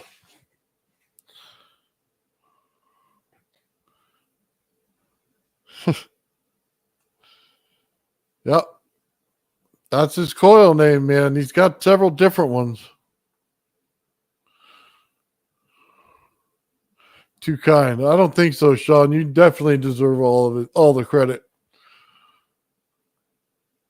So anyway, that was a cool one, man. I really like that. Those Tesla coils work out awesome. And I don't know exactly where my video is for my other Tesla coil where I just hooked in the DC to it. We had a lot of stuff that went on there in order to get it in order to get it just to resonate without putting out a spark on it. So anyway, hey Ben, I see you back from your break. How's it going? Good. I took a break and I'm feeling refreshed. Got something to eat. Right on. Well, you take it over for a minute, Ben. I gotta take a break myself. Sounds good. Everybody, yeah, you don't want to do this for too long. Even if you're winding your coils, I suggest, if you're getting tired, taking a break and setting it aside for a few minutes. Because you will be at it for a long periods. I know when I was hooking up the coil, sanding it and burning off the edges and all that, the enamel, it took me like 2 hours just for that. Just separating the leads, all 24 of them and all that good stuff. Let's put up that video and we'll go through some of this a little bit more. It's gonna be great. What's going on, everybody? Aligns. See how that aligns with this middle disc here? We're gonna start there. So there's something that I wanted to clarify. It wasn't completely clear in the video, and it's the bend. So when you are ready to do your clockwise wind, I'm going to show you in a second. Just get a clear picture of it.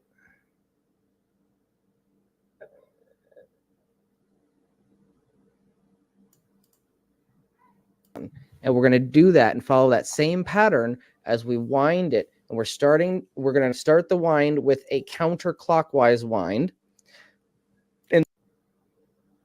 And go back a little bit. Okay, perfect. Right here. So you see the center right here.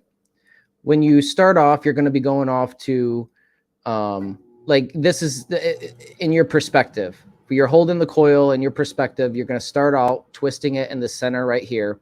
And then you're going to go towards the right, upward.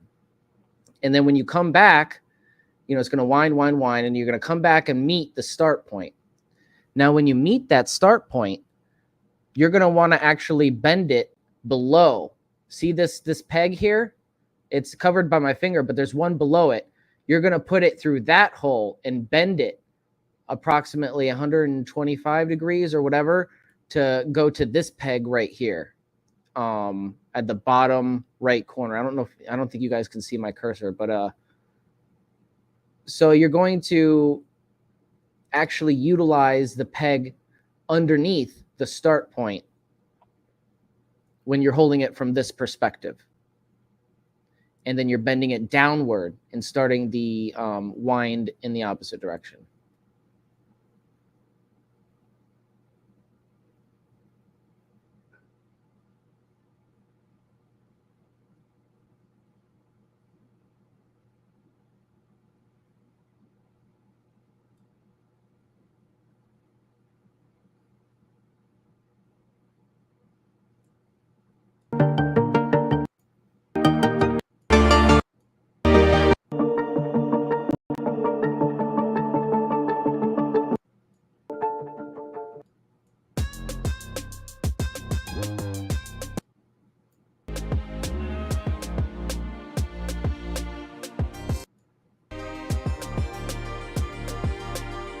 Okay, so another tip for sanding.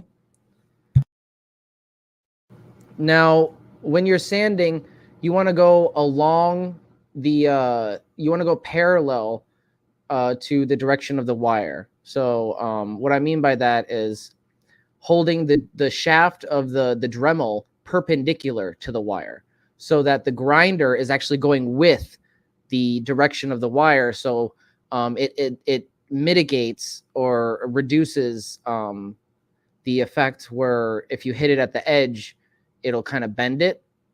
So this just helps try to keep the wire straight and prevent damage from the tip.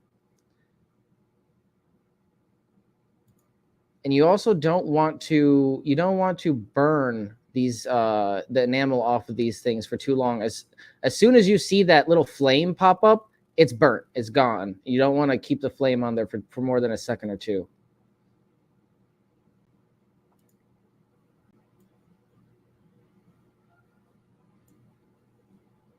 All right.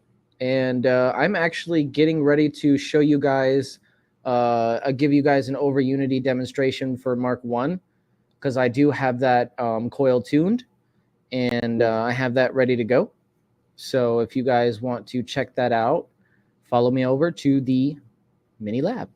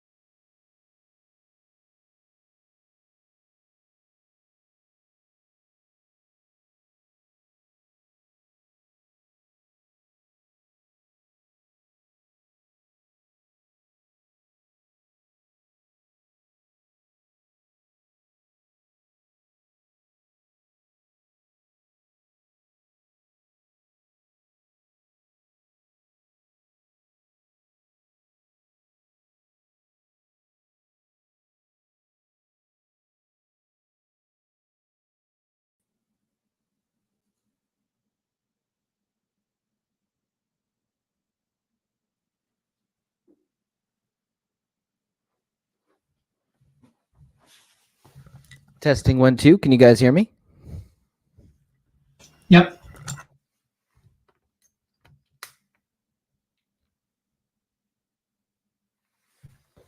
Beautiful.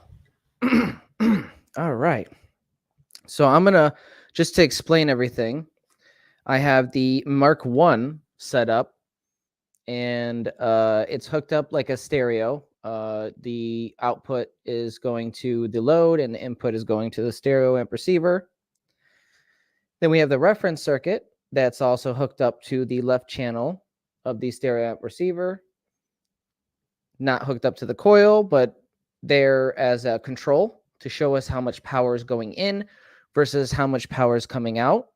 Same exact components. We'll have a multimeter on the input and the output, and we'll show you non-resonance first, which is, I'll just put as an example 60 hertz, which is what comes out of the wall.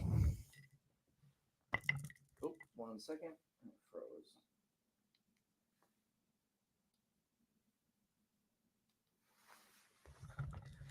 I'm using an app, and sometimes it shuts off my phone, so give me a second to restart.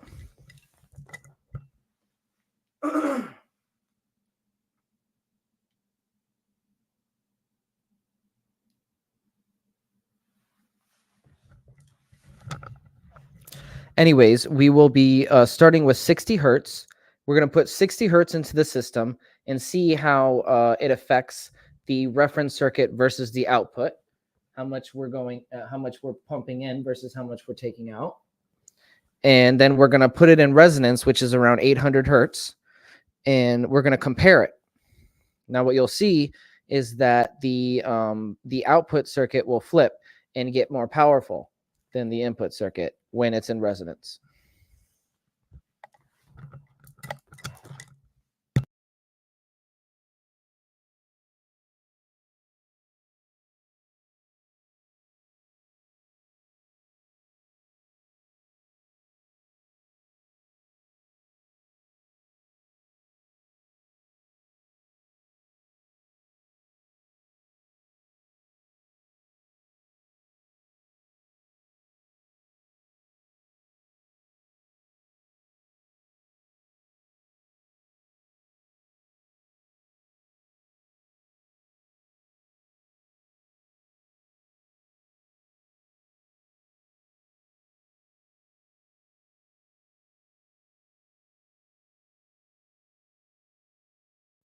All right, let's get started. We are now turning on the tone generator, pumping 60 hertz. There's no power going in because I don't have the gain turned up on the stereo amp receiver yet, though. So as you see, I slowly increase the gain on the stereo amp receiver. The lights are going on. Lights came on the output circuit as well, but they're a lot dimmer. And voila, we have the fan spinning and the lights brightly shining. And the fan's not spinning and the lights are kind of dim on the output circuit here. A little bit of loss as expected. We'll turn on the multimeters too.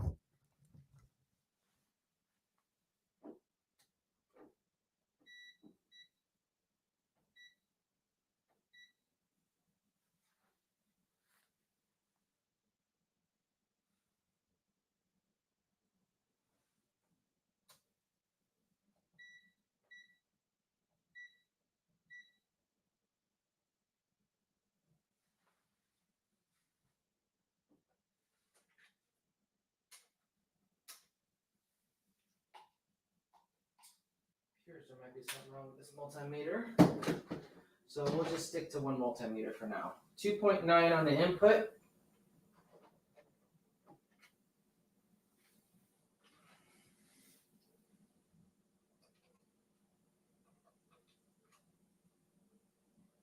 No, it's accurate. Okay, so it was, I don't know if you can see this. Here, I'll show you guys. There is a frequency indicator, and it was indicating way higher than it actually is. So maybe that's just off on that multimeter. I have no idea, but the voltage was correct. So we'll put it back on. Let's put that back on then.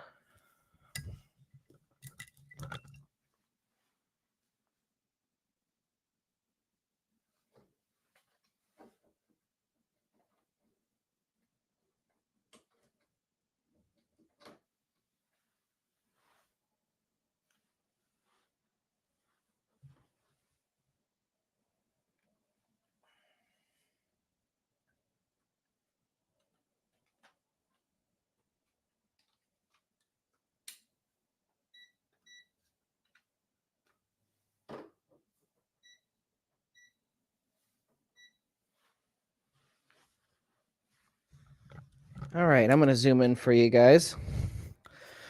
All right, so as you can see, we have 2.9 volts on the input, 0.9 volts on the output. It's kind of hard to tell with the camera, but the lights are a lot dimmer than these.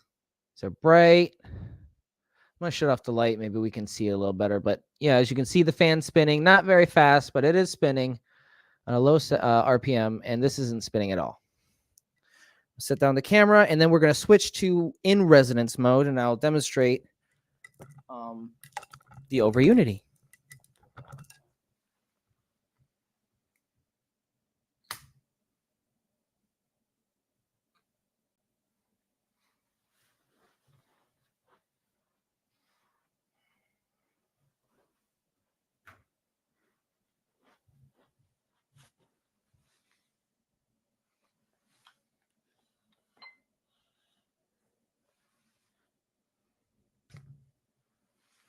All right, so we're going to change this to 800 hertz. We're going to turn it on, but let's turn down the gain all the way just because we don't want to blow anything. Turn it on. Turn up the gain a little bit. Oh, nothing's happening over here, but what is this? This started turning on, but there's nothing.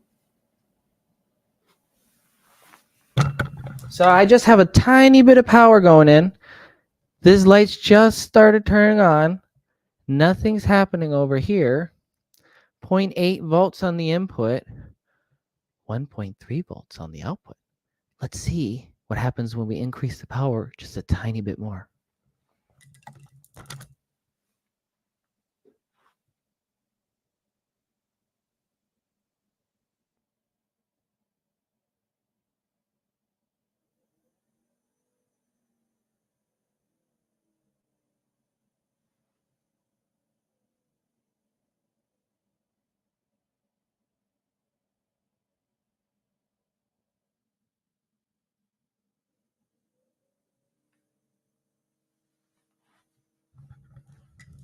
All right, so we applied just a little bit more gain. 1.6 volts on the input, 2.6 volts on the output. And look at that. And look at that. It is in resonance. El Residente. And I will check the current for you guys in a second. See what we got going on.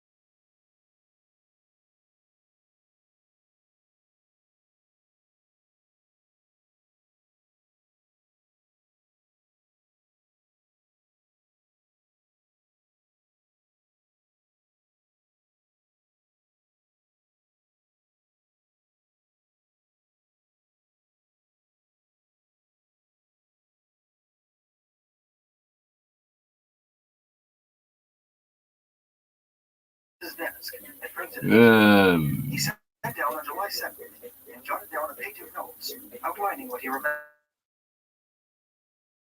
Oh, did my screen freeze? Sorry about that, guys. Ben, did you go on break again? No, my screen froze. So Right? You came back like I can't hear anything. What's going on? no, I think I blew a fuse in one of my multimeters, so we're gonna work with one for now. So I was just demonstrating the current. Okay, so Another we have thing. Another thing is. dang. Bernie's breaking up too. Yeah. I was muted. Give us 1 second. Bear Sorry, with us, guys. I don't know why it remuted me. But a lot of things, a lot of people don't realize is that you got the EM fields, the plasma fields going, and that actually causes interference with Wi-Fi, with the cameras, with the connections, and a lot of time it's like if the computer's not working and you got an experiment running, it's usually evidence that the experiment's doing something. Yeah. All right. Well, while he's off fixing that stuff, let's find something to look at, guys. Give me 1 second. I'll pull something up for everybody. Oh, let's see what we got.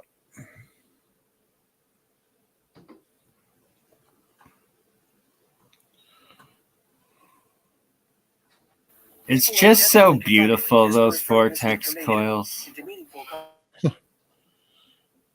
Nice. Okay.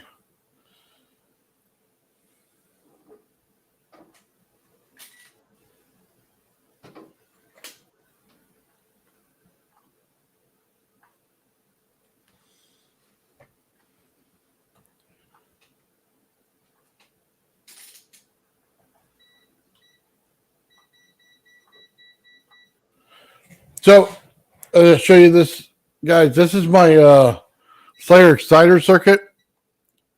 This is literally a transistor and a resistor and the power source and the Tesla coil. That's it. And this thing is awesome, by the way. So I'll go ahead and hit play on this thing.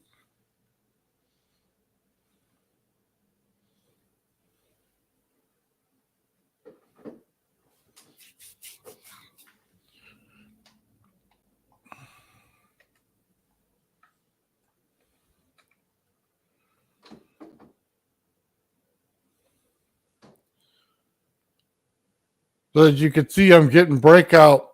Guys, I don't have any capacitors connected to this. Zero. This coil is in such resonance. Pulls it off with a transistor and a resistor. Yeah, look at the distance you're getting out of this. It's not normal. It's not usually you don't find something in this good a resonance. So I just wanted to show you guys that.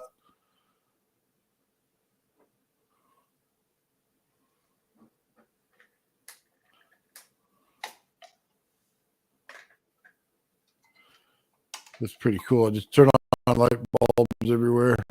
Have some fun.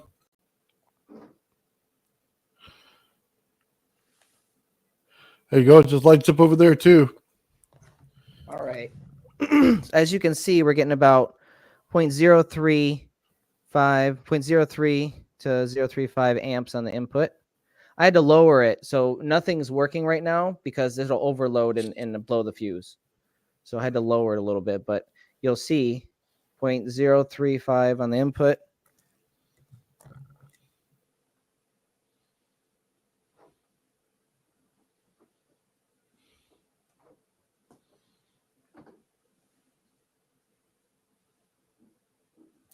So, okay, I think Ben was doing something. Is this intuitive? No. I had a YouTuber contact me with this transistor. He said, try it on your Tesla coil. So I tried it, and I did it at a resonance Tesla coil, and I could push 40 volts and get 3 feet out of it. And as soon as I put it on this one that had the thing in resonance perfectly, it just kept pushing it out. And as you can see, we're getting good here. Guys, if you have the Tesla coil in residence, you can pull out the field quite a bit with simple little parts. Like I said, transistor, one resistor, and that's it. You got your power source connected. The only other thing I connected to this was the little fan, and that's just to go on the transistor to cool it down. So that's basically it. That's how you do your Tesla coil. If you can get it in resonance, this is what you're going to get. Now, I got about, 4.5, 5 feet out of this thing of just pure distance. The more it sparks off, the less amount of distance you get in the resonance. So what does that mean? It just means that the lights will not light up as far as soon as it starts sparking out. But when you extinguish the spark, the distance will go out a little bit further. So just kind of a trick on these Tesla coils. Let's see if I have another one on this. I should have made a full video, and I think I still will.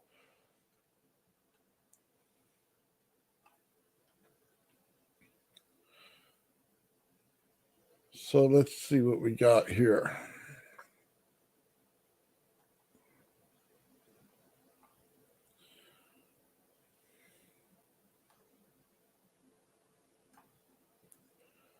That's that one. So we have 0.5 on the input, Nathan. 0.5 on the input. 0.5 volts on the input. 0.4 amps on the input. I'm sorry, 0.04 amps on the input. And then on the output, we have 0.04 amps and then also 0.9 volts. So Nice. So it's pretty crazy. I'm sorry, continue. You were talking. No, it's okay. I love the updates. Go over it one more time, Ben. Okay, so I had to turn down the power a little bit because I didn't want to blow the amp when we're measuring current. This is rated very low. So we have 0.5 volts on the input, and then I'm gonna switch it, and it'll be 0.04 amps on the input. And then the output, it's the same amperage, but 0.9 volts. So I didn't adjust anything, just plugging in one multimeter and then from the input into the output. Very cool.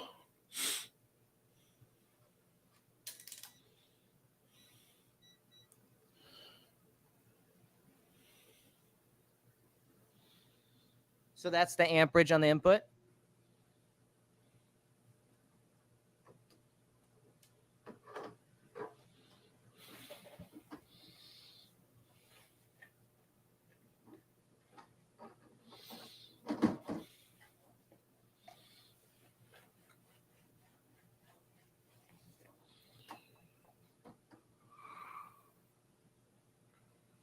Amperage on the output.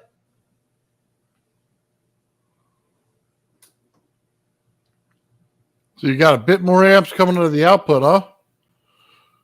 Yes. Tiny bit more. And then 0.9, see? Volts on the output. So that explains the behavior of the circuits. Incredible, right? I kick up the gain a little bit here. Let me turn this off.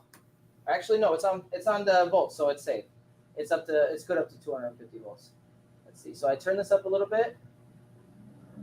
I'm just turning the gain up a little bit, the power going in. Fan started. Lights are on. No fan. Lights are kind of dim. But as you can see, it's actually incredible. It's putting out a little bit more. Nice.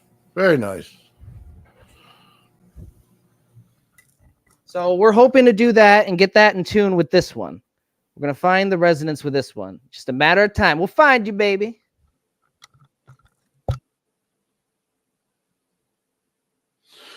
So, real quick, let's go back to the regular screen. Sean, anytime you want to take the floor, my friend, I will give it to you. I will send you an invite right now if you want to come on. Absolutely show us. Yes. Anybody? I think I sent Sean an invite, but if I didn't, you might send him another one. Let's see. Turn that. Okay. Heading back over. There you go, Sean. I put it on your Facebook. If you want to come on and show us how to calculate stuff, that'd be amazing. So I'll clear everybody out and let you have the floor.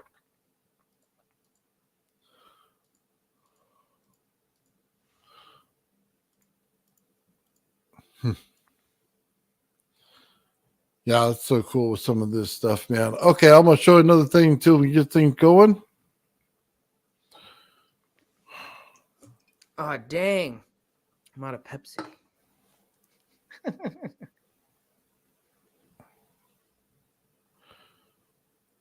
So now we'll just have a little fun. I showed this on Wednesday when we did it, but we got those little gas tubes and we just light them up. Man, I love these things. Oh, I you got blew a this one curved out. one. That's so cool. Where'd you get that one? Amazon? Sean sent me that. He sent me a little kit that had them in it for the little mini Tesla coil. Uh-huh. And I ordered the little tips for it so that I can get that going, or else I'd be zapping everything in my garage. But these came in the kit. That's so cool. You know, I was trying to figure out where I could find if they even manufacture such a thing, like a toroid shaped one. You know, just a ring shaped containment for the noble gases, so we can maybe try to spin the plasma around in a circular motion. You know, like the mercury. I don't know if anybody has access or knows where we can, get something like that. Let us know for sure, because that would be interesting to put in a Rodin coil. Yeah.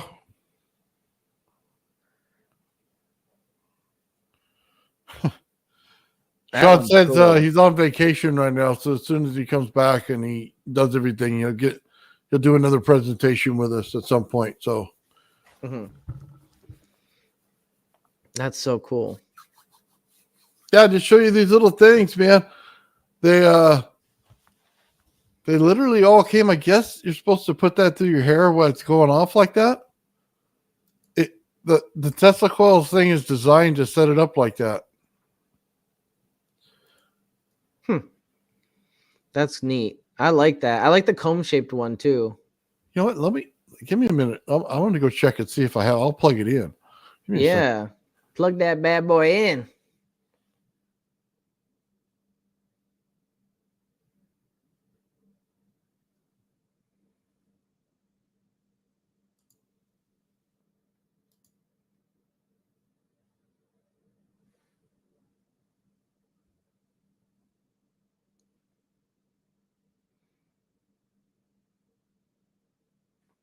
Oh wow, Michael's build is coming along real nice.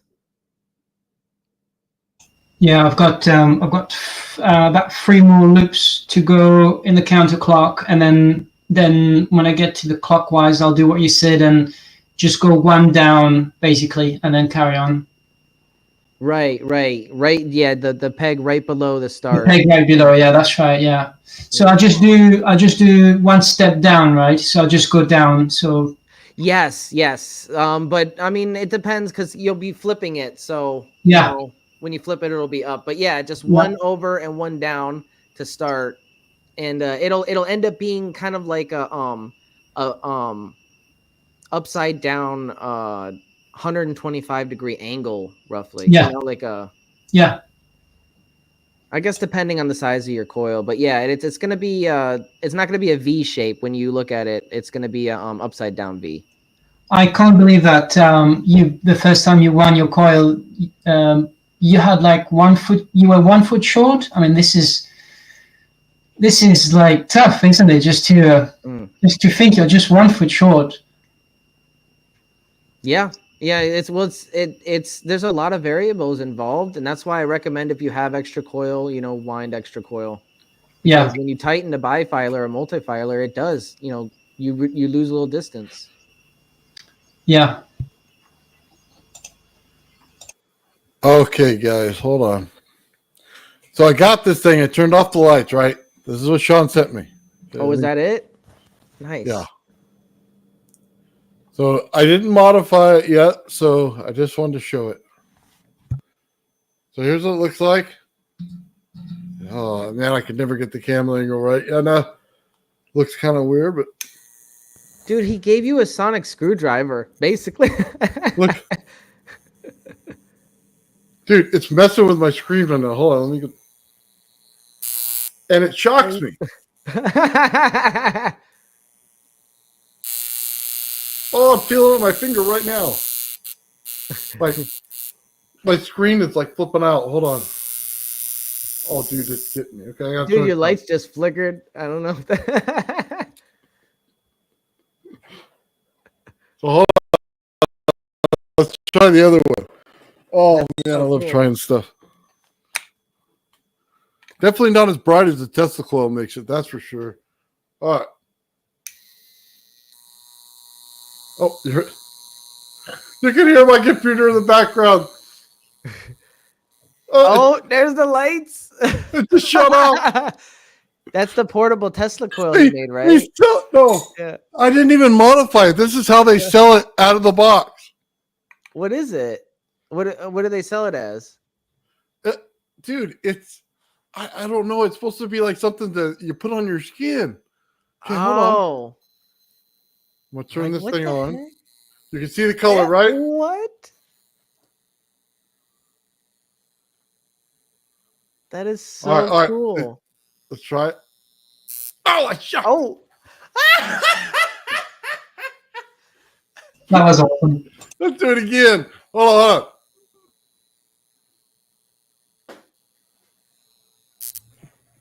He got me again. This is so fun, dude. Hold on. I'm gonna have holes in my beard. Oh, it got me on accident. That's all. It's all lit up, dude. Oh, it's so fun. Oh, you can hear my computer again. then your lights were flickering, then they went out. This one I killed last time. Yeah, it's not coming back on. Oh, dude, this is so fun. Thank you, Sean. I have so much fun with these things. Yeah, this is way better than Electric Boom. Oh my god, dude! I gotta This put was this Sean's. back on.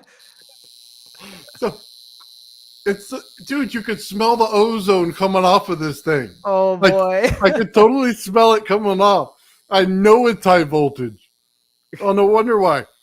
Oh Oh, boy. yeah, is that my nose? Oh, Oh. do you see it jump off of there? Hold on. Oh, you can see the light in there? Hold on, you see it on my finger? Watch. Wow. It's shocking my finger.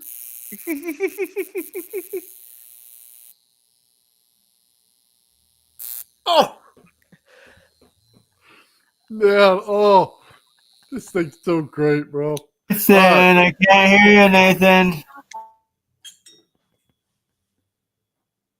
Yeah, because my mic's not working. Hey, Lulu. And Nathan, I can't hear either of you.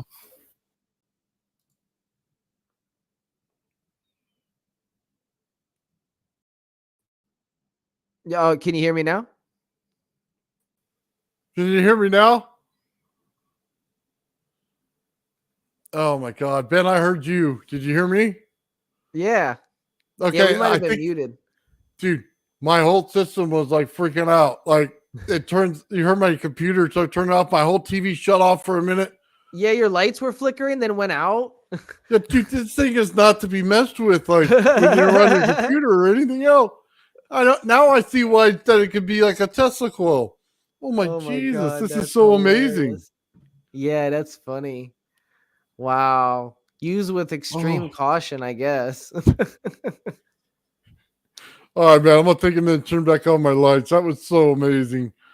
Hold on, I just want to turn it back on one more time. See, show you this thing. So fun to play with. For me, is it mine that's messed up? Like, is it my speakers or like I can't hear anyone? I think it's you. Yeah, it's got to be you then. Hold on. Let's see if we can hear my computer as soon as I turn it on.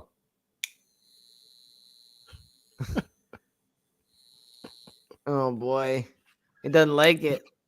It completely hates it, bro. Wait, That's so what awesome. the heck? Oh, okay. Somebody walked. I was like, what the heck? She got me. We're on live, dude. Thank you. I thought that was the device doing that. Oh man, that's so great, bro. Yeah, That that's is so awesome. amazing. Oh, hold on. Let me set this down. Just having too much fun with this thing. Hold on. We're building coils and Nathan's setting off his computer for permanent damage while zapping himself. Oh, How do you put this thing in your hair? Like,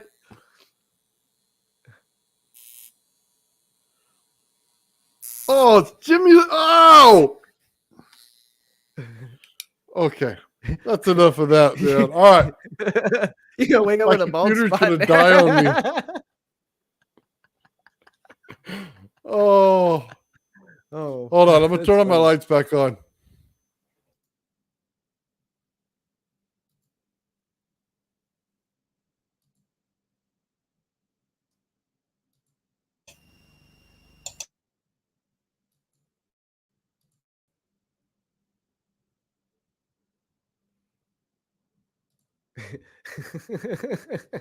Here, 101.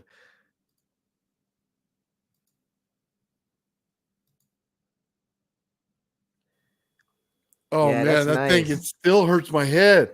Like I can still feel it. That's terrible. Oh, get the heebie-jeebies now. Oh, it's the best. That's funny. So, what exactly is that device? It's like a skin device. Yeah, okay. Let me go get it.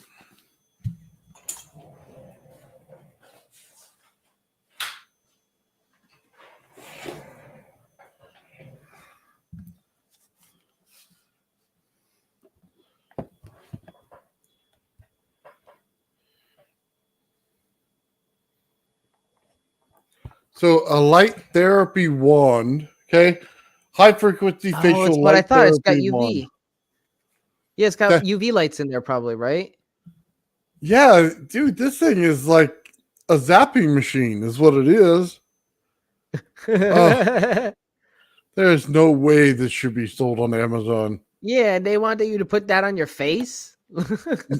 Yeah, What the heck? it zaps you right away. It's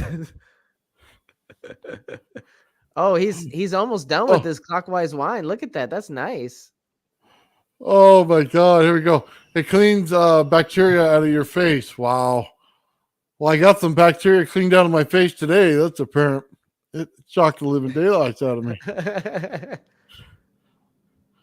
Nitrogen. Wow. Oh, the hair comb. Comb your hair. Oh my God. All right. I can't pass the challenge like that. Give me a second. This is going to be bad. It's just, Sean, you're setting me up. Have a little fun. Okay. So I'll take off my headset here in a second.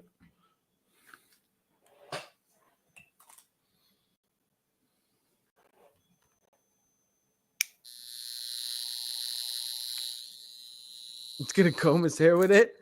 Oh, How do you even get it through your hair?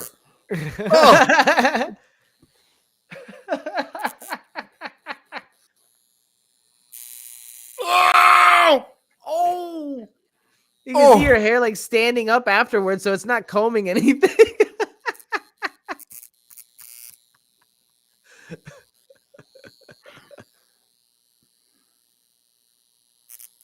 Oh, you can hear it. You can see the arcs.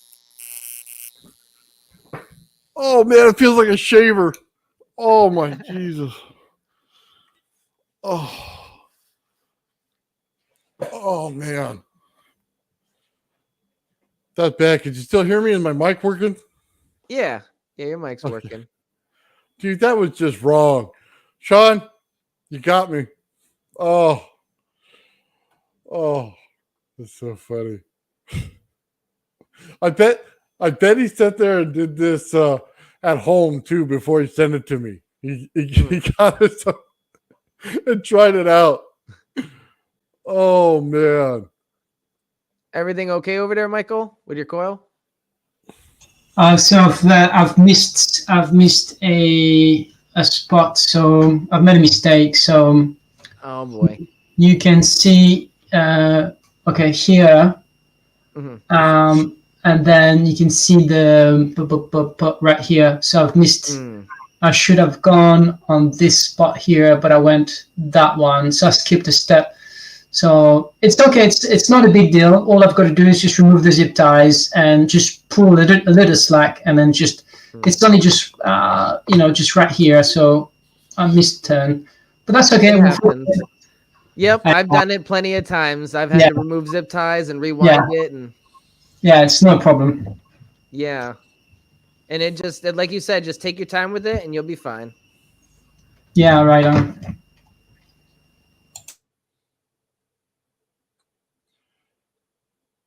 Oh my. Okay.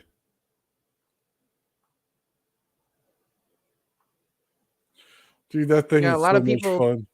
Yeah, we got a lot of people cheering you on, Michael. Sean says, "Great work." Thanks so much. Yeah, appreciate. Is Sean coming on, or is he just going to be chilling in chat? No. Like I said earlier, Sean's out with his family and stuff, so it'll be another time he comes and visits us. Oh, okay. That's right. You did say that. Yeah. Sorry.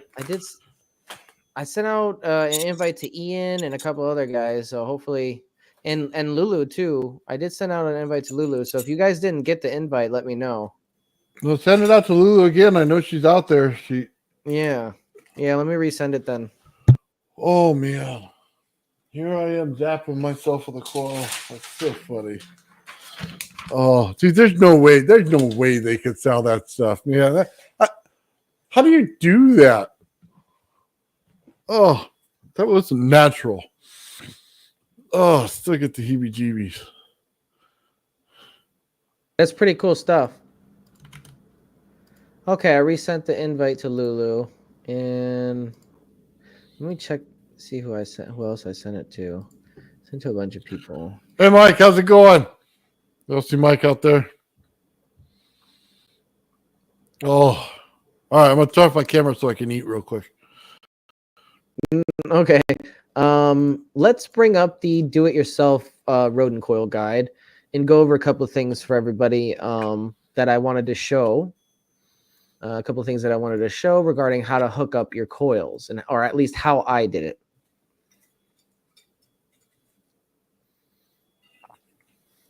Let's see.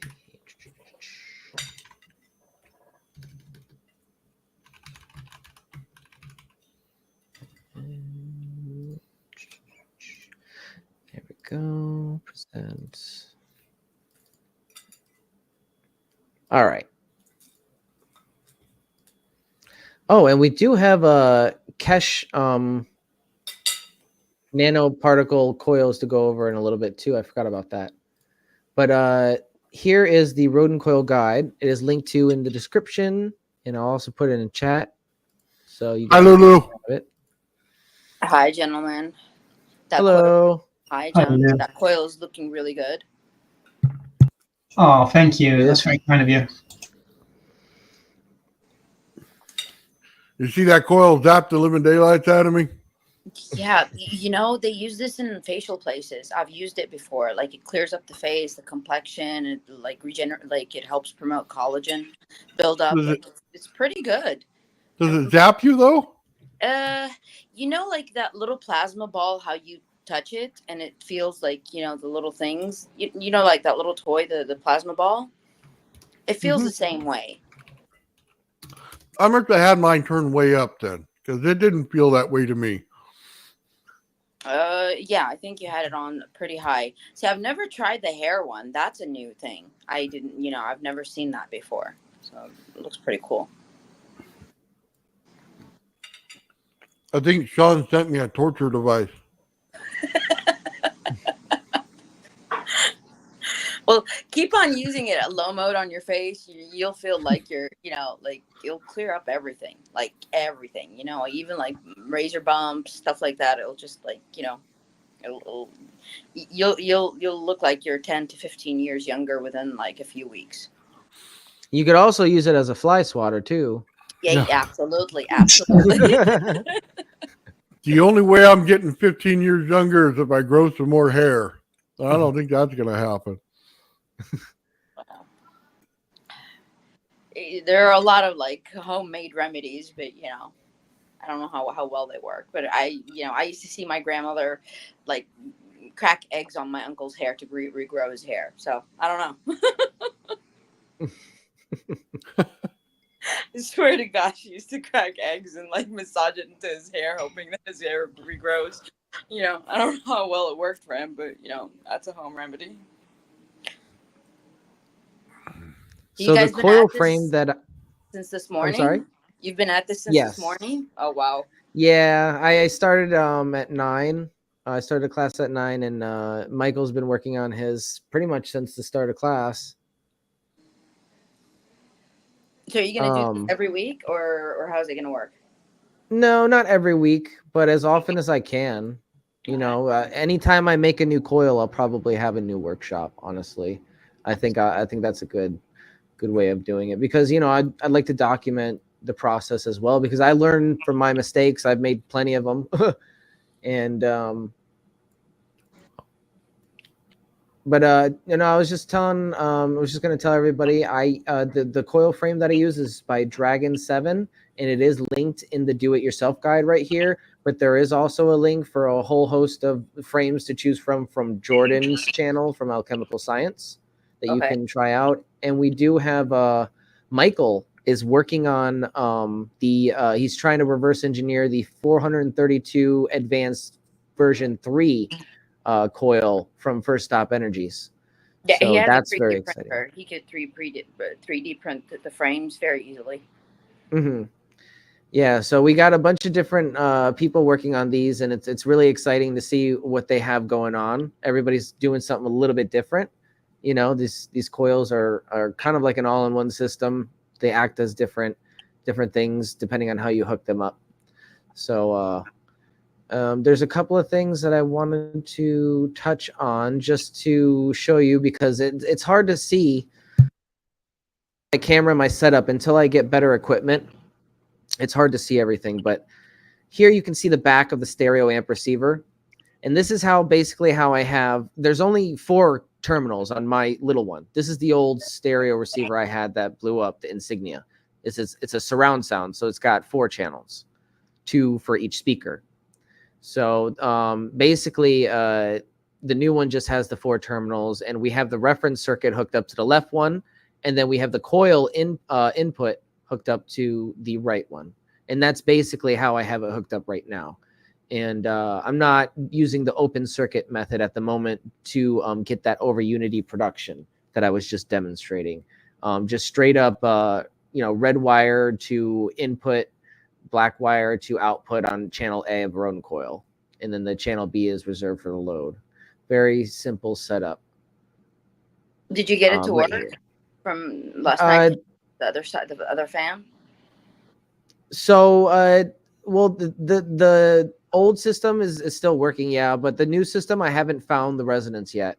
We got it to spin the sphere quite nicely, actually, with very low power, something that this coil wasn't able to do because it's a lot smaller.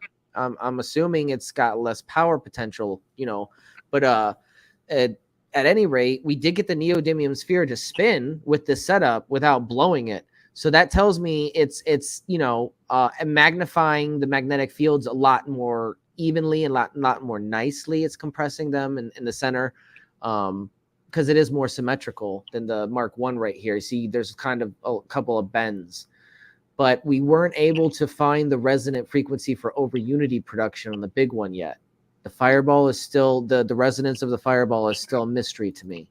We got it working. I mean, it's working. It's just not outputting more. It's outputting less, like a traditional system would. We haven't found the resonance, and it took me a couple of weeks to find the resonance of this smaller one here. So You know, it's not going to happen overnight. I was really hoping it would happen on camera, be easy, but it might be a little more difficult because I don't know, you know, there's so many different, there's so many different variables, so many different variables. And since the Mark 1 isn't perfect, you know, like maybe those imperfections affect the over unity production. And so I have no idea, you know, I have no idea. If the wire is bent a little, it could like lose that, you know, resonance, right? I mean, right. Yeah. Okay. Right. Or the spacing is incorrect, right? I have How no long idea. did it take you to build it? So the old one or the new one?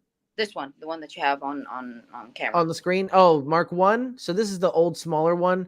This took me a good, I want to say 5 to 6 hours. Okay.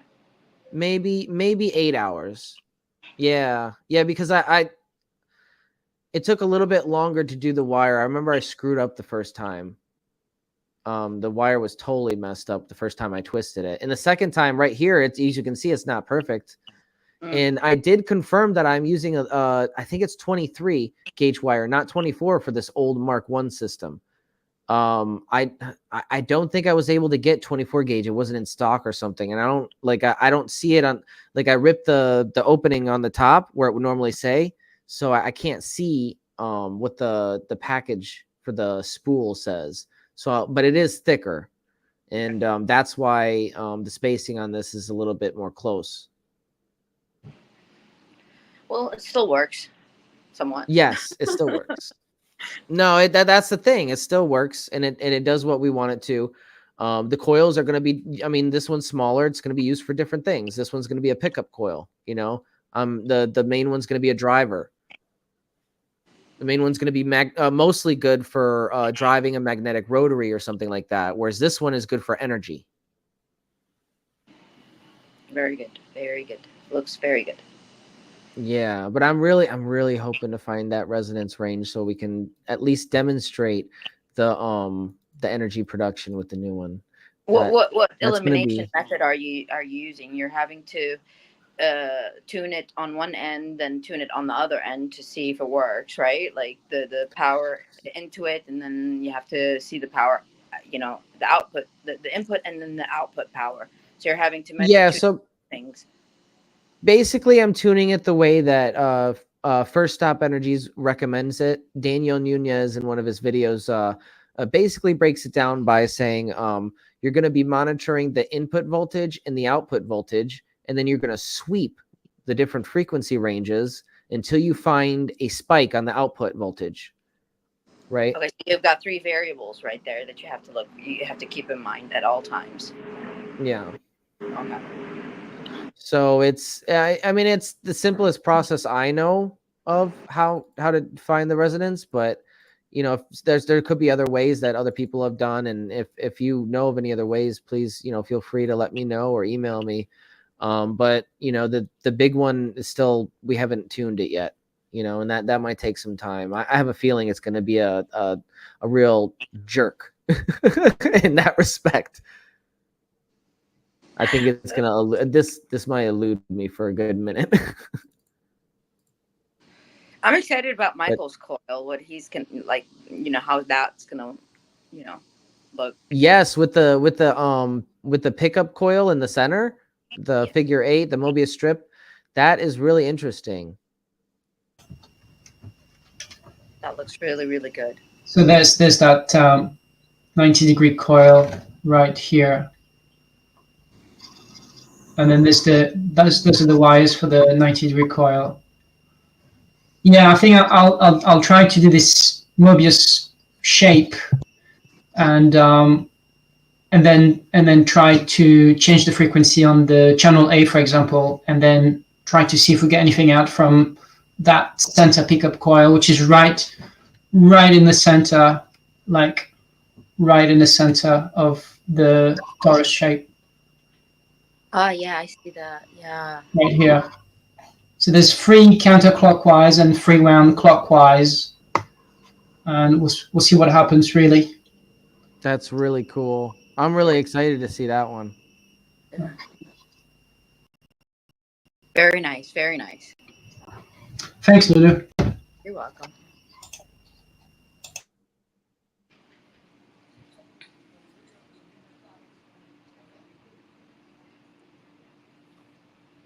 All right. And Oh, and Nathan's back. Perfect. Checking it out, man. I think that's Yeah. wild how he puts that thing down the center right there. It's so much widening. Mhm. Nathan had to go ground himself. Oh. Exactly. It's just not natural. You should be selling that as a face care product. Your face looks really shiny though now, Nathan. Yeah. Buffed it out. Oh man, that sucker hurt. That heroin was the worst. That was not right. It was like zapping every little piece of my hair. I'm gonna have hair falling out for the next week or something, probably. Big bald spot on my beard. Or it could, like, energize the areas, and all of a sudden you have a lot of growth, spurts of growth of hair. It's super grows. I have like one side super growing out. That'd be awesome. So I do have a Patreon up, everybody.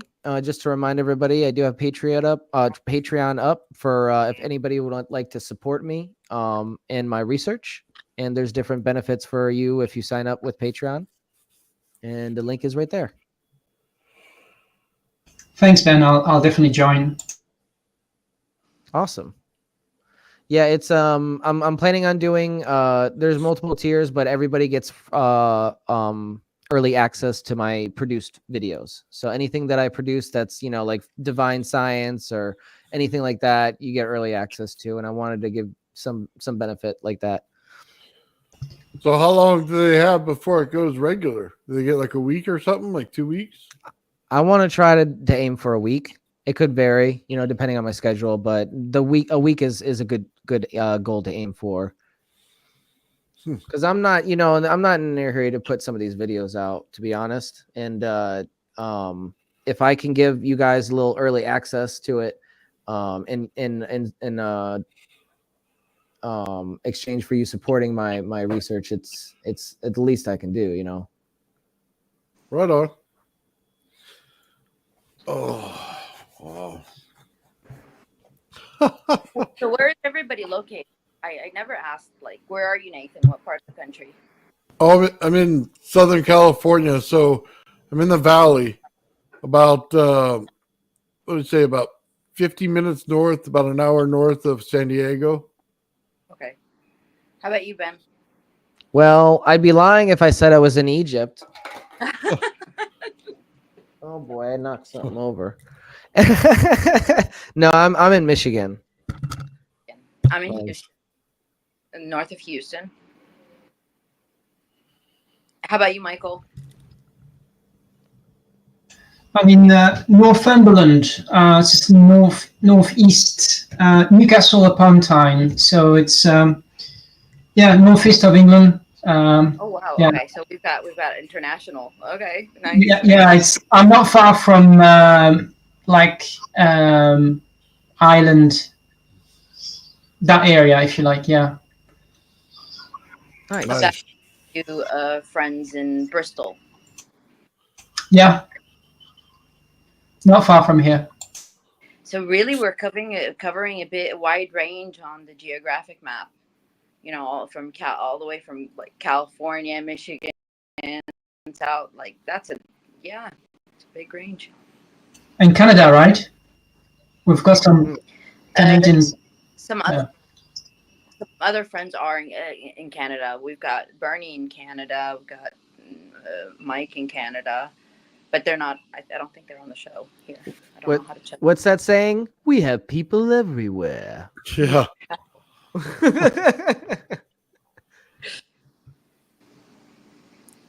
Oh, I wanted to show you something, if it's okay, guys, real quick.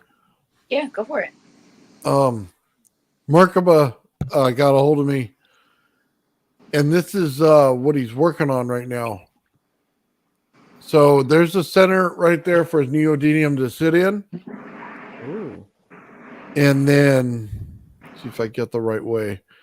There's the bismuth material. That one looks more like silvery than it does the What other does he use colors. what does he use the bismuth for? That right there. So that's his center ring where the actual center of the neodymium sits right in the middle of it. Oh, so is it like an amplifier? Well, we're gonna find out when he starts it up. He Oh, he needed hasn't something tested it yet. harder. Remember, this is the problem he was having with it would cut in. So in order to stop that, he went ahead and made this. Right. Yeah. I saw the thread marks the last time I seen the video. I'm like, yeah, that's probably creating a lot of friction between, the maximum potential of this sphere spinning. Yeah, so it's pretty Is cool. that why you had it in a glass instead of a metal case? Oh, it's a different experiment. This is what Merkaba has his in, this little cube. Hmm. So it's a bit different than what Ben has it in. Ben has it in the glass. Remember, Merkaba's doing this one right here, this machine. Yeah. So yes. wild. Oh, yes. Yeah, I remember that. Yeah. That's so cool. So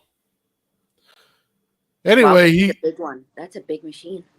yeah, he was talking about, because him and Ben are both using stereo receivers. So he was talking to me about how we're going to set it up and do this stuff. And Gerald has a device for him running a stereo receiver on a coil. So I think by this Wednesday, if everything goes well, we'll have all that out there so that everybody can be on the same page going forward. So real quick, Byte Knight 64 has a really good theory. My theory is that instead of twisting the wires, keep them parallel and have the layer maximize surface area, which I'm thinking is key part. So this is actually the technique that is used for the advanced version 3.0 432 vortex coil. You just have to have the frame right, and you have to place the wires individually and delicately on top of one another. Instead of twisting them in the pair. So there's a couple of different ways to do this. I think the easy,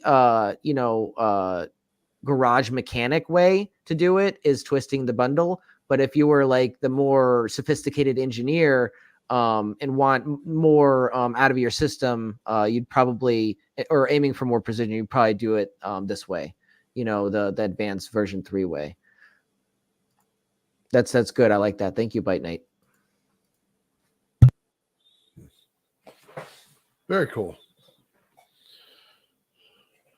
I guess there's going to be a couple different windings of these things as we get going and start building these things. Yeah, there's no shortage of ideas of different things that people haven't even tried yet. And I'm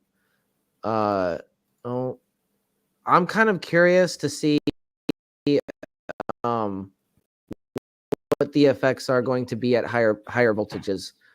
Especially with that neodymium sphere. I think we can get it to synchronize. I really do. I just think we need a tiny bit more power. That's all. Yeah. I think if we had the old Insignia, honestly, we might have been able to do it with this big one. Yeah. I agree. I like the idea of using the neodymium magnet because so you can see the rotating magnetic field. So I think that's really clever. And I think from that, then your device is tuned. So I think it's a really good idea. I like it. Yeah, exactly. Yep. There's different. Oh, that was my headphone. I gotta charge my headset. Well, there's different ways of tuning this thing. Like we were talking about, and one of the ways is grabbing that sphere and really just holding it in the center. I don't recommend doing it this way, but that is a way of tuning it, grabbing it, that sphere, holding it in the center, and then sweeping the frequencies until you feel it, shaking at, like the maximum velocity or whatever. You could just feel it, or some people listen for the frequency too. You put that on a metal plate and you basically have a speaker, But there's different methods. I'm going to charge my headset. But yeah, I know Bernie wanted me to get into checking out some nano coating Kesh coils. So let me load up a quick video to check that out. Just a short video just to see what it is. Okay, let's do it. Yeah, vanilla advanced copper. I'm not sure if this is it though. I have something pulled up, but I'm not sure if it's. Well, I'll pull it up anyways. Let's see. It might be. Share screen. Okay, you guys can see that.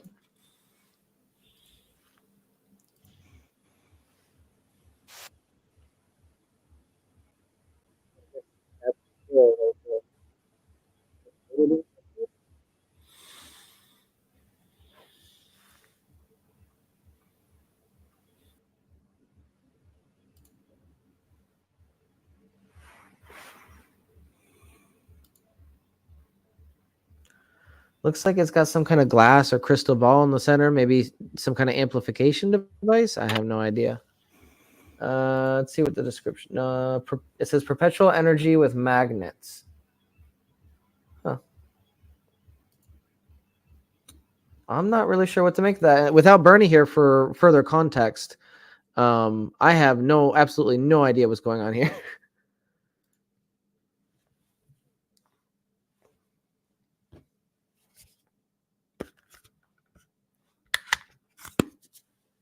How many feet of wire are you using for that coil, Michael? Around 60 feet. So I went over the board. I think I heard someone saying it was around 50 feet to do those things, but I didn't want to take any chance. So I think if I've got extra wire left, I think I'll do, Daniel and Erica Nunes had those 2.5 inches little coil. So I think I'll use that wire for the tiny little 2.5 inches coil that they had made. So just for fun. Yeah, no, I totally get it because I started with 50 and I came up short, so going a little bit extra, I highly recommend if you have the extra wire, Yeah, I think it's better to always to have extra rather than, and end up short. Yeah, thanks, Lulu. Thank you. Yeah, thank you. I'm just reading chat here. It's pretty active right now.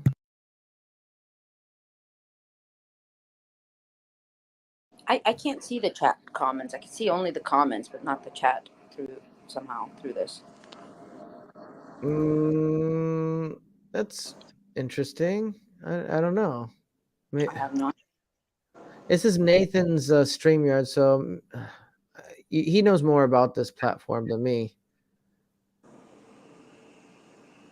Yeah, I have no idea.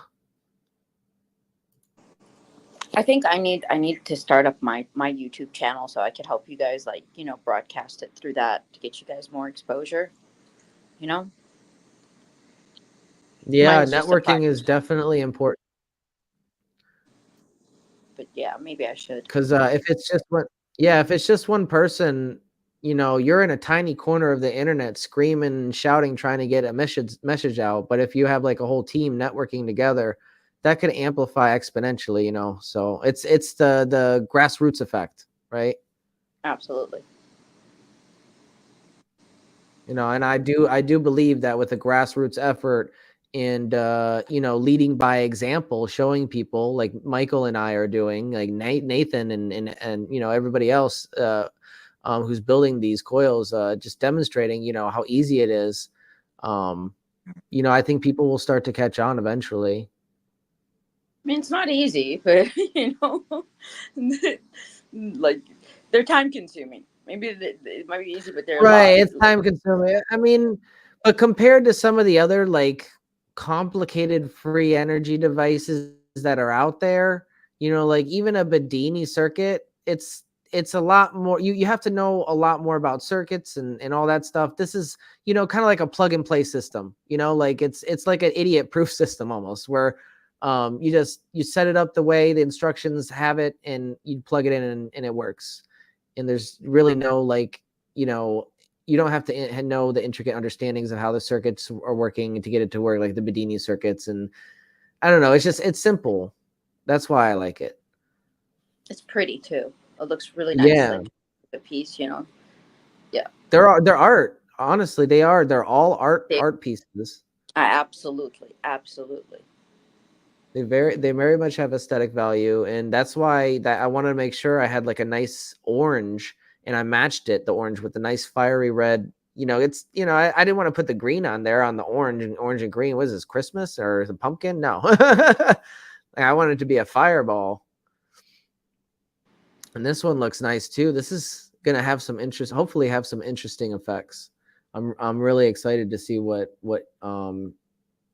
results that he gets from this coil.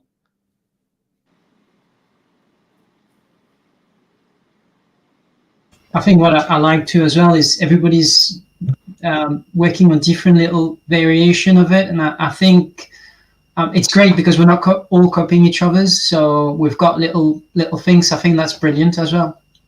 It is, because it's like like when you're testing those different variables, you can't test those 1,000 different variables yourself. So other people working on different ideas, it helps you eliminate those variables while you're working and networking and learning. Oh, this didn't work for me, so I don't think I'm going to go this route regarding what I'm going to do. Like you have an active archive there, or a database, of information to tap into. At one point when everybody's done, well, I mean, I know they'll never be done because always another one comes up. But we should have like an expo, bring everybody, like meet somewhere and bring everybody's coils and just, yeah. Yeah, I agree. We need to have a conference or an expo or something where we can show off some of our devices and demonstrate some of the science. People Absolutely. need to see it with their own eyes, for sure. That'd be cool. Introduce new science to the world, like, something new.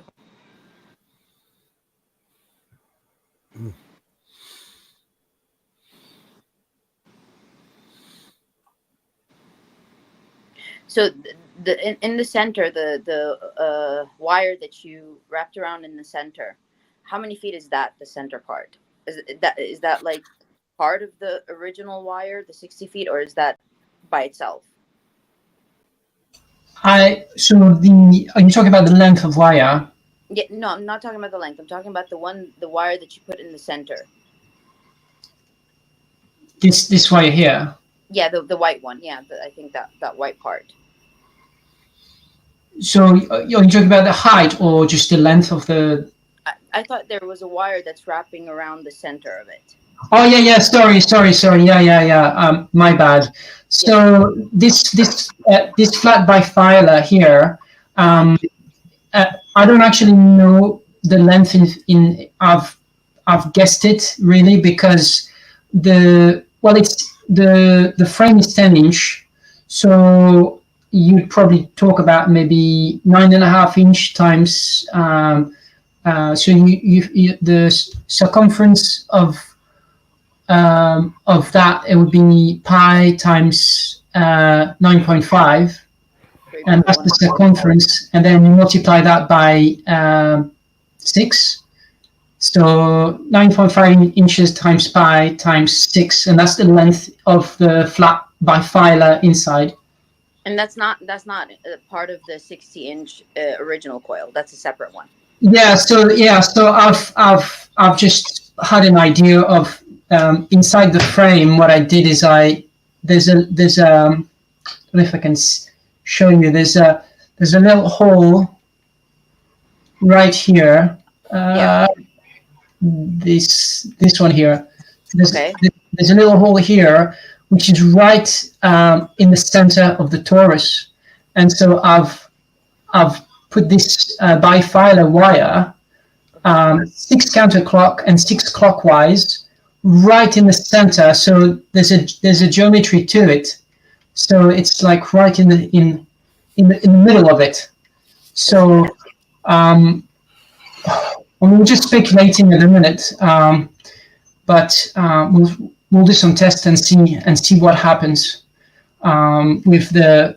I'll put the oscilloscope on that because I don't think my multimeter will work. But because it's not that high frequency, right? We're talking, I think Eric and Daniel were saying between something up to maybe 40 kilohertz. So it's not that high frequency. But I still use the oscilloscope for that. I can put my probe and the negative on one wire, and then I want to connect them in an H shape with a Mobius twist onto this. Because that Mobius strip is also like a sacred symbol, like the figure 8. Mm-hmm. It's got this twist.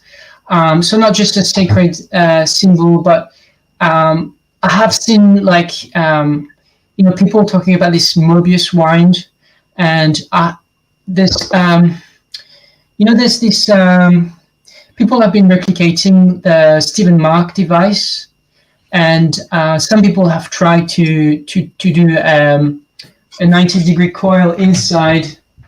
So this is some test I've done, but you've got one clockwise, one counterclockwise, and right inside the coil, right inside there, you've got the 90-degree wire. So those are different wire which are right inside, so 90-degree of it. So there's speculations that at certain frequencies this actually pick up the power from this, but because the electric field and the magnetic field are 90-degree out of phase, there's speculation, and so that's what I've been researching. So I've been trying to figure out if we can pull that stuff out of that and not impacting the main coil, if you like. So that's what I'm hoping with this amazing PoE coil.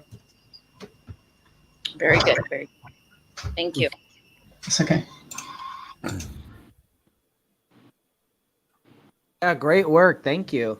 I know I'm definitely going to be trying it if it produces anything unique. Some of the other coil frames that you provided us, I'm definitely going to try. And we're going to solve the mystery of how to wind the 432 version. So I know that's been something that we were working on, and there's no real, tutorial online anymore. If there was, it's not there anymore, so we kind of just have to piece it together. And I know you've been doing a great job doing some of that. Yeah, there it is. There it is. That's so nice. So on that small one, I spent 5 hours winding it layer by layer. And what the mistake I've done on this is that because it's free, I was wanting to use 3 different color wire. It needs to be an even number all the time. So 3 times 10, for example, would be 30. So we need 30 grooves. Right. When I designed it, I did only 28. So it didn't add up. So I couldn't actually even do it. So after 5 hours, I just ended up cutting it in pieces, and this obviously not going to be able to use it. But again, 432 is subject to interpretation. We don't really know. Yeah, we don't know what it is. What don't know what it is. What is it? The resonant frequency of it? Is it the amount of rings totaling, rungs or whatever? That was the same question in my mind. Ben, honestly, if you look at those short videos that Daniel and Erica have done, and sometimes they rotate it in the light, and you can see like some patterns, like some mandala flower pattern on the coil. So there could be more to it than we know of. How do they use like geometric numbers? Like those 4, 3, 2.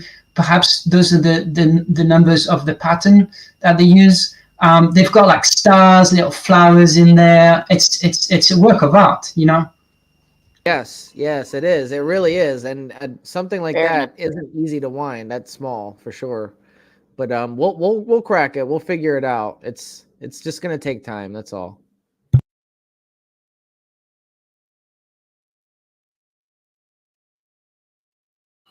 I'll be Very in the nice. background, but I gotta charge my phone. It's about to go off on me, but I'll be listening. Okay. You're good. I'm charging my headset right now anyways. Everybody's off doing something. Huh. Right on. All right, so let's look at the chat a little bit. Okay. How are you not afraid of those government guys? Well, because they don't show the stuff that that they come after you for. That's why. Hey, everybody's afraid of Nathan. It's not that. It's not the other way around. I don't know about that. I'm He's not outrunning those guys. That's for sure. I call him the godfather of high voltage. Yeah. Can you imagine that? You see me in my white Bronco or something driving down. Not that I own one, but it'd With be a funny. Tesla coil in your hand, the portable one. It'd be hilarious. Oh man. No, but you start showing some of the stuff that gets you in trouble, then they'll start to show up. Like I said, I live between two Army bases, Air Force bases. So there's one down in San Diego, and there's one over here for they restore planes and stuff down over where I live. So yeah, I don't dare do some of that crazy stuff and show some of that stuff, even though it may happen. It may be behind closed doors and I'm showing it. That's smart. No, that's definitely smart because they'll either get you or they'll try to recruit you. That's for sure. Yeah, kind of leak it out a little bit and see if they take notice. If they don't, you might be all right for a week or two and kind of have to remove it. So, yeah, there's always the fear in the back of your mind when you start getting into this kind of stuff. But sometimes you just kind of have to throw caution to the wind because we're all going to have to find it someday. So, it's definitely a way to see what's going on. I can totally relate because when I first discovered the over unity effect of the Rodin coil, like with my personally, when I seen it and I had it, a system, I was really paranoid. I'm like, oh crap, I gotta get this information out, or I'm gonna be like a target, if I'm the only person doing this, but we got a whole bunch of people doing this now, so we got the ball rolling, and I could take a little bit time. I could take a little bit less stress off my back, Yeah, since we're all coming up with the same thing. Yeah, exactly. So it's all coming together too, But it was for a good minute there. I was kind of paranoid, and I was, it was stressing me out. Like what's gonna happen? We just all team up and release all of our secrets simultaneously at once, and then it's all public, and then there's nothing they can do, and then it just has a life of its own, and it's wonderful. Yeah, I agree, man. I agree, dude. It's the only thing we can do. Yeah, we'll have to all get our research together and put something big together. That's for sure. That'd be awesome because I think we all have it. Let's see. Wants to see us all build the one in Bernie's background. So let's pull that up right there.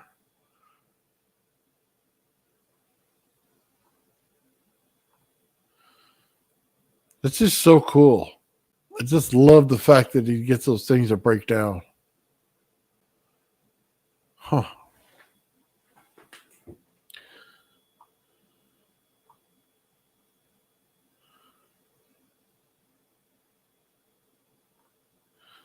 Bernie talks about Kishi coils. Yes, he was talking about that today. He says not that one.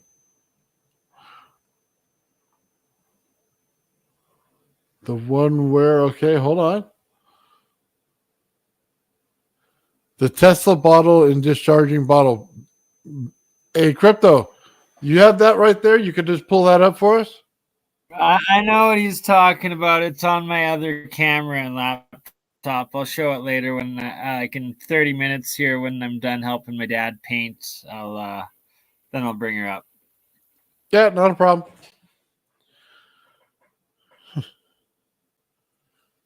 Right on.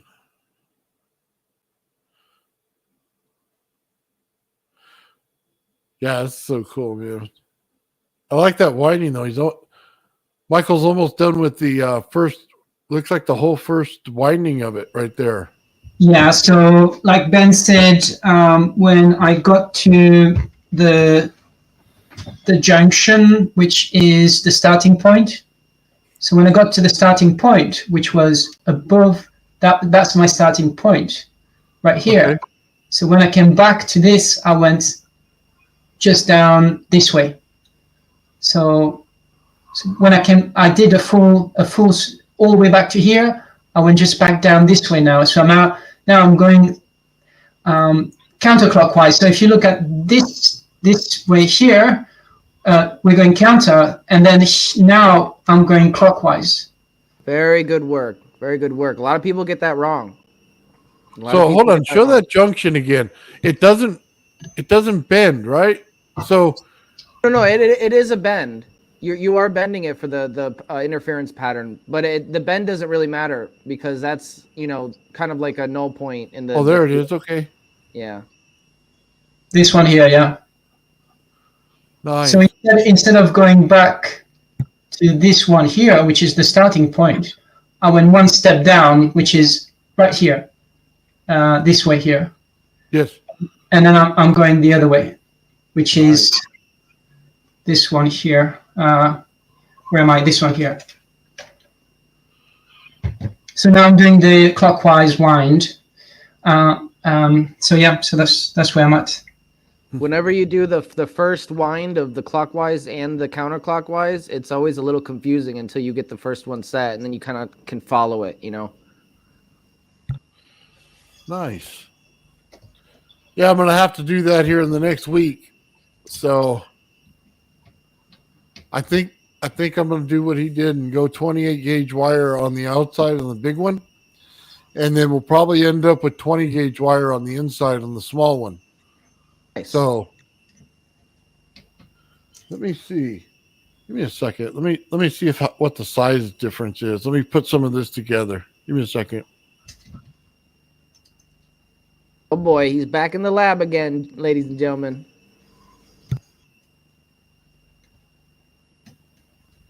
I have to get Nathan the lab coat.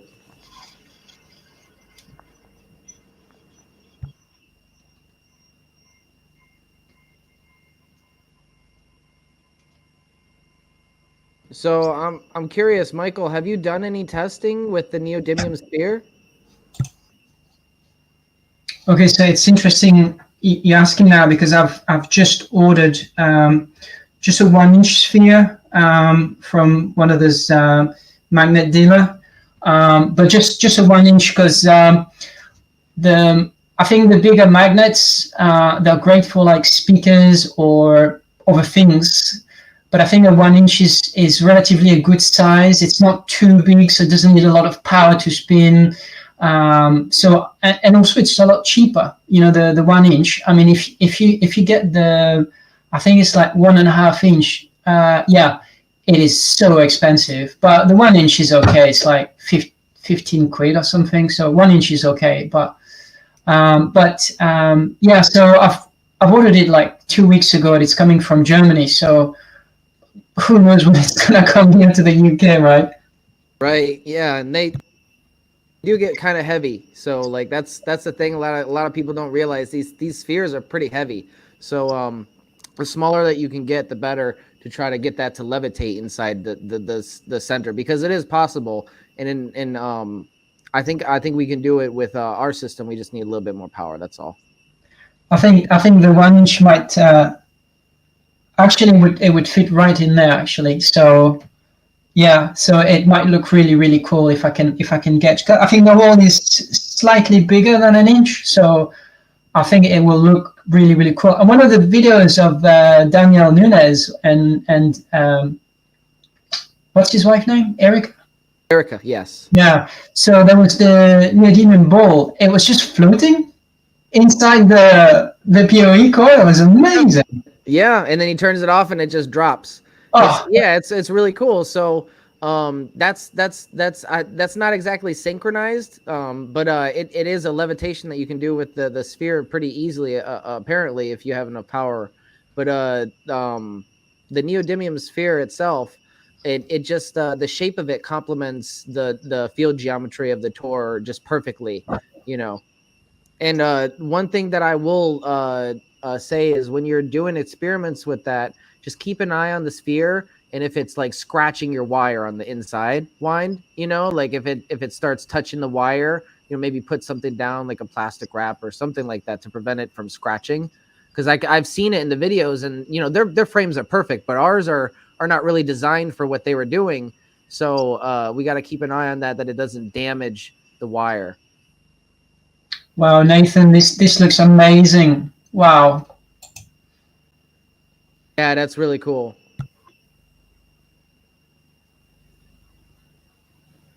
Got it like a Lego set. It's like the Rodin Coil Lego set. I want one.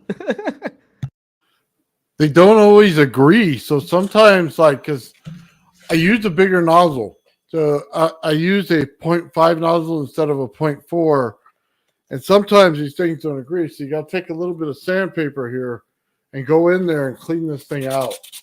So just clicks in, no glue? Somebody asked. There's no glue on this. It's so tight you don't even need it.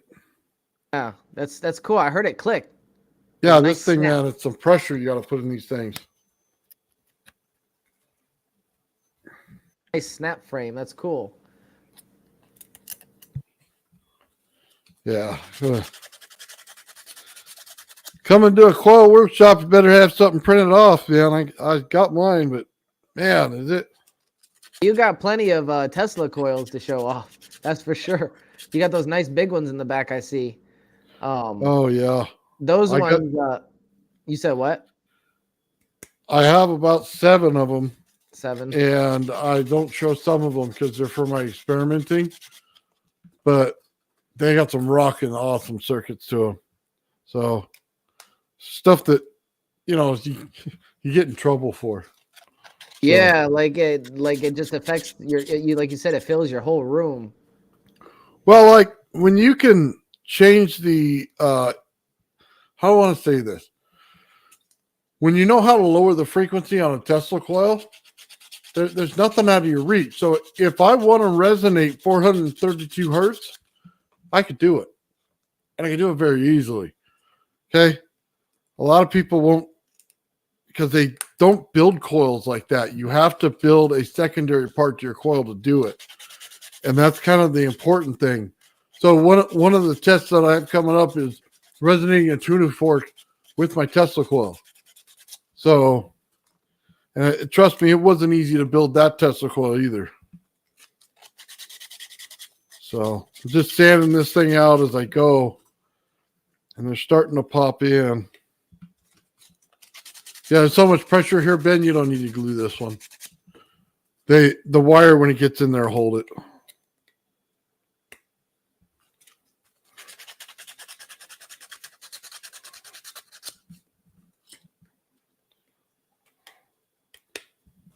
Cool, I got like 3 more. So that's the inner ring of that coil frame in the background? Yeah, it's the inner ring. So would be considered another nested coil inside that frame. Nice. Yeah, the problem was I did the wrong one in the wrong color. So I took the big one and put it on the other one, and I shouldn't have. So I have to go back now and reprint a few more, which is not a bad thing. And lucky it was that part, not the other ones. But here we go. Oh, that's fine. Just reprint it and send me the screw up. I'll mess with that one.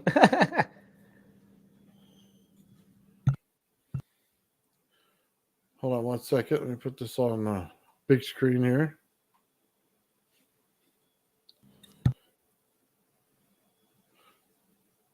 So there you go. That's the center one right there. Yeah, that's the nested coil that's going to go inside the Rodin coil frame. That's another Rodin coil inside of a Rodin coil. That's so cool. I can't wait to see this. This is something that I've wanted to see for a long time. So as you can see, I didn't line them up properly. Like I said, this ring was too big, and the other ring I have, I haven't printed off yet. So you know what I mean? But I have the file for it.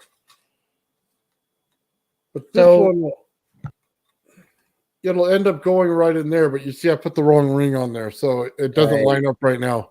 But when it does, it's going to be amazing. Wow. No, I've But seen. I really like the color contrast that it's coming out as. Yeah, that's neat. It's almost like a Mad Max type of theme going on there. Like I said, when you start to build them, go in with both feet if you got the capability, and I did. So I already have 28 gauge. I got 5 pounds of it, so that should get me the outside of this thing. So I got to do one wind with the oh my god, I can't even think right now with the rope. Once I get that, I'll be able to tell the measurement of it, and then I'll add probably 4 feet to that and just run it. That way I don't run out. And any kind of, bend or anything in it won't slow it. I mean, lose too much in the winding.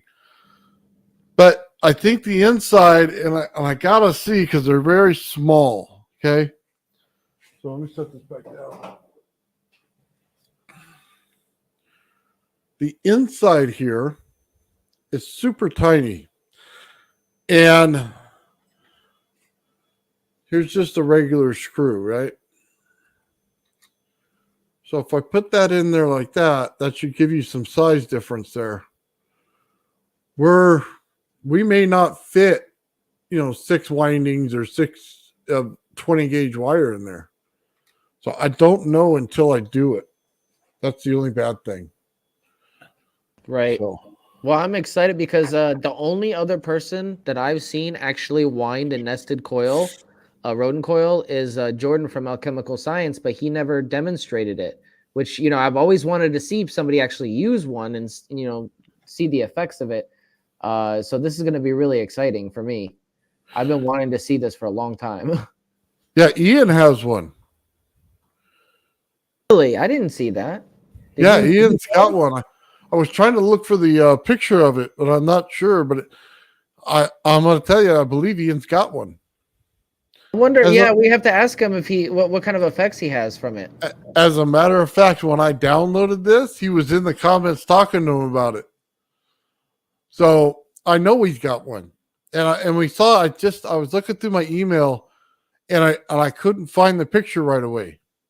We should have, next time he's on the Fringe Think Tank podcast, we should have him demonstrate it if he can. See if he can hook it up to something. Yeah, I'll send him an email, see if he will.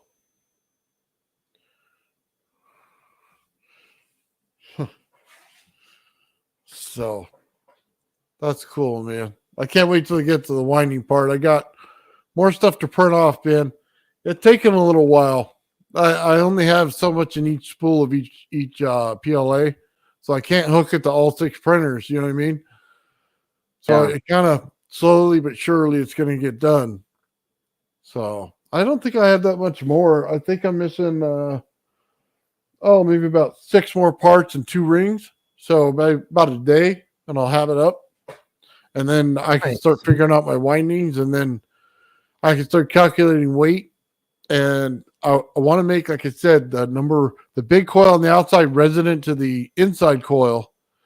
If I could do that by matching the weight of the copper, I think I'll be good. And then, man, it's off to the races on testing that thing, because I'm going to come up with every circuit in the world to do it, or I'm gonna get Gerald to show me how it works. You know what I mean, on the circuitry. We need to have a like Lulu said, we need to have a conference. Like even if we do it online, where we demonstrate all of our coils, like a show off, like a event where we demonstrate all the different coils that we come up with over the year. Well, I agree with that. Well, I think the biggest thing is when Gerald released the circuit, he was supposed to do it this last week. He got caught up with family stuff. And then if we can get him on Wednesday to show us the circuits and we all buy the parts, I think that's going to go a long way to getting everybody on the same page. Because then no matter what it is, we can always print off the coil, put it in the right wire, and have the same thing. And that's going to be awesome. Yeah, for sure. Dude, we're really building a scientific empire here of knowledge, and I love it. It's really, everything's coming together. Like, we started out, and basically, at least where I started out, nobody was listening. I was talking about all this stuff, and nobody was listening. And now we actually have an audience which is great. You know, we're on the ball and getting this message out and trying to get more people involved in building these systems. Really. Yeah, check this out, Ben. I was telling you guys about this earlier.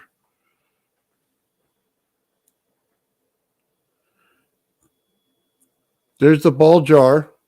Okay. I got to put taps in the top, but look, I just cut a hole in the bottom. So once I put in the top pieces, then the only thing left to do from there is to put in the anode and cathode. So on the very top, it's all metal. So I need to decide if I need to redo that in the seal. So when you pull off the top, you got this piece and this piece. So I may have to remake this in plastic or something, but then I have to worry about if it seals or not, because it goes inside there. And anytime you put anything in there, unless I do it in that coax cable, when I cut it, then I might be all right, because then it'll shield it with this, and I can use some either some epoxy or some resin or something like that in order to hold it in place. But then the whole thing is it's got to get pressurized. So it'll start making a whole beautiful look from it. What exactly are you doing with the mason jar again? It's high voltage in it. It's high voltage? It's like a spark gap, but when you pull the pressure out of it, right, the air out of it, then it starts to expand all the voltages. So just think about it. The voltage itself will just, it'll start to, you know what I mean, blow up a little bit. Okay, I see what you mean. So let me see if I'll just look and see if I can't pull one up. Let's see here.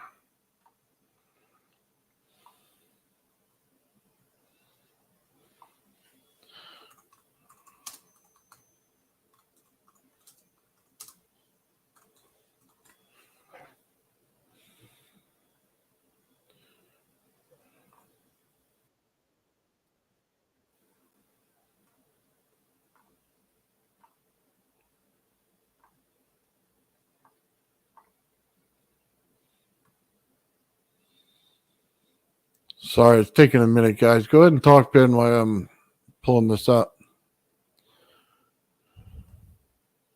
I kind of want to zoom in on what Michael's doing real quick, just to get a better look at his coil and the interference pattern. Looking very nice, Michael. Very nice.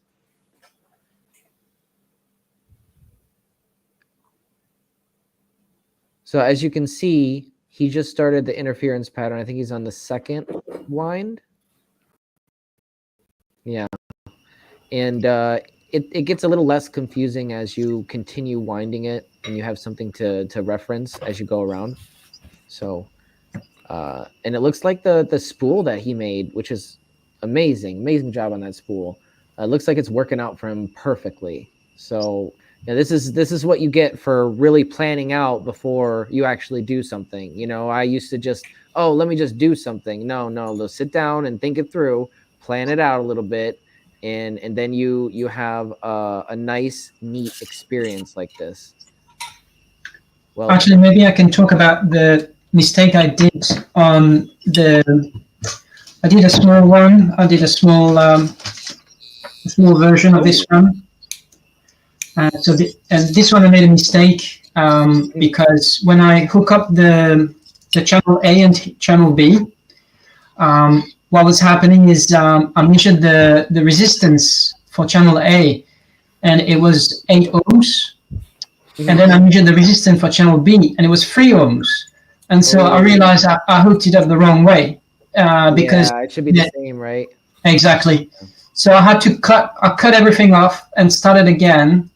And I put the starting wire on one side, and then the end of that wire I connected to a different one, and then kept on going like that evenly. So if channel A has 12 layers, then channel B should have 12 wires. Right. So yeah, that was one of the mistakes I did, and it's a good thing I tested it because it was completely wrong. No, that's right. Exactly. That's one of the reasons is I made a mistake on a couple of them myself.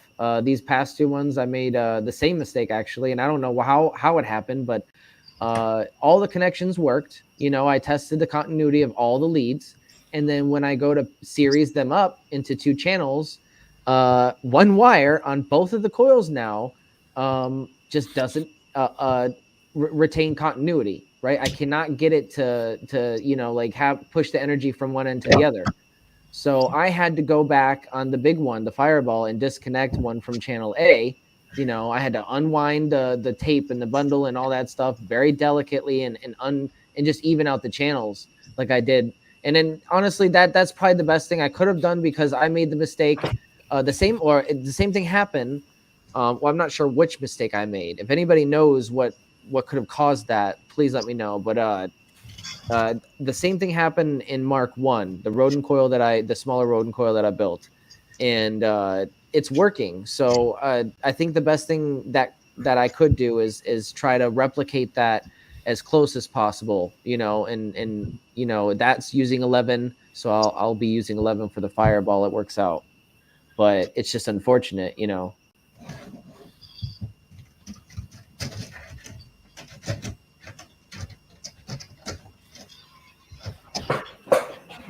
Yeah, look at that. That's so cool the way he does that part right there.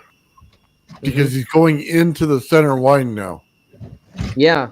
And what you don't really realize is it's actually coming out and going. It's making like a little S turn in the inside of the Tor. And it's coming out going like in the opposite direction, spiraling. It's really cool.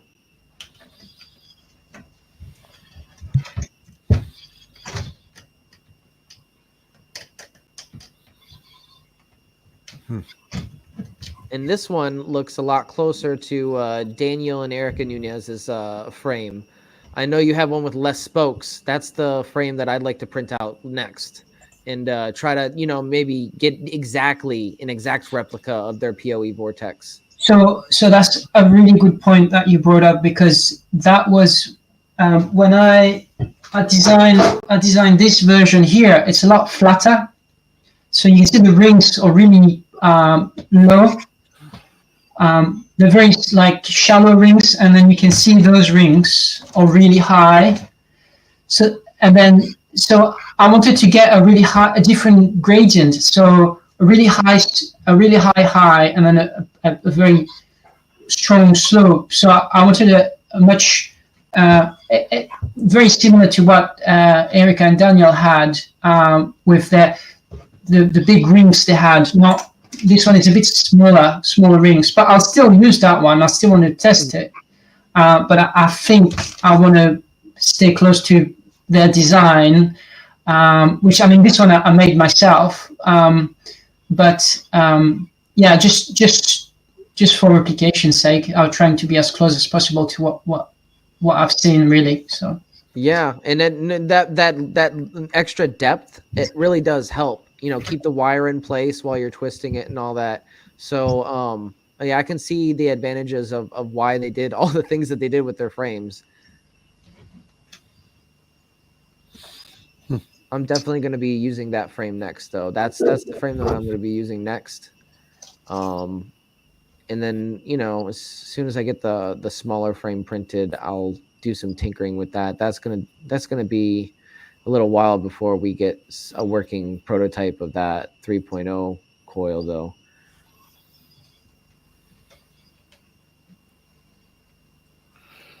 All right, Ben, I found it. You ready?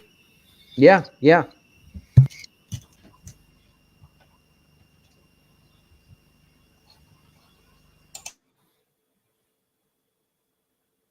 Ooh, daddy-o. So that's what we want to create right there with that bottle. That's creating, it looks like a wave pattern, or is that the glass? No, that's what it's doing. It's creating little Wow. Yeah, it's creating a frequency. Yeah. Or yeah, some kind of, I've never seen anything like that. What The funny thing is, those little things I was showing you with the Tesla coil, they do exactly that, but it's a smaller version of it. Well, that's cool, huh? Yeah, that's neat. So,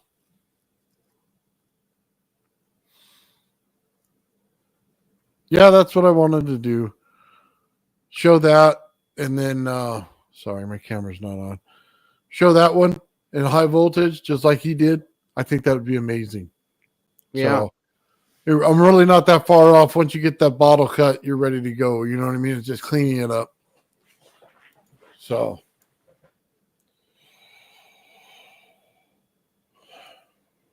oh man. Anyway, that was really cool.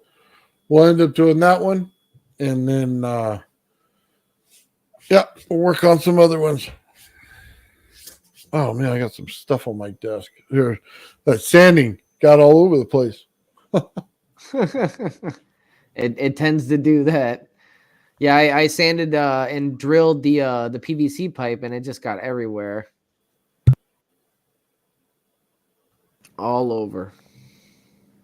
Yeah, that stuff's a mess. It's a messy business making these coils. Anyway, okay, he's almost done wine. Well, yeah, it doesn't look like he's got too many wines left on that coil. Yeah, coming right along. But it looks like he's still got a bunch of wire, though. Last time he threaded it through. Yes, yeah, that's what I like to see.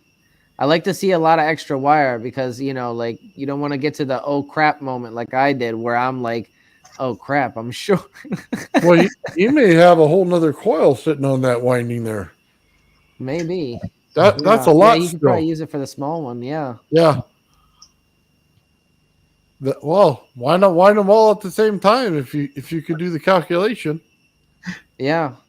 I mean, it's good to have a big one and a small one. Like I said, you need a driver and a pickup. Yeah. That's cool. Mm-hmm. But I mean, I guess this one is both of those combined, like yours, the nested design, right? So it's the same idea. It's just a different way of doing it, but yeah, exactly the same thing. Mm-hmm. His will be easier to change out, that's for sure. Right. I guess the theory is since it's nested inside the vortex, it's going to tap in and synergize with that energy a lot more.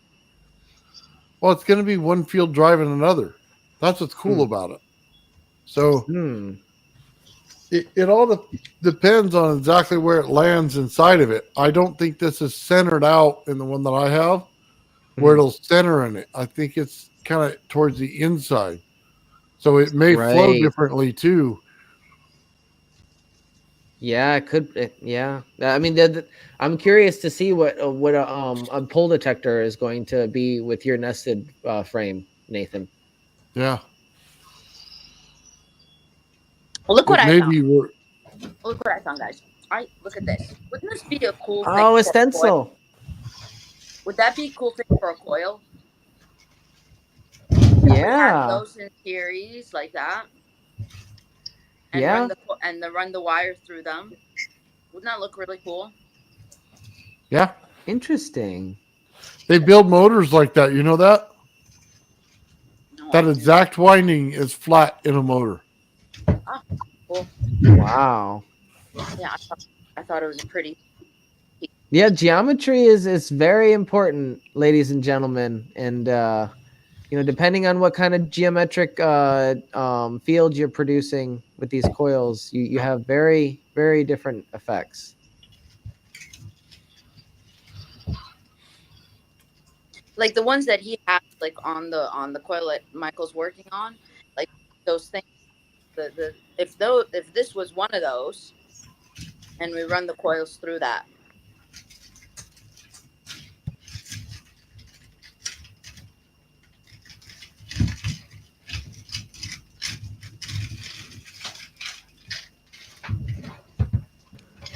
So, a little bit of advice that I have for everybody building these coils is, say you taken your time and you built this nice Rodin coil, and it doesn't work.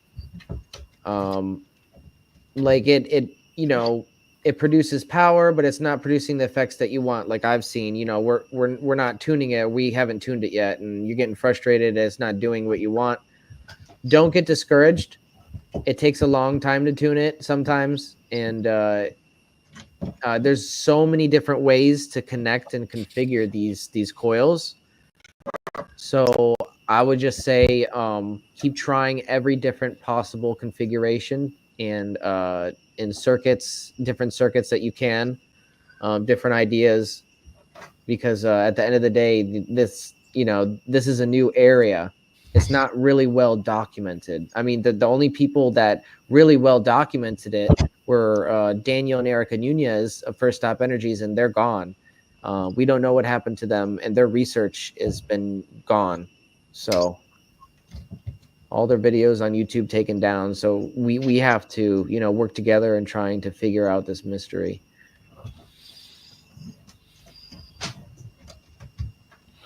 So, Ben, did you ever read the thing that goes with that file that I printed out for mine? So, which what are you talking about? Okay, so you go to Thingiverse, right? And here they show you the design, right? Oh, yeah. Okay, so let's make sure it's up there. Now, if you scroll down, they'll tell you a summary of the coil.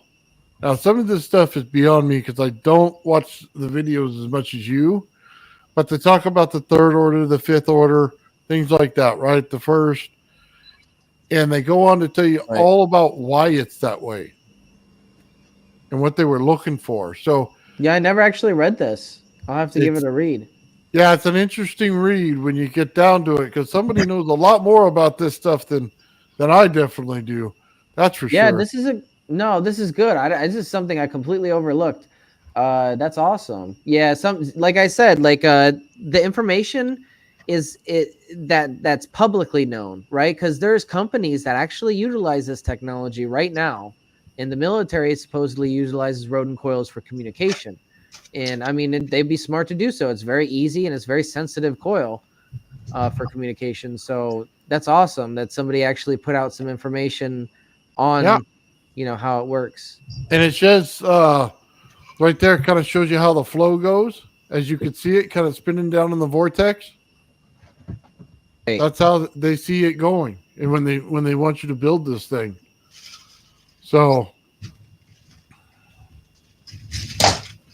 it's kind of a good way to see it. But they definitely have a ton of information. Yeah, I didn't even look at any of this stuff. This is awesome. So, and then you look at the comments on it.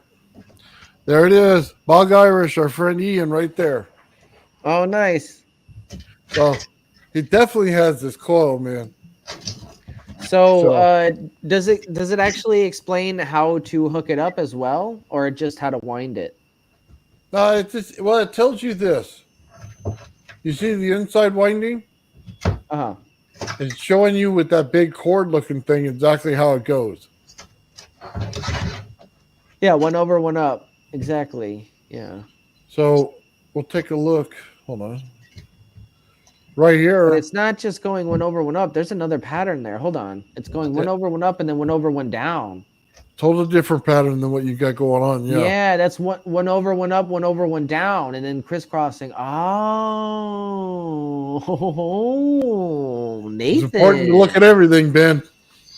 Yeah, well, I mean, I never really took the time to take a look at this because I haven't, it's not something I'm working on currently, but I never considered that this was a different pattern for the nested coil inside. Yeah, it's going to be a beautiful coil when it's done. You can see the look of that thing, man. It's going to look awesome. Oh, that's cool. But they show you everything. And see how theirs has a smaller ring in it in the center of the big one? Mm. That's what I have to print off and fix mine. So. But they also show the patterning of this one. So this is 1 over and then 2 up. 1 over and then 2 up, it looks like. Yeah. Well, I'm going to have to look at this a lot when I when I wind it. So, Yeah. but it's a good thing looks they like- added this in there because it shows you everything. Yeah, I guess you kind of have to have that visual, otherwise you can't just explain something like this in text. Okay, that's a good slide for a visual right there. Yeah. Yeah, right here. So it's going 1 over and then 2 up. Yeah, so it's 1 over 2 up. Yep. And then And they give you the clips right here. Sorry. Go ahead. oh, nice. So you don't have to use the zip ties, right? Is that those No, clips? this isn't in place of the zip tie. This is to put the frame together where you could take it back apart. Okay. So because it's not in permanent. two- Yeah. yeah, it's in 2 halves on the outside. Now it's not a solid one like you normally get. So it needs the clips. But it's I cool like that that. so you could build it the inside one and then drop it in. Yeah, that's neat.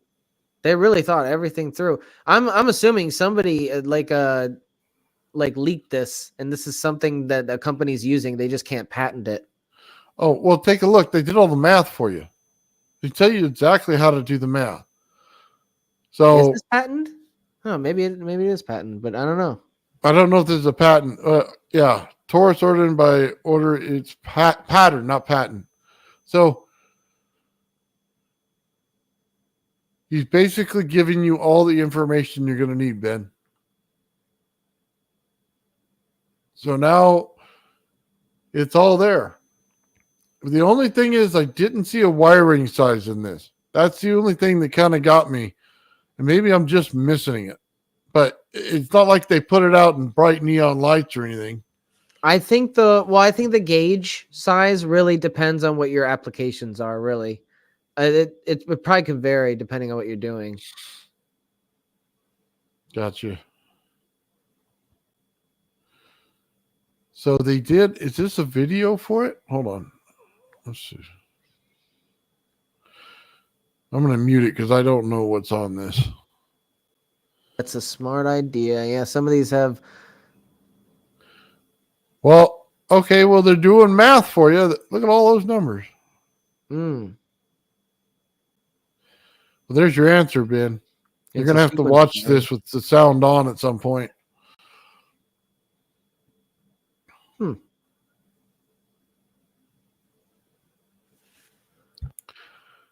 So this guy has a YouTube channel, apparently, if he's putting this out. And he goes into the vortex patterns here, the Rodin math, or however you want to say it.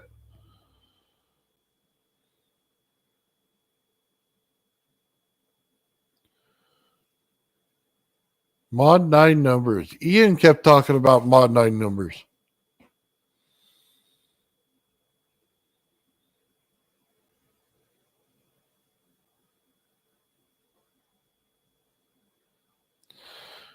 I'm not going to go through the whole thing because I want you to do it yourself, but you could see the patterning, Ben.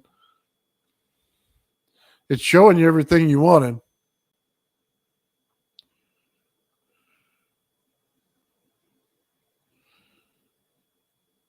They're even showing you the flow. Look at that. This guy's way ahead of us. Who posted this? Who is this guy? We need to get him on the show.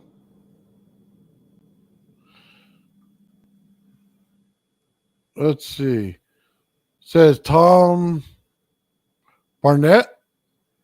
This is Tom Barnett. Oh, okay, that makes sense. You know who it is then? Yeah, he's done a lot of work with Rodin. But I don't know if we can get him on the show. He's kind of hard to get in touch with, I heard. But if Anyway, I just thought it was Is he still interesting that alive? you got to see the rest of it so that you can go back and read it and kind of see what he's doing and watch the video. Because I'm going to have to do all my homework on this before I wind it.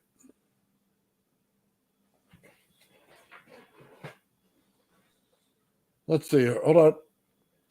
9th, relation to music. Nice. Very cool graphics. I absolutely agree with that.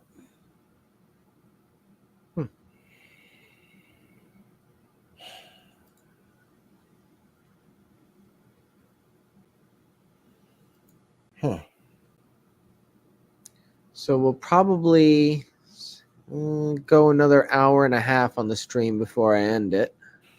Okay. That's a long one today, Ben. Yeah, it's been a long class, and I think at this point, everybody's probably getting tired like I am. So we'll end it in about an hour and a half to give us a clean 9 hours. I'll end it when you get that when Michael gets this thing wrapped up. Yeah, Or no, whatever. that should be plenty. Honestly, that should be plenty of time for him to finish that. I'm assuming because he wrapped that pretty fast. And that spool, you know, having the spool that is able to fit through that donut hole really helps speed it up. Because you get the wire gets tangled a lot, and you know it gets knotted up, and you know you have to be very delicate and find where the knot is, and you can't just like quickly rush it. You know, you have to be delicate with the cable so you don't bend it. Yeah. Oh man. I gotta stop these stupid computer things from popping up on my computer. I hate them. But that's what I get for putting high voltage next to my computer. I think it sets off everything and resets different things. Drives me nuts. Well, you do too much high voltage in your garage, your computer settings are all wrong by the time you get over to check it again. It does it to me all the time. I have to constantly reset stuff. It's a wizard staff. Nice. It's a wizard. Huh. Oh, man. Oh. Bug zapper. Yeah, that's about what that tool was Sean got for me. That's a different bug zapper right there. Yeah, I can't wait till I get the little needle things in the mail. I'm so excited. Let me just tell you, with all the different things that I have in my garage, I am going to just literally hit everything with that thing and see what it does. That little mini handheld Tesla coil. High voltage in my hands. Oh, man. Oh, his bug zapper does that. Yeah, I don't get near my bug zapper. My wife got one of those, and it just, yeah, not for me. I keep swinging it like I'm trying to hit the fly, and I'm throwing out my arm trying to swing this thing, right? And instead of just, like a fly swatter, and I'm thinking it's a tennis racket, and it didn't work out for me. So, yeah.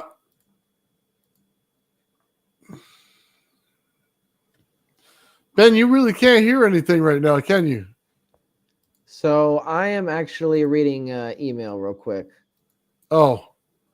Yeah, I had an email what's going on. Yeah. Sorry, guys.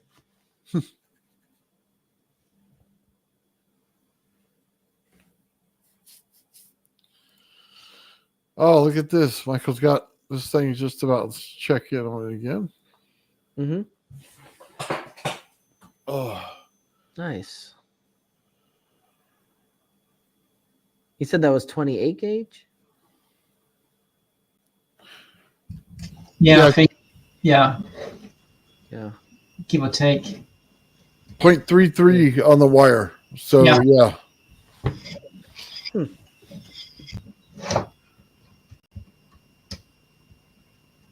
And how many strands of that was there, Michael? 24. But you know what? I'm wondering, because, looking at the designs they've done, it looks like maybe we can go even higher numbers, and maybe the higher the better. Is it possible? Yes, I was thinking the same thing, Michael. And I was also thinking about maybe doing numbers that add up to 3 or 9, like 36, for instance. That's really interesting, Ben, because I was the more I work on those things, and the more I'm thinking about coil geometry, and so in Europe we think in metric system, right? But I think one of the was it the thunderstorm generator? the guy was saying that we should really measure things in inches because those comes from the qubits. They are like the God's numbers or whatever they're called. And so I think next time I design a coil, I want to do it in inches because this is not exactly 10 inches, you know. So I want the where the coil sits, I want it to be exactly 10 inches. And then same for the height. I want to do everything like really like precise. So the minute it's not very precise, nothing is very precise. So sorry, Ben. Oh no, I'm sorry. Go ahead. I was just going to say it just you know, when I hear Marco Rodin talking about numbers 369, you know, it's all those numbers, and it's a precise thing, right? So I want to, if I can get the frame right to start with, and then obviously the numbers are the more important. I think there are some experts on that show about coil binding, you know, about doing the star-shaped coil and all that. And it can be applicable for this, but I don't know how to wind those beautiful mandala pattern, for example, because this would be amazing to have a mandala pattern, but I don't really know how to do it. And perhaps the trick is to go back on the flat coiling, you know, the coil, the star, just like Nathan's been doing. Nathan's been doing some incredible job, you know. And I got inspired actually from Nathan about the stuff he's done. You know, the sacred pattern that he's done in his program, and got really inspired on that because it is so true. And if I could apply it to like a 3D shape, then, but obviously I don't know. Like nobody taught me how to do those things, right? So. No, exactly. It's you know, it's something that we all have to learn as we're doing too. You know, it's a process that we learn through experience as well. These coils. You can't just look up how to build one and just, you know, right off the bat build a perfect one. And you're gonna make mistakes and it's gonna happen. But going back to what you were saying about God's measurements, that's very important and something that I hadn't previously considered until now. You raise a good point because just to think about how we, you know, kind of gone to the wrong tuning in the 440 compared to 432, right? I guess it would be kind of analogous to that, you know, where we're close, but we're not precise, and that little bit off could be what's creating or not creating some of the effects that we're, you know, trying to look for. 100%, yeah.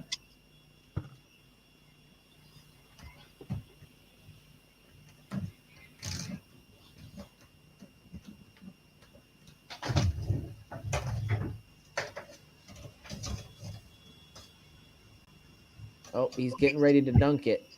Yeah, almost finished, guys. Almost finished. Almost. So when you put it through the tour, you got to be very careful. Sometimes things get caught on some of the spools, but he's got a pretty good frame. The spool that I'm using, the frame that I'm using, is kind of more pointy. So if you're using the Dragon 7 spool, I keep saying spool. If you're using the Dragon 7 frame, keep that in mind, that you will have to, you know, keep an eye on the spool as it goes through. It doesn't get tangled or caught on something.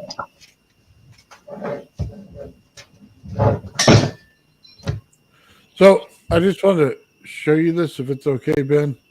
Mm-hmm. Yeah.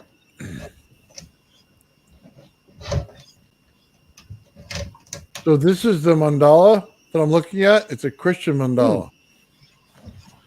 So this is what we were talking about, right? Now, here's the trick to this. There is a way to wind it, and then there's a real way to wind it. And they're two different things. So when you do this patterns, now you can wind from one to the next. So if you go over here where it says 8, right? Just over in this corner on the left-hand side, and then you go to the next one or every other one, right? And wind it. That's one way to do it, okay? Or you could go triangle, okay, as you build it, or a little off triangle. You can create a star out of it. There's different patterns inside the pattern. Here's the trick to it. See the center of it? You can't cross it. It's like a game you play. So when you go back to this right here, the mandala, you see how each level has its own ring. You cannot cross the inner ring next to it. So you have to find the pattern inside each ring. It's when you ring. start Yeah, doing that's the mandala. barrier. Because those So- are different coils. Those are coil inside a wheel inside of a wheel. Right. essentially.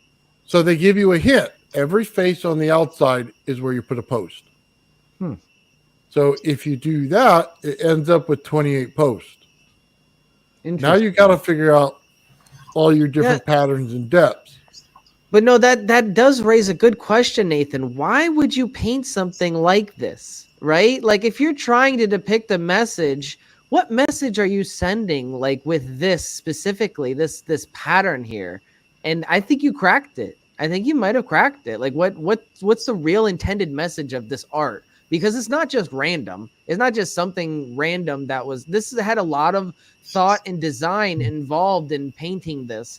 And they had a specific intention and purpose when painting this. So check it out. That's kind of the thing when you do this. Each one has its own design pattern, right? And they all go out to different sizes. So let's probably go this way. So when you look at it, each level will have its own. Looking more and more like a vortex coil, Nathan. Now look at it, and you'll see Wow. every single ring inside of it. Yeah, that's crazy. Look at So that. you went from a mandala to something that's geometry in no time at all. Now you have ring upon ring upon ring upon ring. That's Now- how you identified you found the pattern.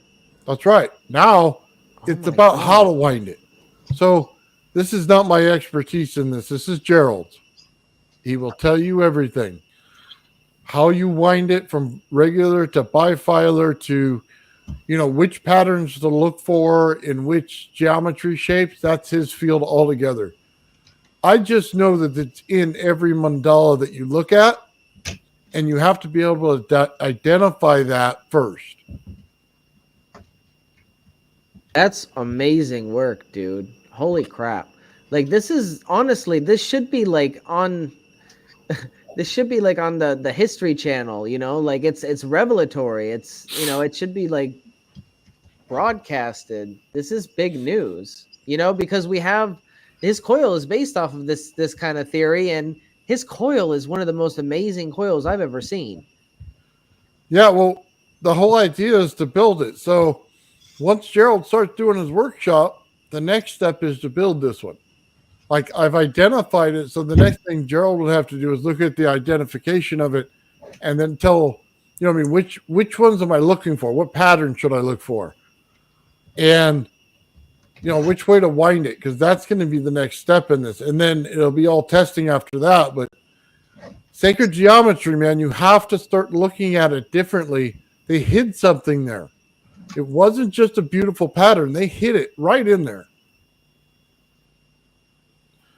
So, Yeah, it's clear as day when you put it this way, and when you put it in it all together, like you just piece the picture all together for us in like easy understood context. And I like when you explain this, it's kind of like in my mind it's mind blowing. Like I'm just like I'm sitting here trying to comprehend it all, because I know you mentioned this before, but I've never actually visually seen the rings inside the pattern like this. It's pretty remarkable. I'm not going to lie. This is really cool stuff. yeah, well, when you get into the mandala again, so let's go back and look at it. Oh, hold on. I'll show you a cool picture. This right here. Can you see the rings inside of it when I overlay it? Mm. It's kind of hard to see, but you can start to outline them. They never cross. They all stay within the bandwidth of each ring. Huh. So I just thought that was neat. You might like to see that. But That is crazy. And it's all because of the interference between the different lines is producing those. that's right. And then Yeah. When you go back and look at this, you start to say, well, what were they trying to depict? You got Right. angels, and it looks like there's, you know, I don't know if that's a portal or if that's demons. I don't know, but it's Christian, Yeah. so it may very well be, you know, what I mean, a portal It's to gonna a have a bad Christian. place. You know what I Yeah, mean? it's gonna have a I don't Christian know. theme on it, but yeah, it's gonna have a Christian theme, but attached to it. But yeah, it's definitely not something to be taken lightly. Like, oh, that's random. No, that's even the Bible depicted a wheel within a wheel, and that's something we see like in nature. That's something that nature does, and that's not something our ancients could have known. Because that's something on a very microscopic scale that we're new science is discovering. Like plasmoid clusters, Ken Shoulders charge clusters produce wheels within wheels, and it's not something like you would think our ancient ancestors would easily understand without the technology that we have. But obviously, they were way more advanced than we could even comprehend. Yeah.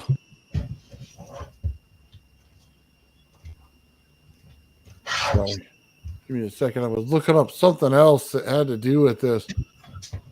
I just found it very interesting when they start this stuff, man, because you really get into something different here. It starts out as, hey, let me just wind a coil. Then it goes on to, did you really understand what you were doing? And then once you do understand it, now what were they trying to put out there for you? That's what I think is so cool. So just show you real quick. This is actually Ian's coil, so give me a second to bring it up.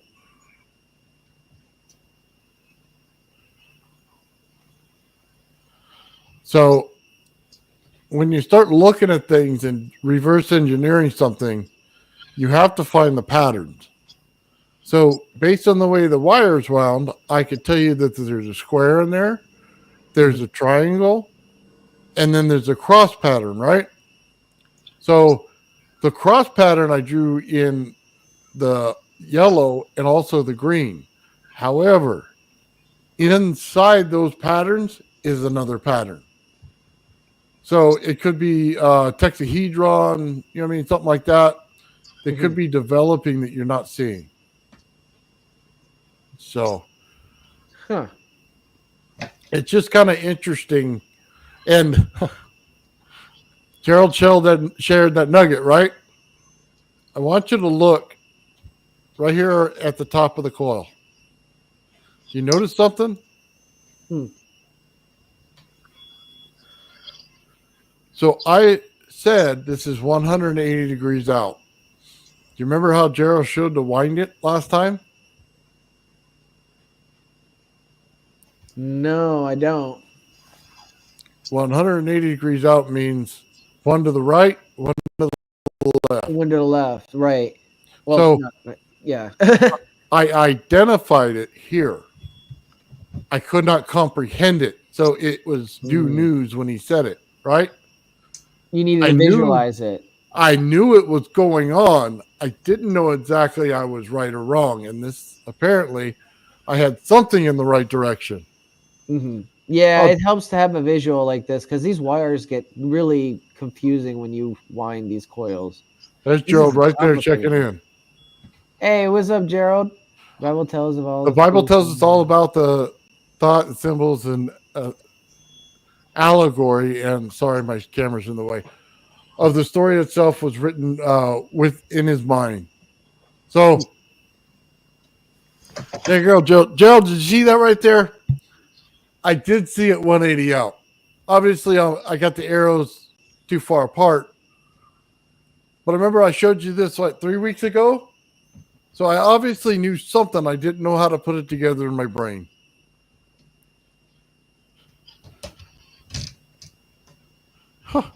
Knocked over. Oh my God, my dog knocked over the bird bath, and there was apparently a hornet's nest underneath it, and now there's a giant violent swarm of hornets and wasps in my backyard.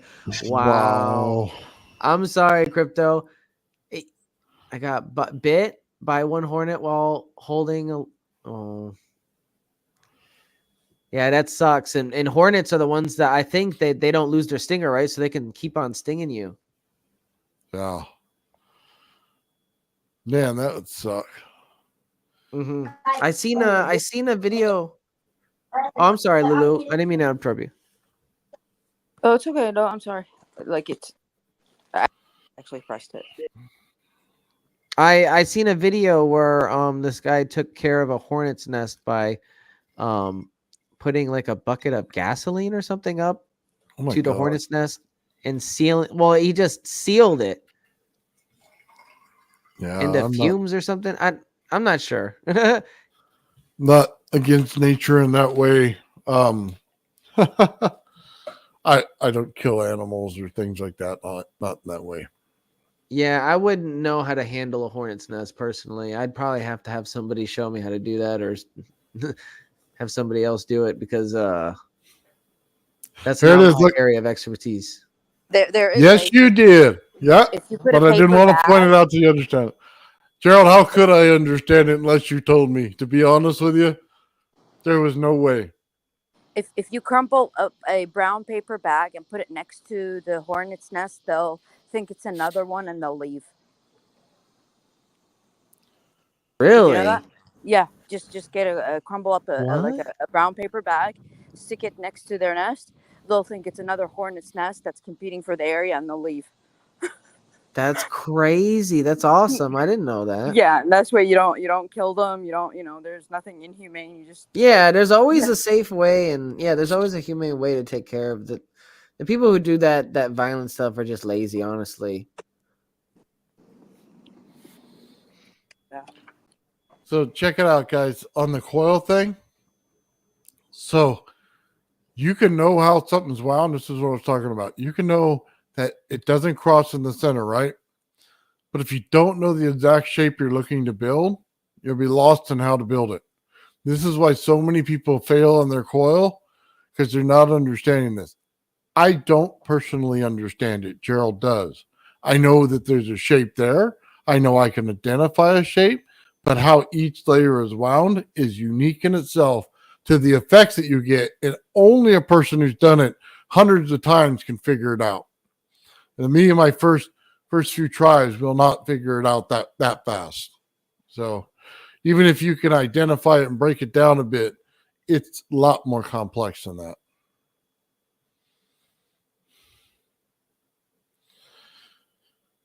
Everybody's talking about bees. Yeah, you suck them up with a vacuum and move the nest. And that's what we do. Oh wow, he's almost done. I think he's on the looks like maybe one of the last wines. Yeah, I think so. Yeah. 1, 2, 3. Yeah, I think there's 3 more. 3 more. He's at the final stretch, ladies and gentlemen. Yep. So let's let him focus, and we'll check back in with him in a few minutes. Right on. Did Yeah, Gerald says, he said, I'm still ahead of the curve. Though when I start winding things, it doesn't feel that way. Okay. Imagine this. Okay. Here I am in my garage for about 9 hours straight. And I'm not joking about this. I took a wire that could wrap around my coil pins about 8 times. Okay. And I literally started running permutations on every single one of them. This triangle, that triangle, one crossing the triangle, one making different shapes. Let me just tell you, as fast as my mind can pull up the numbers, I did the shape. It is the most difficult thing in the world to get it right, because you have to know more. You just have to. There's tricks to it. And for instance, you have to know that as you go in and out of a sequence, you can't cross back. You have to cross around to get the flow. You cannot pinch when you cross back. You cannot cross back over.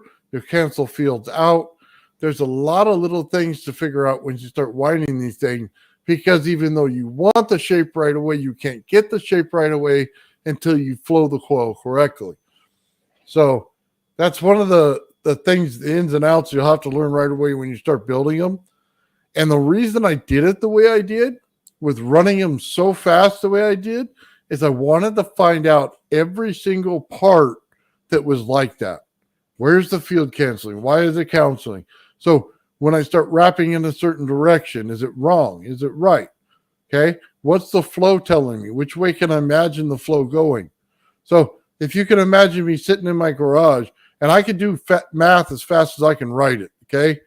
So this is a real barn burner for me. About melted my brain one day trying to go through all of this. It was not easy to figure out. See what Gerald says. You won't feel like you know it for a while. It took me over 50 coils before I understood the fields of each coil. Yeah. So check it out. The one thing I will say, right circuit, one coil. Test out every part of it. See where it goes. Then counter test it with the next one on top of it. Okay? Piece it together is what I'm going to do. Then I'm going to ask the master for advice. Did I get this right, that right, or this right? And we'll see where we go. And I think with that, I could be able to tell you exactly how much wire is in a winding to a T by the time I'm done. So we'll figure it out. I think it's so cool, though, because I love doing the inside work that nobody wants to do, the grunt work to get you there, because I'm going to find everything that's the wrong answer so that when I get the right answer, I have no troubles distinguishing it. Exactly. So anyway, all that on top of what I normally do. So, I run my gravity flyer testing. I come in my garage after about 4 hours of that. I go on, you know what I mean, to do this stuff, make sure stuff's printed out at the same time. Man, it is so much, you know what I mean? I do the live shows with you guys. So much going on, man. Then I have grandpa days. Like I just spent like a couple days ago, grandpa days, like every other day for a while, where my granddaughter came over. She's 1 year old, and we're chasing her around. Trust me, I'm not as young as I once was. Not at all. She has way so much energy than I do. Yeah, them youngins. It's hard to keep up. So, Nathan, you're mapping out my coils. He's laughing. He loves it. Well, what did you expect, Gerald? You know how I work. You've heard me talk. You know I do Nathan, math on everything. So Nathan, when I tell you a coil is not resonant to one another and I know how far they're off, you better bet I know exactly how much wire is in that. You know what I mean? I'm counting. You should know better, Gerald. Nathan's going to figure it out. He always does. Oh, it's so great. I don't say I always do, but I get close most of the times. So, well, I think a lot of it is you're out of the box thinking too. You know, you're not subjected to that, limited conventional BS. You try new things, you're not limited. So, well, what I think is cool is I want to build my own before Gerald sends anything out. So I want to see about how far off I am from where he's at, because there's going to be differences in the two, because he winds it a specific way. And even if he tells me what that is, it may still be a little different. You know what I mean? Based on the materials used, you know what I mean? If he puts nails in the board, or if I put screws, or if I use the 3D printed thing. And then he says he zip ties the outside to get the curve, by the way, Gerald. oh, nice. It looks like a bowl, doesn't it? Yeah. I think that's what he was talking about. You can't see it. You cannot see that in the resin that he puts it in. Yeah. So it always just looks like this, right?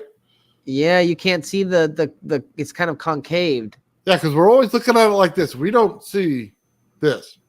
We don't see that bowl. Interesting. There goes the compression. Yep. See, I listen, Gerald. I do listen. There's a lot of people out there that think I don't. I really do. I listen to everything.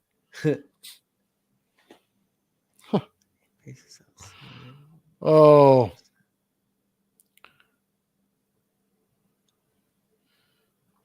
Wow. Yeah. So yeah, we only mods can post links, but normal people can't. Yeah. Anyway, I just think it's funny because we're over here building the same thing, and I'm just trying to figure out what he's got going on. You know what I mean? In the bigger aspect of how does it fit into the bigger picture? You know what I mean? Because we're over here doing high voltage, and then I got a guy that does lifters, just amazingly smart. I want to bring him on, but we all have a different aspect of this and what they actually do. And then I'm trying to put everything together so I could configure how to put a whole ship together based on everything. You know what I mean? So it's a little different. So I'm putting myself through the gambit of learning all of it. So Elijah Tack asked, where do you all buy wire at? I'm having a hard time finding a good source. I got mine off of Amazon, but they were running low last time I checked. At least for the gauge that I was Tamco. At. Camco? Tamco supplies Amazon. So you can get it on other sources. I get it on Amazon if the shipping is free through the Amazon Prime. It gets you a better deal. But you can go straight to Tamco and get it. TAMCO, I believe, is the name. So, yeah.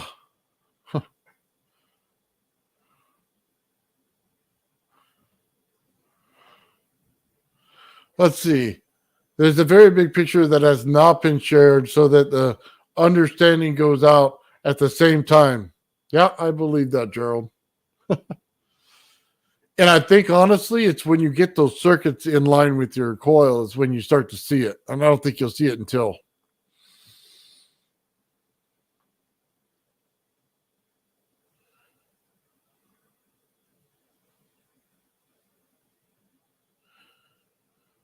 Okay, hold on. Do you know my email? Because you could send it right there and I'll be able to bring it up. Let me pull up my email so I have it.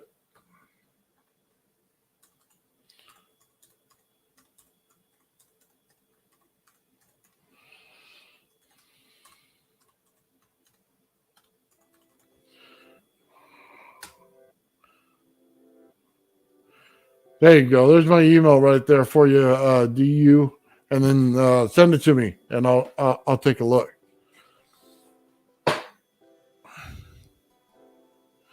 Breathing, even I believe that. You know, from the conversation I had yesterday with Joe, absolutely amazing to understand exactly from one end to the other, and then putting Gerald in the same room as Joe would be absolutely mind blowing.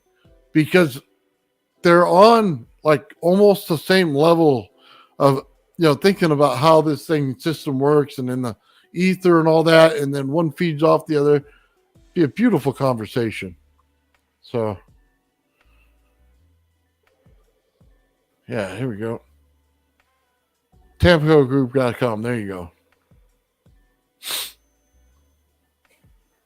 Yeah, I guess Ben took off. Let's see how we're doing on Michael's cola here. Yeah, so I made a small mistake, but it's fixed now. I just had to retrace back. I had missed the turn, but yeah, it's nearly done, I think.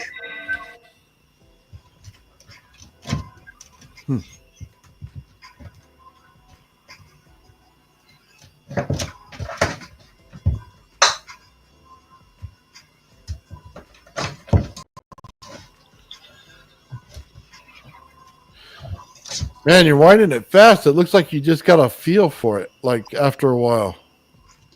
Yeah, I think I'm just following. I'm just following the. Oopsie here. I'm just following this one here. So the path of this one now.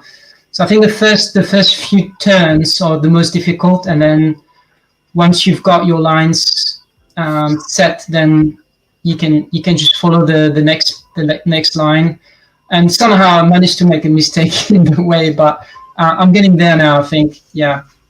Nice. Very nice. It's okay. Yeah, it's looking good, man. Thanks, Ben. Very, very even, very straight, very neat.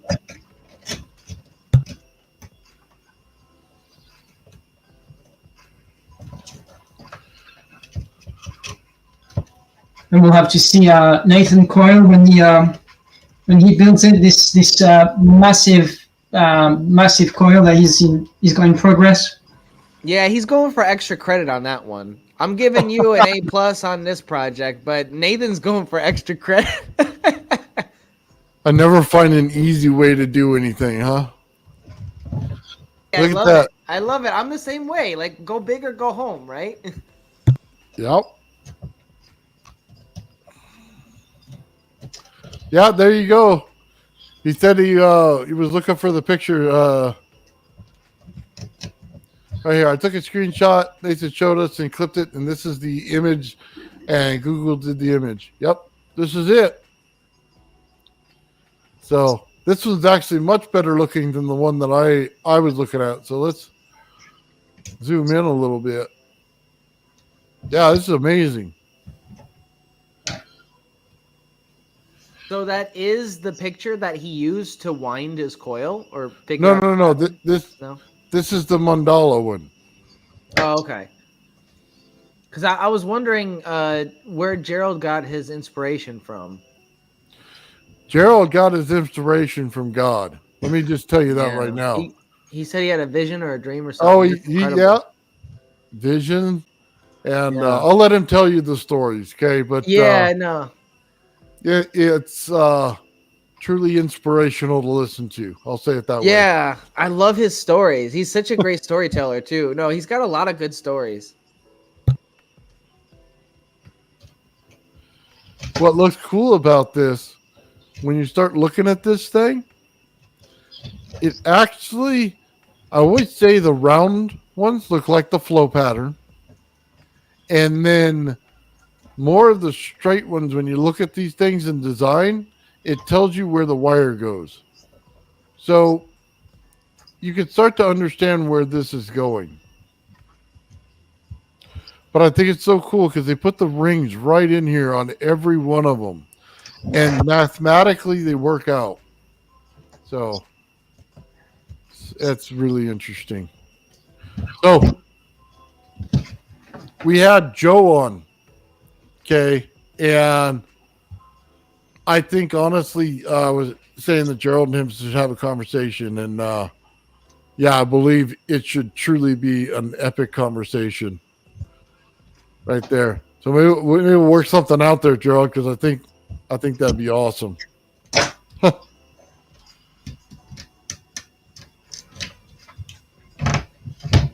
Oh man. Yeah, he said very complicated towards the center. Yes, I do agree with that.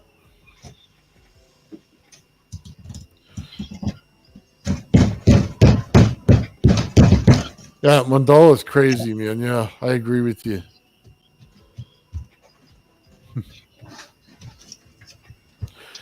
You know, just like everything else when we build these things, guys, we test each layer for magnetism and things like that as you do it. And then you'll know which field is which. So when you go to comprehend what multiple fields are doing, like that one, there's 9 of them. So man, are you going to ever have to know the little intricacies of everything when you put them together? That's kind of the fun of it, though. I mean, yeah, it sounds like, hey, you're going to build 100 different coils based on one coil. Well, yeah, but I want to know what each one does. And that's the point of it. So I'd rather have the understanding of doing it through hard work than just giving it to you right away. I want to be able to fail on my own, so that I can learn what not to do and why I shouldn't do it, not just the way it succeeds. Because that leads to ultimate failure when you go to describe systems, or get on a show like this where you have to explain it, and then you're going to go get that dumb look on your face and not be able to do it. I want to know everything. That way I can accurately tell you why. So That's just my 2 cents on it. That's why I do things the way I do. Because the last thing I ever want is to blank out on a show when somebody asks me a question about my own device. Exactly. When yeah, that's a big anxiety for me too.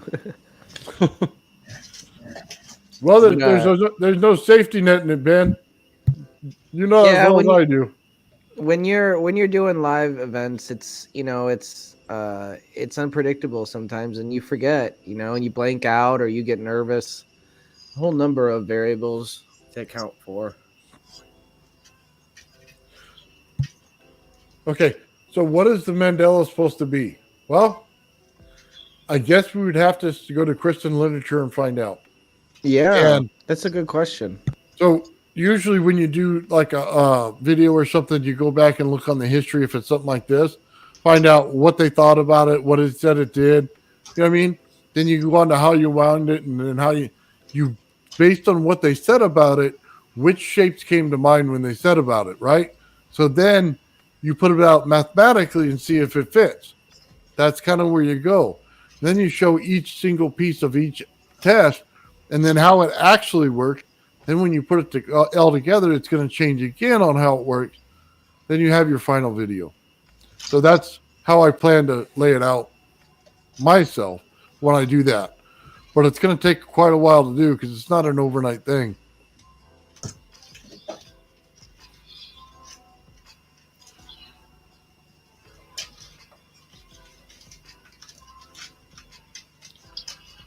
Sorry, as he gets closer to finishing the coil, it's dramatic. It's like the anticipated climax of the whole stream here. Oh yeah, let's put it up. Actually, I've had to backtrack a little bit because I've missed one bit, and if I don't backtrack, I just want to get it right. So I've got to backtrack now. Yeah, sometimes that's the best, so you don't get confused or whatnot, or tangle the cord. Yeah. So I'm just trying to figure it out as we go. Live. Yeah. What happens when I get like that is I'll re-spool it as much as possible. Yeah. Just to eliminate the slack, and then work from there. That's what it looks like he's doing right now, is respooling it and trying to just take the twist out before anything bends. Yeah. Yeah. That's all you can do, really. You may have to re-sew that through there. There you go.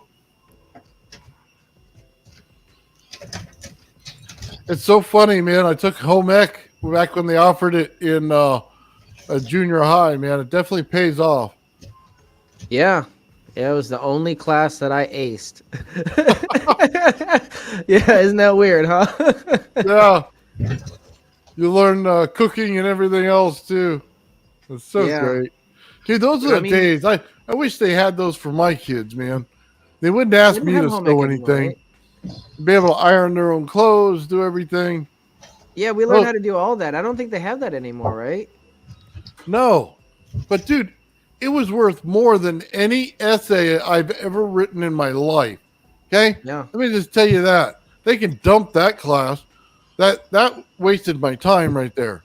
Reading books? Oh, yeah, you got me real far. Wasn't even interesting, the books that they put out there.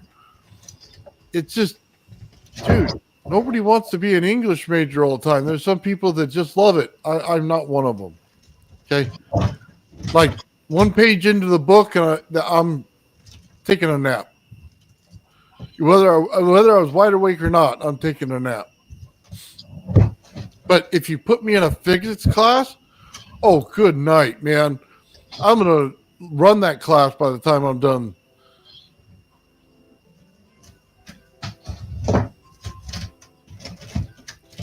All right, so he's almost got the wine straightened out.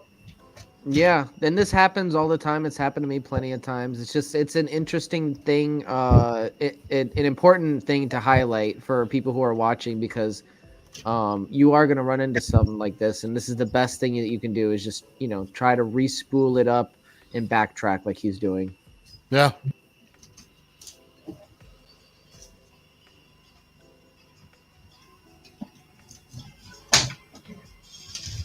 Man, he must have had that thing in there deep because he's gone through a couple times now. Yeah. Yeah. Jinx. It's I can imagine since he has more notches or more spokes, it gets a lot more confusing winding that one. Yeah.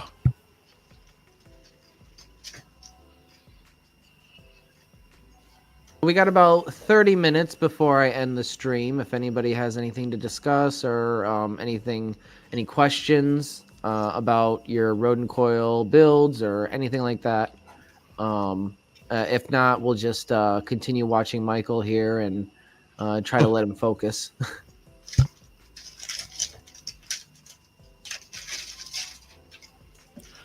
Man, that wind is getting nasty right now. Yeah. I think it's just gonna get worse before it gets better, right? So Yeah. it's just Just take your time and take a deep breath, man, because that's He's got it. He's got it, and he doesn't. Right? So the important thing is he didn't actually like bend the wire, like you know how like you sharp bend it, that's how it kind of like twists. That's what you don't want, or try to avoid at least. It's happened to my original coil, so I can imagine it still works, but he didn't do any of that. And if he's really delicate, he can manage to pull this off. It just looks like he said it's going to look nastier before it gets better. The coil, as you backtrack, you unwind a lot of it, and it gets in the way, and it's a small area to work with. I'm just going to tie this up a bit just so it's easier. Yes, that's a good idea. I like that.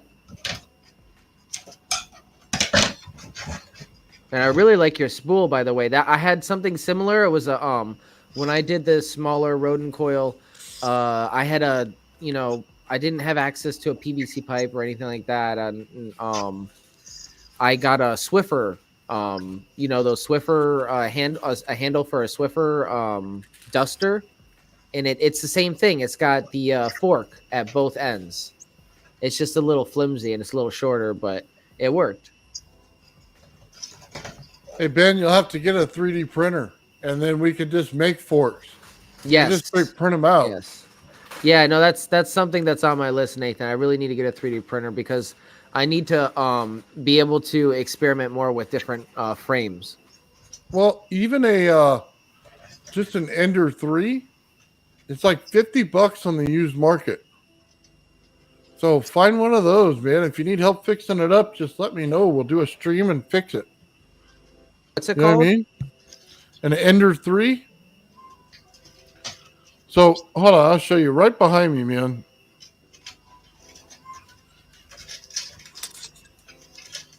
I have a bunch of them. Oh, next to the RTD2. Yeah, they're just, what is it, 235 millimeters by 235? Something like that. I believe that's the number. It could be close. Anyway, it's basically about 9 inches. So 9 by 9. So you could build just about, it's Ender 3, Ender 3. Ender 3. Okay, I'm going to look that up right now. You said so those are about $50. And then if you want to step up to a 300 by 300, it's about $100 on the used market. New, yeah, I see one. About $300. There's 137. Yeah, look, buy a used one. I'm telling you right now, do not waste your money on a new one. Yeah, I'm looking on eBay right now. I see a lot of good deals. There's this one's $37.99, and it's the same one. It's just the Ender 3 version 2. Version 2 is different. It's not the same thing.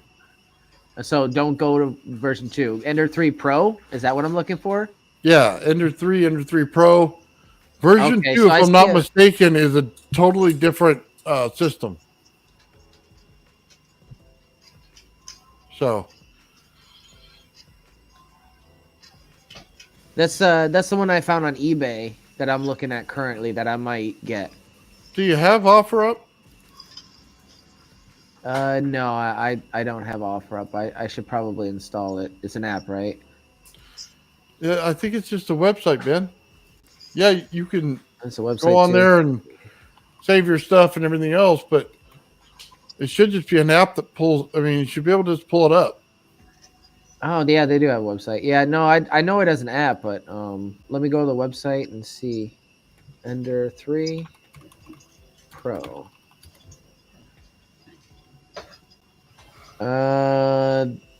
It looks like the cheapest one on OfferUp is $80, but they have an Ender 3 Pro, $80 brand new in box, brand new. So I don't know if that's cheaper than the market price. I assume it is a little bit. Okay. What is the market price on this thing? I just know that they're cheap. Okay, I found out like watch, hold on. Went over to Facebook Marketplace. Mm-hmm. And I'll pull it up here in a second. And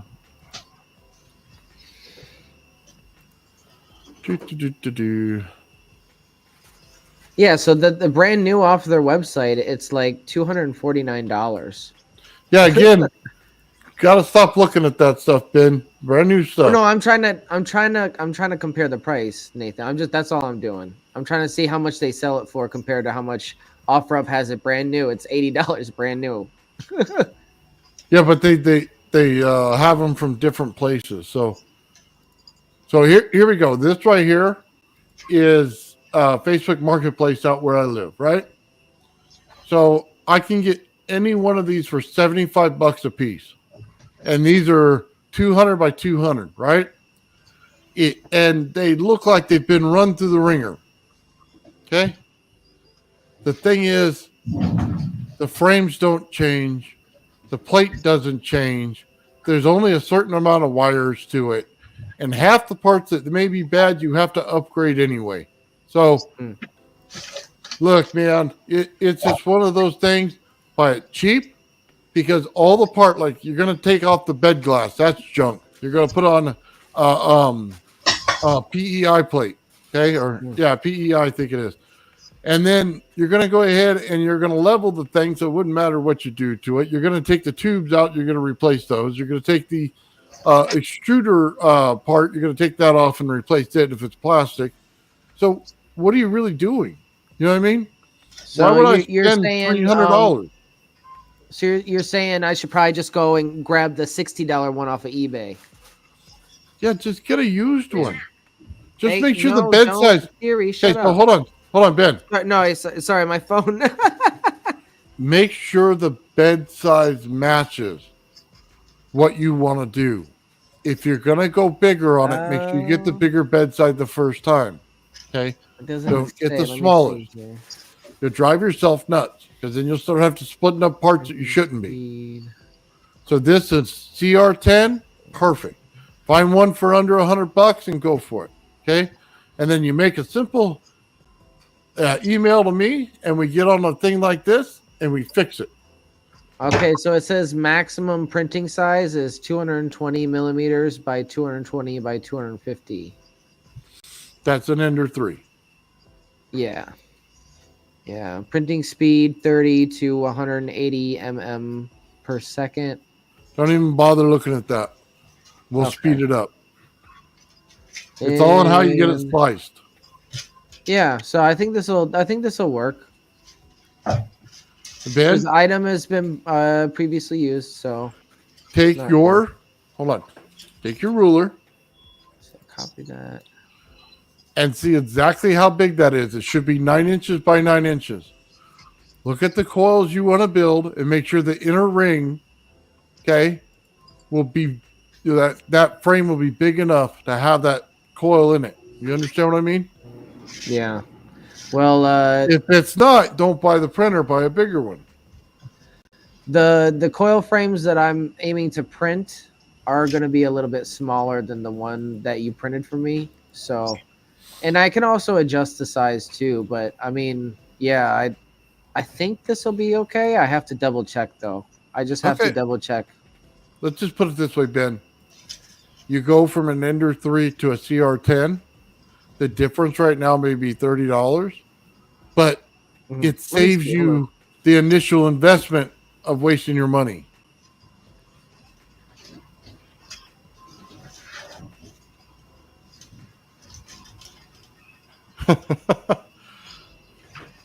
Okay, so let's see.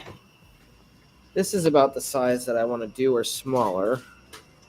I don't want to go much bigger than this one.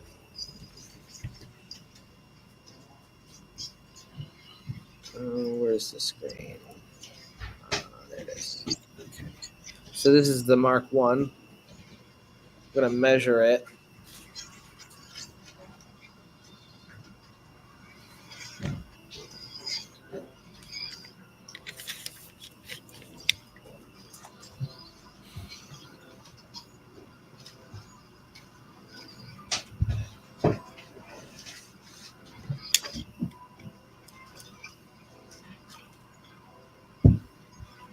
So the maximum, or the outer diameter is 8 inches. So that's the big ring right there. It's going to be like, looks to be 7.5 or 7 inches. But it goes out about 8 inches total. So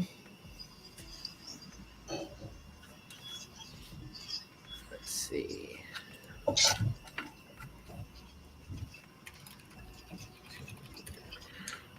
So, Ben, this is your big coil. Check it out. 203 millimeters. This is okay. Yeah, I think we should be okay. Look, this is a junk one I had that didn't print right. So we can see the inches, right? Here's the thing, okay? This is 10 inches. My CR10 goes 12 inches. My Ender 3 goes 9 inches. Yeah, 9 inches. Yeah, I'm seeing that 9 inches is going to be enough for at least this size. No, listen. This is the centerpiece right here of exactly your orange coil. The Ender 3 is 9 inches max. This would not fit on an Ender 3. That's what I know. That's what I'm saying. This is smaller. What the Mark 1 is smaller. I'm not aiming to do the size that you printed. I want to do smaller coils. So okay, it should be okay. I'm trying to help you for the future, Ben, because it's going to get real quick, real fast on when you start to get better at it, at printing. And I hate to see you put money into something and make it pimped out where you could have just gone a little bigger originally. Well, do what you want. I'm not aiming to buy anything this week, so fortunately I have some time on there to look for a good one. But the Ender 3, if I can't find anything bigger or better deal than that, that is a good option to start with, like a good starter one, I think. Okay, just don't sell yourself short. Make sure you look up a CR10 first. Okay? Just take the extra 5 minutes and do it.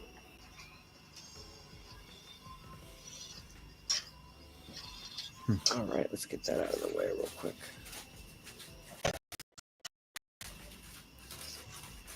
No, I haven't tried that infill pattern yet, to be honest with you. So,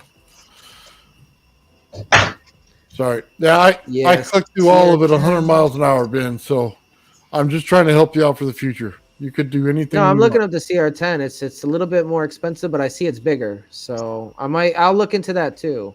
If you're gonna save your money to do it, just get the bigger one. I'm not familiar with all these brand names. That's the thing. Like, they're made by the same company, Ben. So it's just the bigger version of that one. So. Oh, that's the same manufacturer. Okay. Yeah, I would just look for them on deal. Like I said, half the stuff, man, I buy these things broken, and then I fix every little part. Yeah, like you said, they're gonna wear out anyways, so you might as well buy it used. Well, you're gonna get the sheet that goes on the bed of the printer, and you're automatically gonna replace it. Okay, you take that piece of glass and throw it in the trash where it belongs, and then you're gonna put on a correct bed sheet on this thing in order to work it right. So. But I think the Fireball turned out really nice. This big coil that you printed for us, it's really amazing. It's sharp. The color orange. I don't know. Like you're your 3D printing craft is nice. This Right on. one, yeah, no, it's this one. It's the same frame. It's just shrunk down a little bit, and you can see like the interference pattern. It's too thick for it. The notches, I had to zip tie it, otherwise it wouldn't stay in place. But that one, it just fits perfect. So I think I'll have a little bit easier time. If I need to unwind it and find different configurations, it's just going to be easier to deal with. Well, remember I sent you that file, video file. We can shrink these things in seconds. Yeah, that's true. It's really just about the spacing that you want to have, and the frame maintains that. So, oh, I'm looking at the CR10 though. It looks nice. What kind of cartridges or what is it? What am I looking at for material that it takes in? Like just like a roll of plastic? Yeah, it just takes PLA, which is just the normal plastic that they put into this stuff. It's about, I don't know, $30 a roll, 20, 22, I think it is on Amazon. Sometimes you can get a better deal when you buy multiples. So that's not bad. Yeah, I see. Okay, that's not bad. So, yeah, Sean's got an amazing printer. That's the only way I would spend that kind of money, by the way, Sean. He's got what was that thing? A Bamboo Labs, I think it is, where you can put the 5 different spools on the top. That I would spend the money on. But as far as regular everyday printing, nah, not a chance. I'm going to buy the old one, and I'm going to rebuild it, and because I got to throw away half the parts anyway. So, right. We still haven't tested out the Apple coil yet. What is the Apple doing? Somebody asked that earlier. What is the Apple doing, Ben? It's just a joke. It's a joke. Okay. All right. Well, next time you get your joke, drill some holes in that Apple and put that coil winding through it. And then let's put on some high DC volts and let's see if we can't get that thing to burn up. Okay, we'll get a ZVS going where it just creates that magnetic field in there. Hey, that'd be sick. Dude, if that thing explodes like all over the place, that'd be epic. Yeah, like Gallagher, right? Yeah. Oh man, that would be the best thing ever, right there. Just destroy different fruits with high voltage. Yeah, an apple that defies gravity. There we go. Fry it and find out. There we go, Ben. That's what you need. Fry it and find out. We need. Oh, dude, I'm so getting an apple now. All right, Ben, that was a great idea. Yeah, I'm gonna hook my ZVS up to it, and I'm gonna fry an apple. I gotta find out. I know it'll heat and probably try to melt, but I'm hoping it explodes first. Yeah, it's the perfect structure that it could explode. It really could. If We you get can hot make that apple apple sauce. fly, Newton would have a problem with you. Newton's apple. That's so great. Oh man. Get tired and delirious on these things, man, after going 8 hours. We're talking about blowing up apples.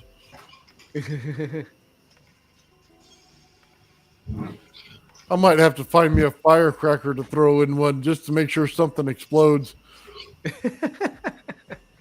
Yeah. Sometimes you just gotta blow something up, right? Oh, dude, yeah. Try that little thing that you were playing with earlier. That little static thing, the one like for the face. That little device that clears up the complexion.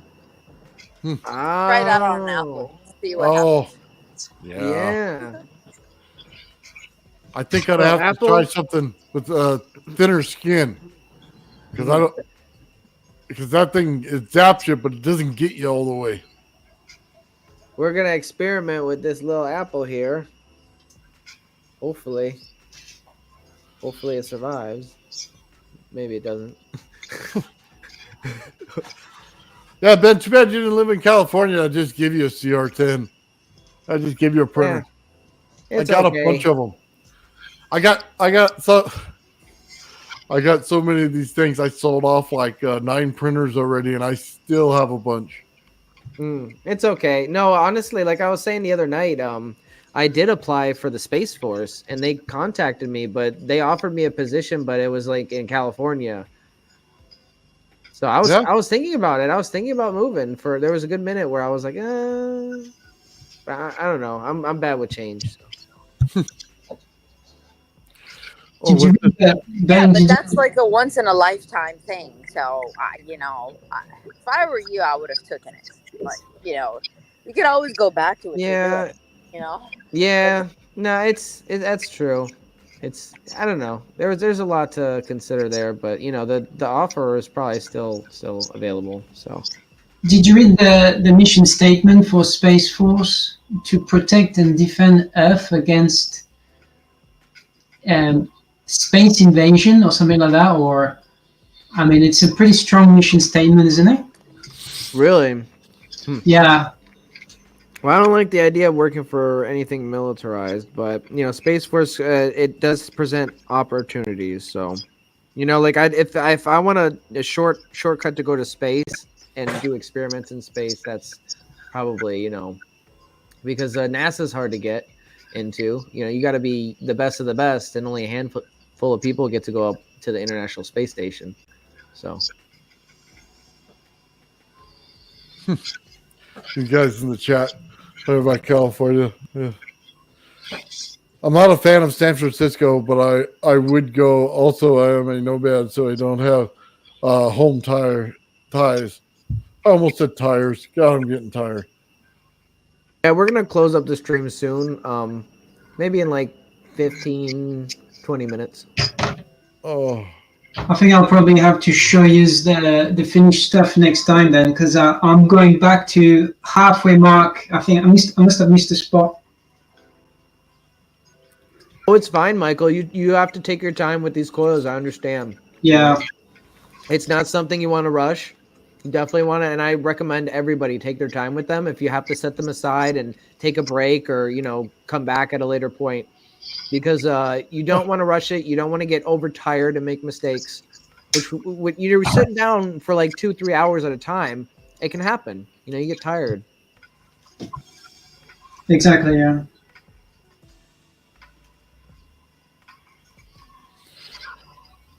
Oh, yeah. Yeah, we're gonna definitely start messing with that Apple. We got a project on our hands. I got a lot of high voltage equipment. So That's a Adam's apple. We're just gonna fry the apple and find out. That's so great. Fry it and find out. That'd be a good short video on YouTube. Fry it and find out, and just explode an apple with high voltage. Apple pie, everybody. Cooking with high voltage. Yeah. And he's like, that's how you make apple pie. That's so funny.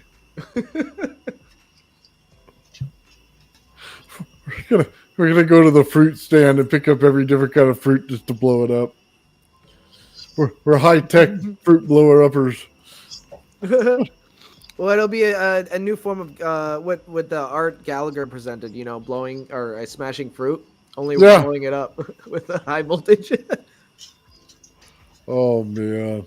Eventually, you're gonna have a handheld device where you can just like explode fruit on the go and be like, "Hey guys, check this out!" You set it down and you back up. You think that's funny, but I think I have one. That's awesome. That's so cool. I bought a remote a while back that turns on and off my ZVS, so I can walk away and hit the button while I'm across the room. God. That's brilliant, dude. He's gonna do it. My favorite was when I had the CRT TV hooked up. I just turn it on and off based on the TV button because I just directly hooked it to the back of the TV, and then as I turned it on, the voltage would start going, and I just turned on the TV. It was amazing. That's funny. I know.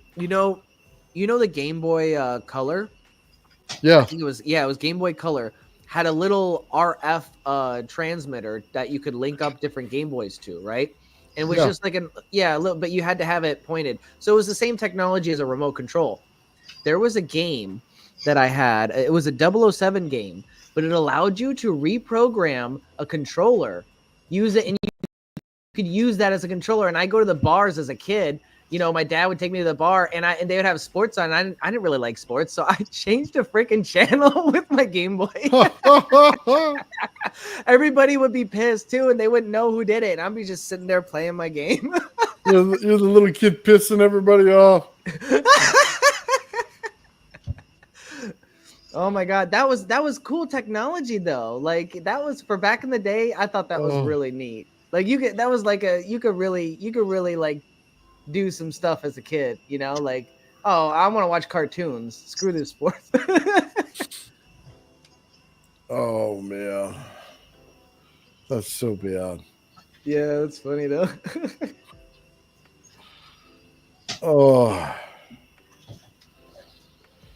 definitely got to do some of those fun things, man. Break up the monotony. Well, you figure, I mean, how much high voltage sparks can you do? I mean, it sparks, great. And then what next? Now that it sparks, now we got to find out what the cool things are about it. So why not an apple? I mean, we could take a strawberry, you know, would a piece of cabbage light on fire? Could you get all that water out of it? Right. Vaporize the cabbage and maybe just, you know, you could find a new way of cooking something. Who knows? Dude, it's gonna smell so bad in my garage. But if you do It's chicken, gonna smell though, like it'll be cabbage fine. farts. It smells like cabbage farts in my garage. That's what it's gonna be. That's why you got to stick to chicken, and it'll be fine. Apple pie. Apple pie. Oh my god! What's going on, Bernie? Welcome back. Can tell Nathan's getting hungry. Oh, dude, yeah, getting tired, hungry. I'm about to end the stream in a few minutes. I've been going for 9 hours. Pretty impressive.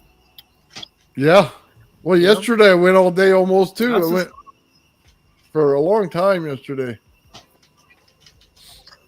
I know you. Impressive. It's crazy putting out real science, real development. Yeah. I mean, about blowing up apples and cabbage. Yeah, streaming these long hours takes a toll. Apples and cabbage, it's time consuming, but it's worth it because it really helps us get the message out there.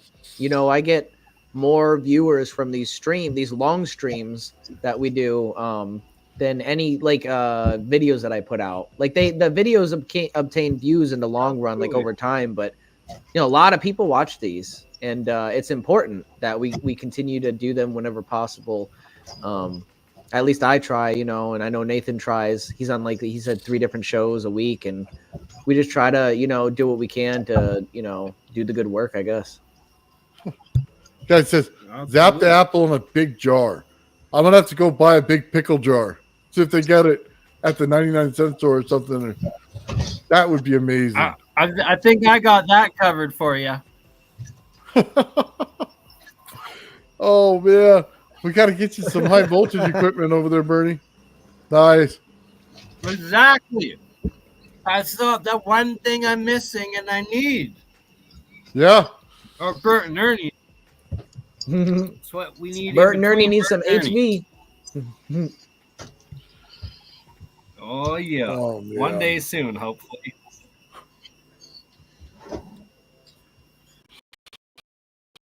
Well, one epic episode, and how far? I guess we got to do a update on how far Michael's made it before we end, right? So I've got to say that you know, when I did the clockwise turn, so when I went one behind, which is the clockwise turn, right at maybe 4 or 5 steps in, I made a mistake. So I was near wow. the end. I was two loops to near completion. I had to go all the way back to halfway mark. And when I did this coil here, I made 9 mistakes and I had to redo it. It took me over 14 hours. So if you make one mistake in a step and then you carry on, it's only at the end that you realize you've made a mistake. And so then you have to wind back, just like I've done right here. So that's a good example of one step missing, and then you don't know about it until you're at the end, and then you're like, here you caught it 1 step instead of 9 steps, though, right? So the second time through, you caught it on a 1 step back instead of having to do 9 steps, right? He's doing better, yeah. And then that's the thing, you're improving. And the key thing here is, and I like to emphasize this because Malcolm Bendel emphasized this, because Martin Fleischmann emphasized this to him. Spend 6 months preparing, right, your device, and then 1 hour getting your result. Don't spend 1 hour preparing your device and then try to spend 6 months getting a result, right? You wanna take your time and make your device and make your frame, your coil, and make it all perfect. You know, this is something that's not going to happen overnight, and you're not going to get good at it overnight, you know? Yeah, right on, guys. Nice one. Either way, you're doing really good, man. Really good work. Yeah, thanks, guys. I appreciate everybody for joining us here. I'm not going to end it right at 9, but a few minutes after 9, I'll probably end it. I want to go through the chat and see if I can give any recognition to some people and read some chats off while we watch Michael. This is this is a meditative process. We want it to be very chill. I got the lo-fi music playing. Let's bump that up a little bit for you. There we go. Nice and chill.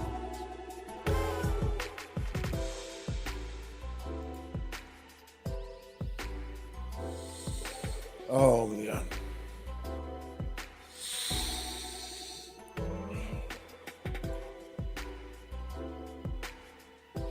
Yeah, so when you're ready, Delta KB, contact me if you need any help with your coil. Obviously, I'm available.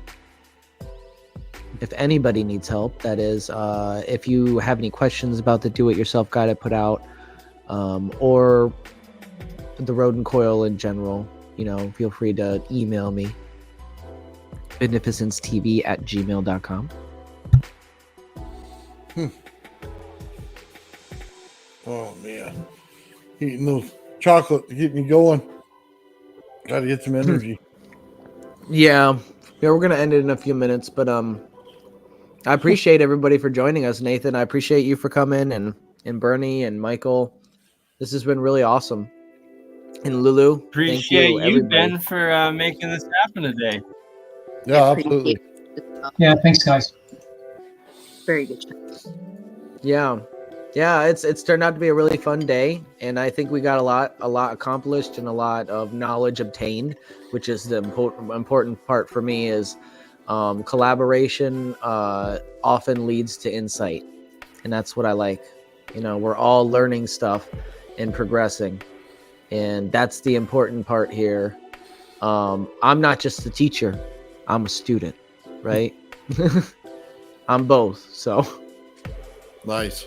Because we all are. Well said. Right. So it's just important to remind yourself, you know, like you don't know everything, and there's still things that you need to learn, at least for me personally. That's why I like to remind myself. Oh, for everyone. Anyone that knows anything knows that they ain't know nothing at all, because they got everything to learn. I don't like getting caught in the Dunning-Kruger trap. You know, I often see that a lot. People who know just enough to think they know a lot about a subject, and they really don't. It's very frustrating to see, but that's just simple, you know, logic fallacies that you can avoid. Oh. This is a nice coil. Yeah. I really like this little small It one that really he's got. He is. said he's. Mhm. Yeah, that little small one though. I'm really interested in seeing how that's going to play out with a stereo amp hooked up and a tone put into it. Specifically like the way that I have hooked up, just with the stereo configuration, and seeing if he can find some kind of resonance there that doubles the voltage. So the Nunez method, the open circuit method, which is the non-traditional method of hooking it up, that supposedly when you tune it in, and I've seen this at the micro level, it times the output by 10, the voltage output by 10. But the way that I discovered, I guess I stumbled upon this it might be a unique feature with my coil. Maybe it's the size. I have no idea, but I'm still trying to find that resonance with the Fireball. But either way, it does appear to have an over unity where it's doubling the voltage and maintaining the current. And I haven't heard anybody reference, not First Stop Energies or anybody reference anything like that happening. They specifically emphasize using the Nunez method, which is the open circuit method, not the stereo method. But somehow I managed to find a pocket of resonance using the stereo method, the closed circuit method. So it could still be an anomaly with my coil, but I'm gonna try to find that pocket of resonance in the Fireball, and we should be able to, because the coil should produce over unity with the open circuit method if I get the high enough frequency, right? I'm limited to 24 kilohertz with my tone generator. So if it's below 20, if it's 24 or below, I can mess with it. But if it's above that, I won't be able to see it. And Michael has different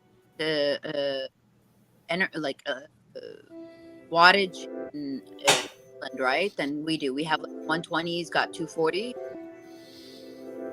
You said what? Like the electrical energy that's going to be passing through. How is he going to? Where is he going to get the source first? Regular outlet or? Oh yeah. So I think what do they use? 50 hertz instead of 60? I can't remember. Yeah, that's right. 50 hertz, 250 volts. Yeah. So it shouldn't matter though, because it's going through the stereo amp. Yeah, it fluctuates a little bit till 257 volts, down to maybe a little bit below 250. But yeah. Yeah, the signal's going into the stereo amp, so it should be fine. But I mean, it is something to consider if you're going off the stereo amp setup. Yeah, if you're doing your own like rig or setup.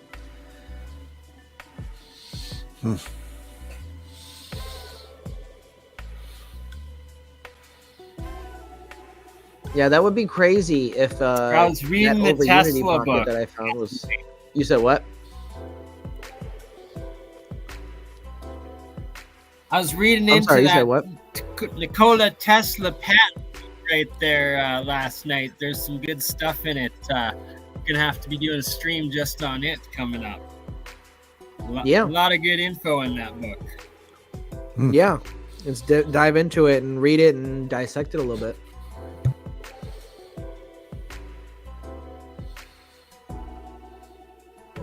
Yeah, they got some good stuff in the Colorado notes as well, if you ever look up Tesla. Oh, yeah. And the missing Colorado notes, some of them have been found. Those are the real good ones.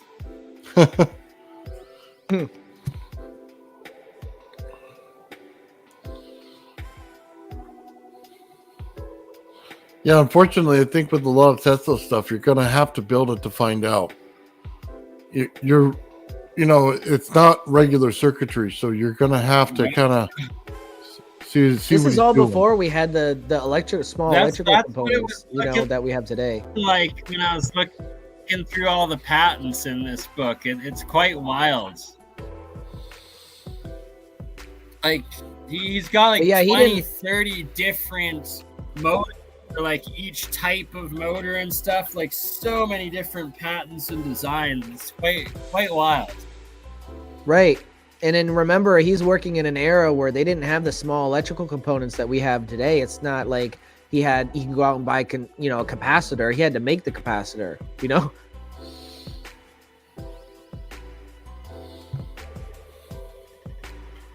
Without a 3D printer. Yeah. Right. Yeah. I mean, he had to wind those coils himself, and I can just, that takes a lot of labor. That's a lot of effort.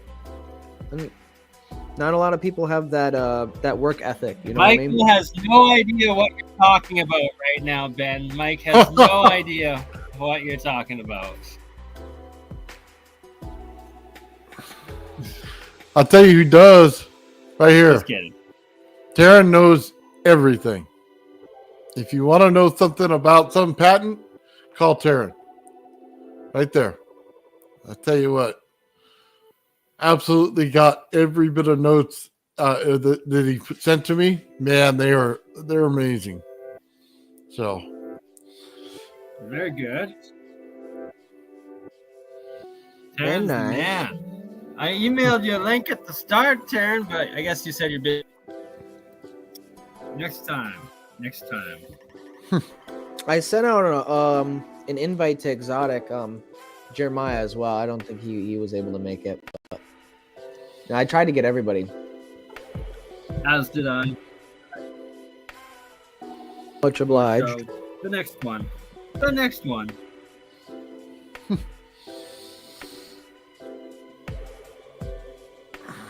Well, there has to be one to see how it turned out. Everybody's kind of very curious about how it's gonna work. Like see the live demo of it. Yeah. Well, Michael's coming back on tomorrow for our Fringe Tank podcast, and he's got a quick little slideshow of some of the work he's doing outside of Rodin Coil as well. So he's got some interesting things he's doing, and we're gonna delve into that tomorrow. oh, right on. So you're gonna be with us tomorrow, Michael? Very nice. Yeah.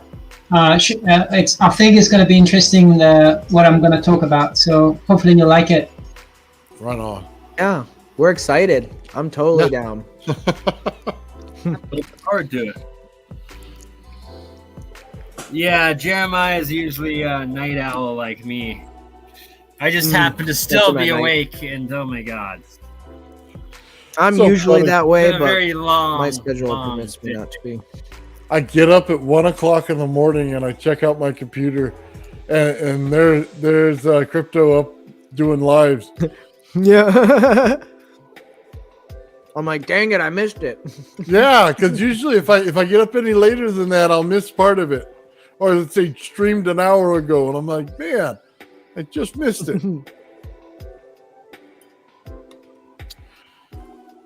Yes, I have used the Z44, and the thing blows up in seconds. So it's a very it's a good starter one, but you have to put like 5 of them in, or else they start blowing up in a Tesla coil. So the one I gave you guys, the transistor in the video I showed you, oh, trust me, try it once, 100 times better. You're gonna love it. So in the distances, the breakout and everything, I'm telling you, just 1,000 times better.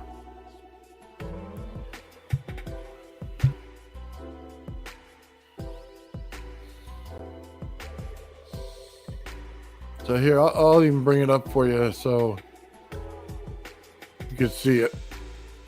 Bernie, That Tesla- I was Go ahead. very... No, go ahead. I'm sorry. You finish. Go ahead. No, you go ahead.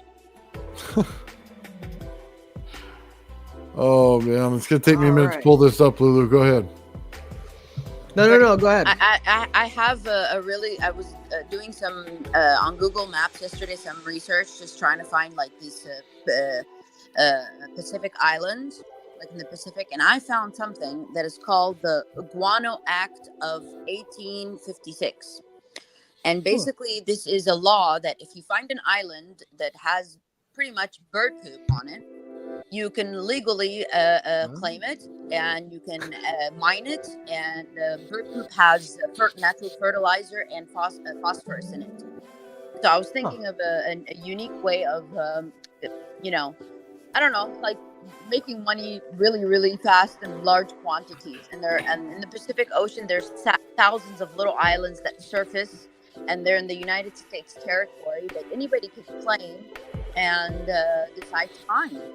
And this is like an immediate business for, you know, like you could generate millions off of this, and you get protection by the United States government, and they'll put like a small military, you know, thing there to protect your property, and because but read it.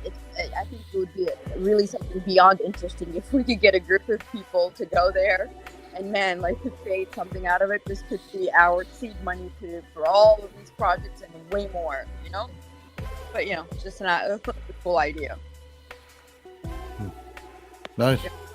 Yeah, I mean, listen, it's things like this that really will make something, but relying on getting a grant or an investor or this or that, that's really hard. We have to create that opportunity, and it's just you know more, you know how to find these little opportunities that really nobody looks into these things. But yeah, I mean, look into it. It's a really cool law.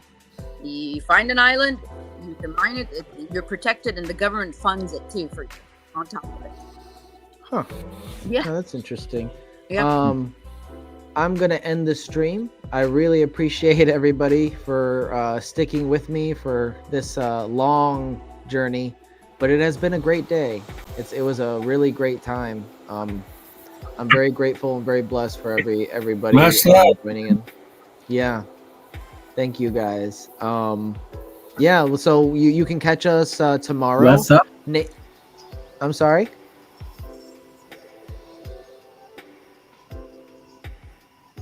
Oh, sorry. Anyways. Wishing everybody a blessed week ahead, and yeah, thanks for having me. Yeah, of course. You can catch Nathan and I tomorrow at 6 o'clock Eastern Standard Time, or if you're on the California side, 3 p.m.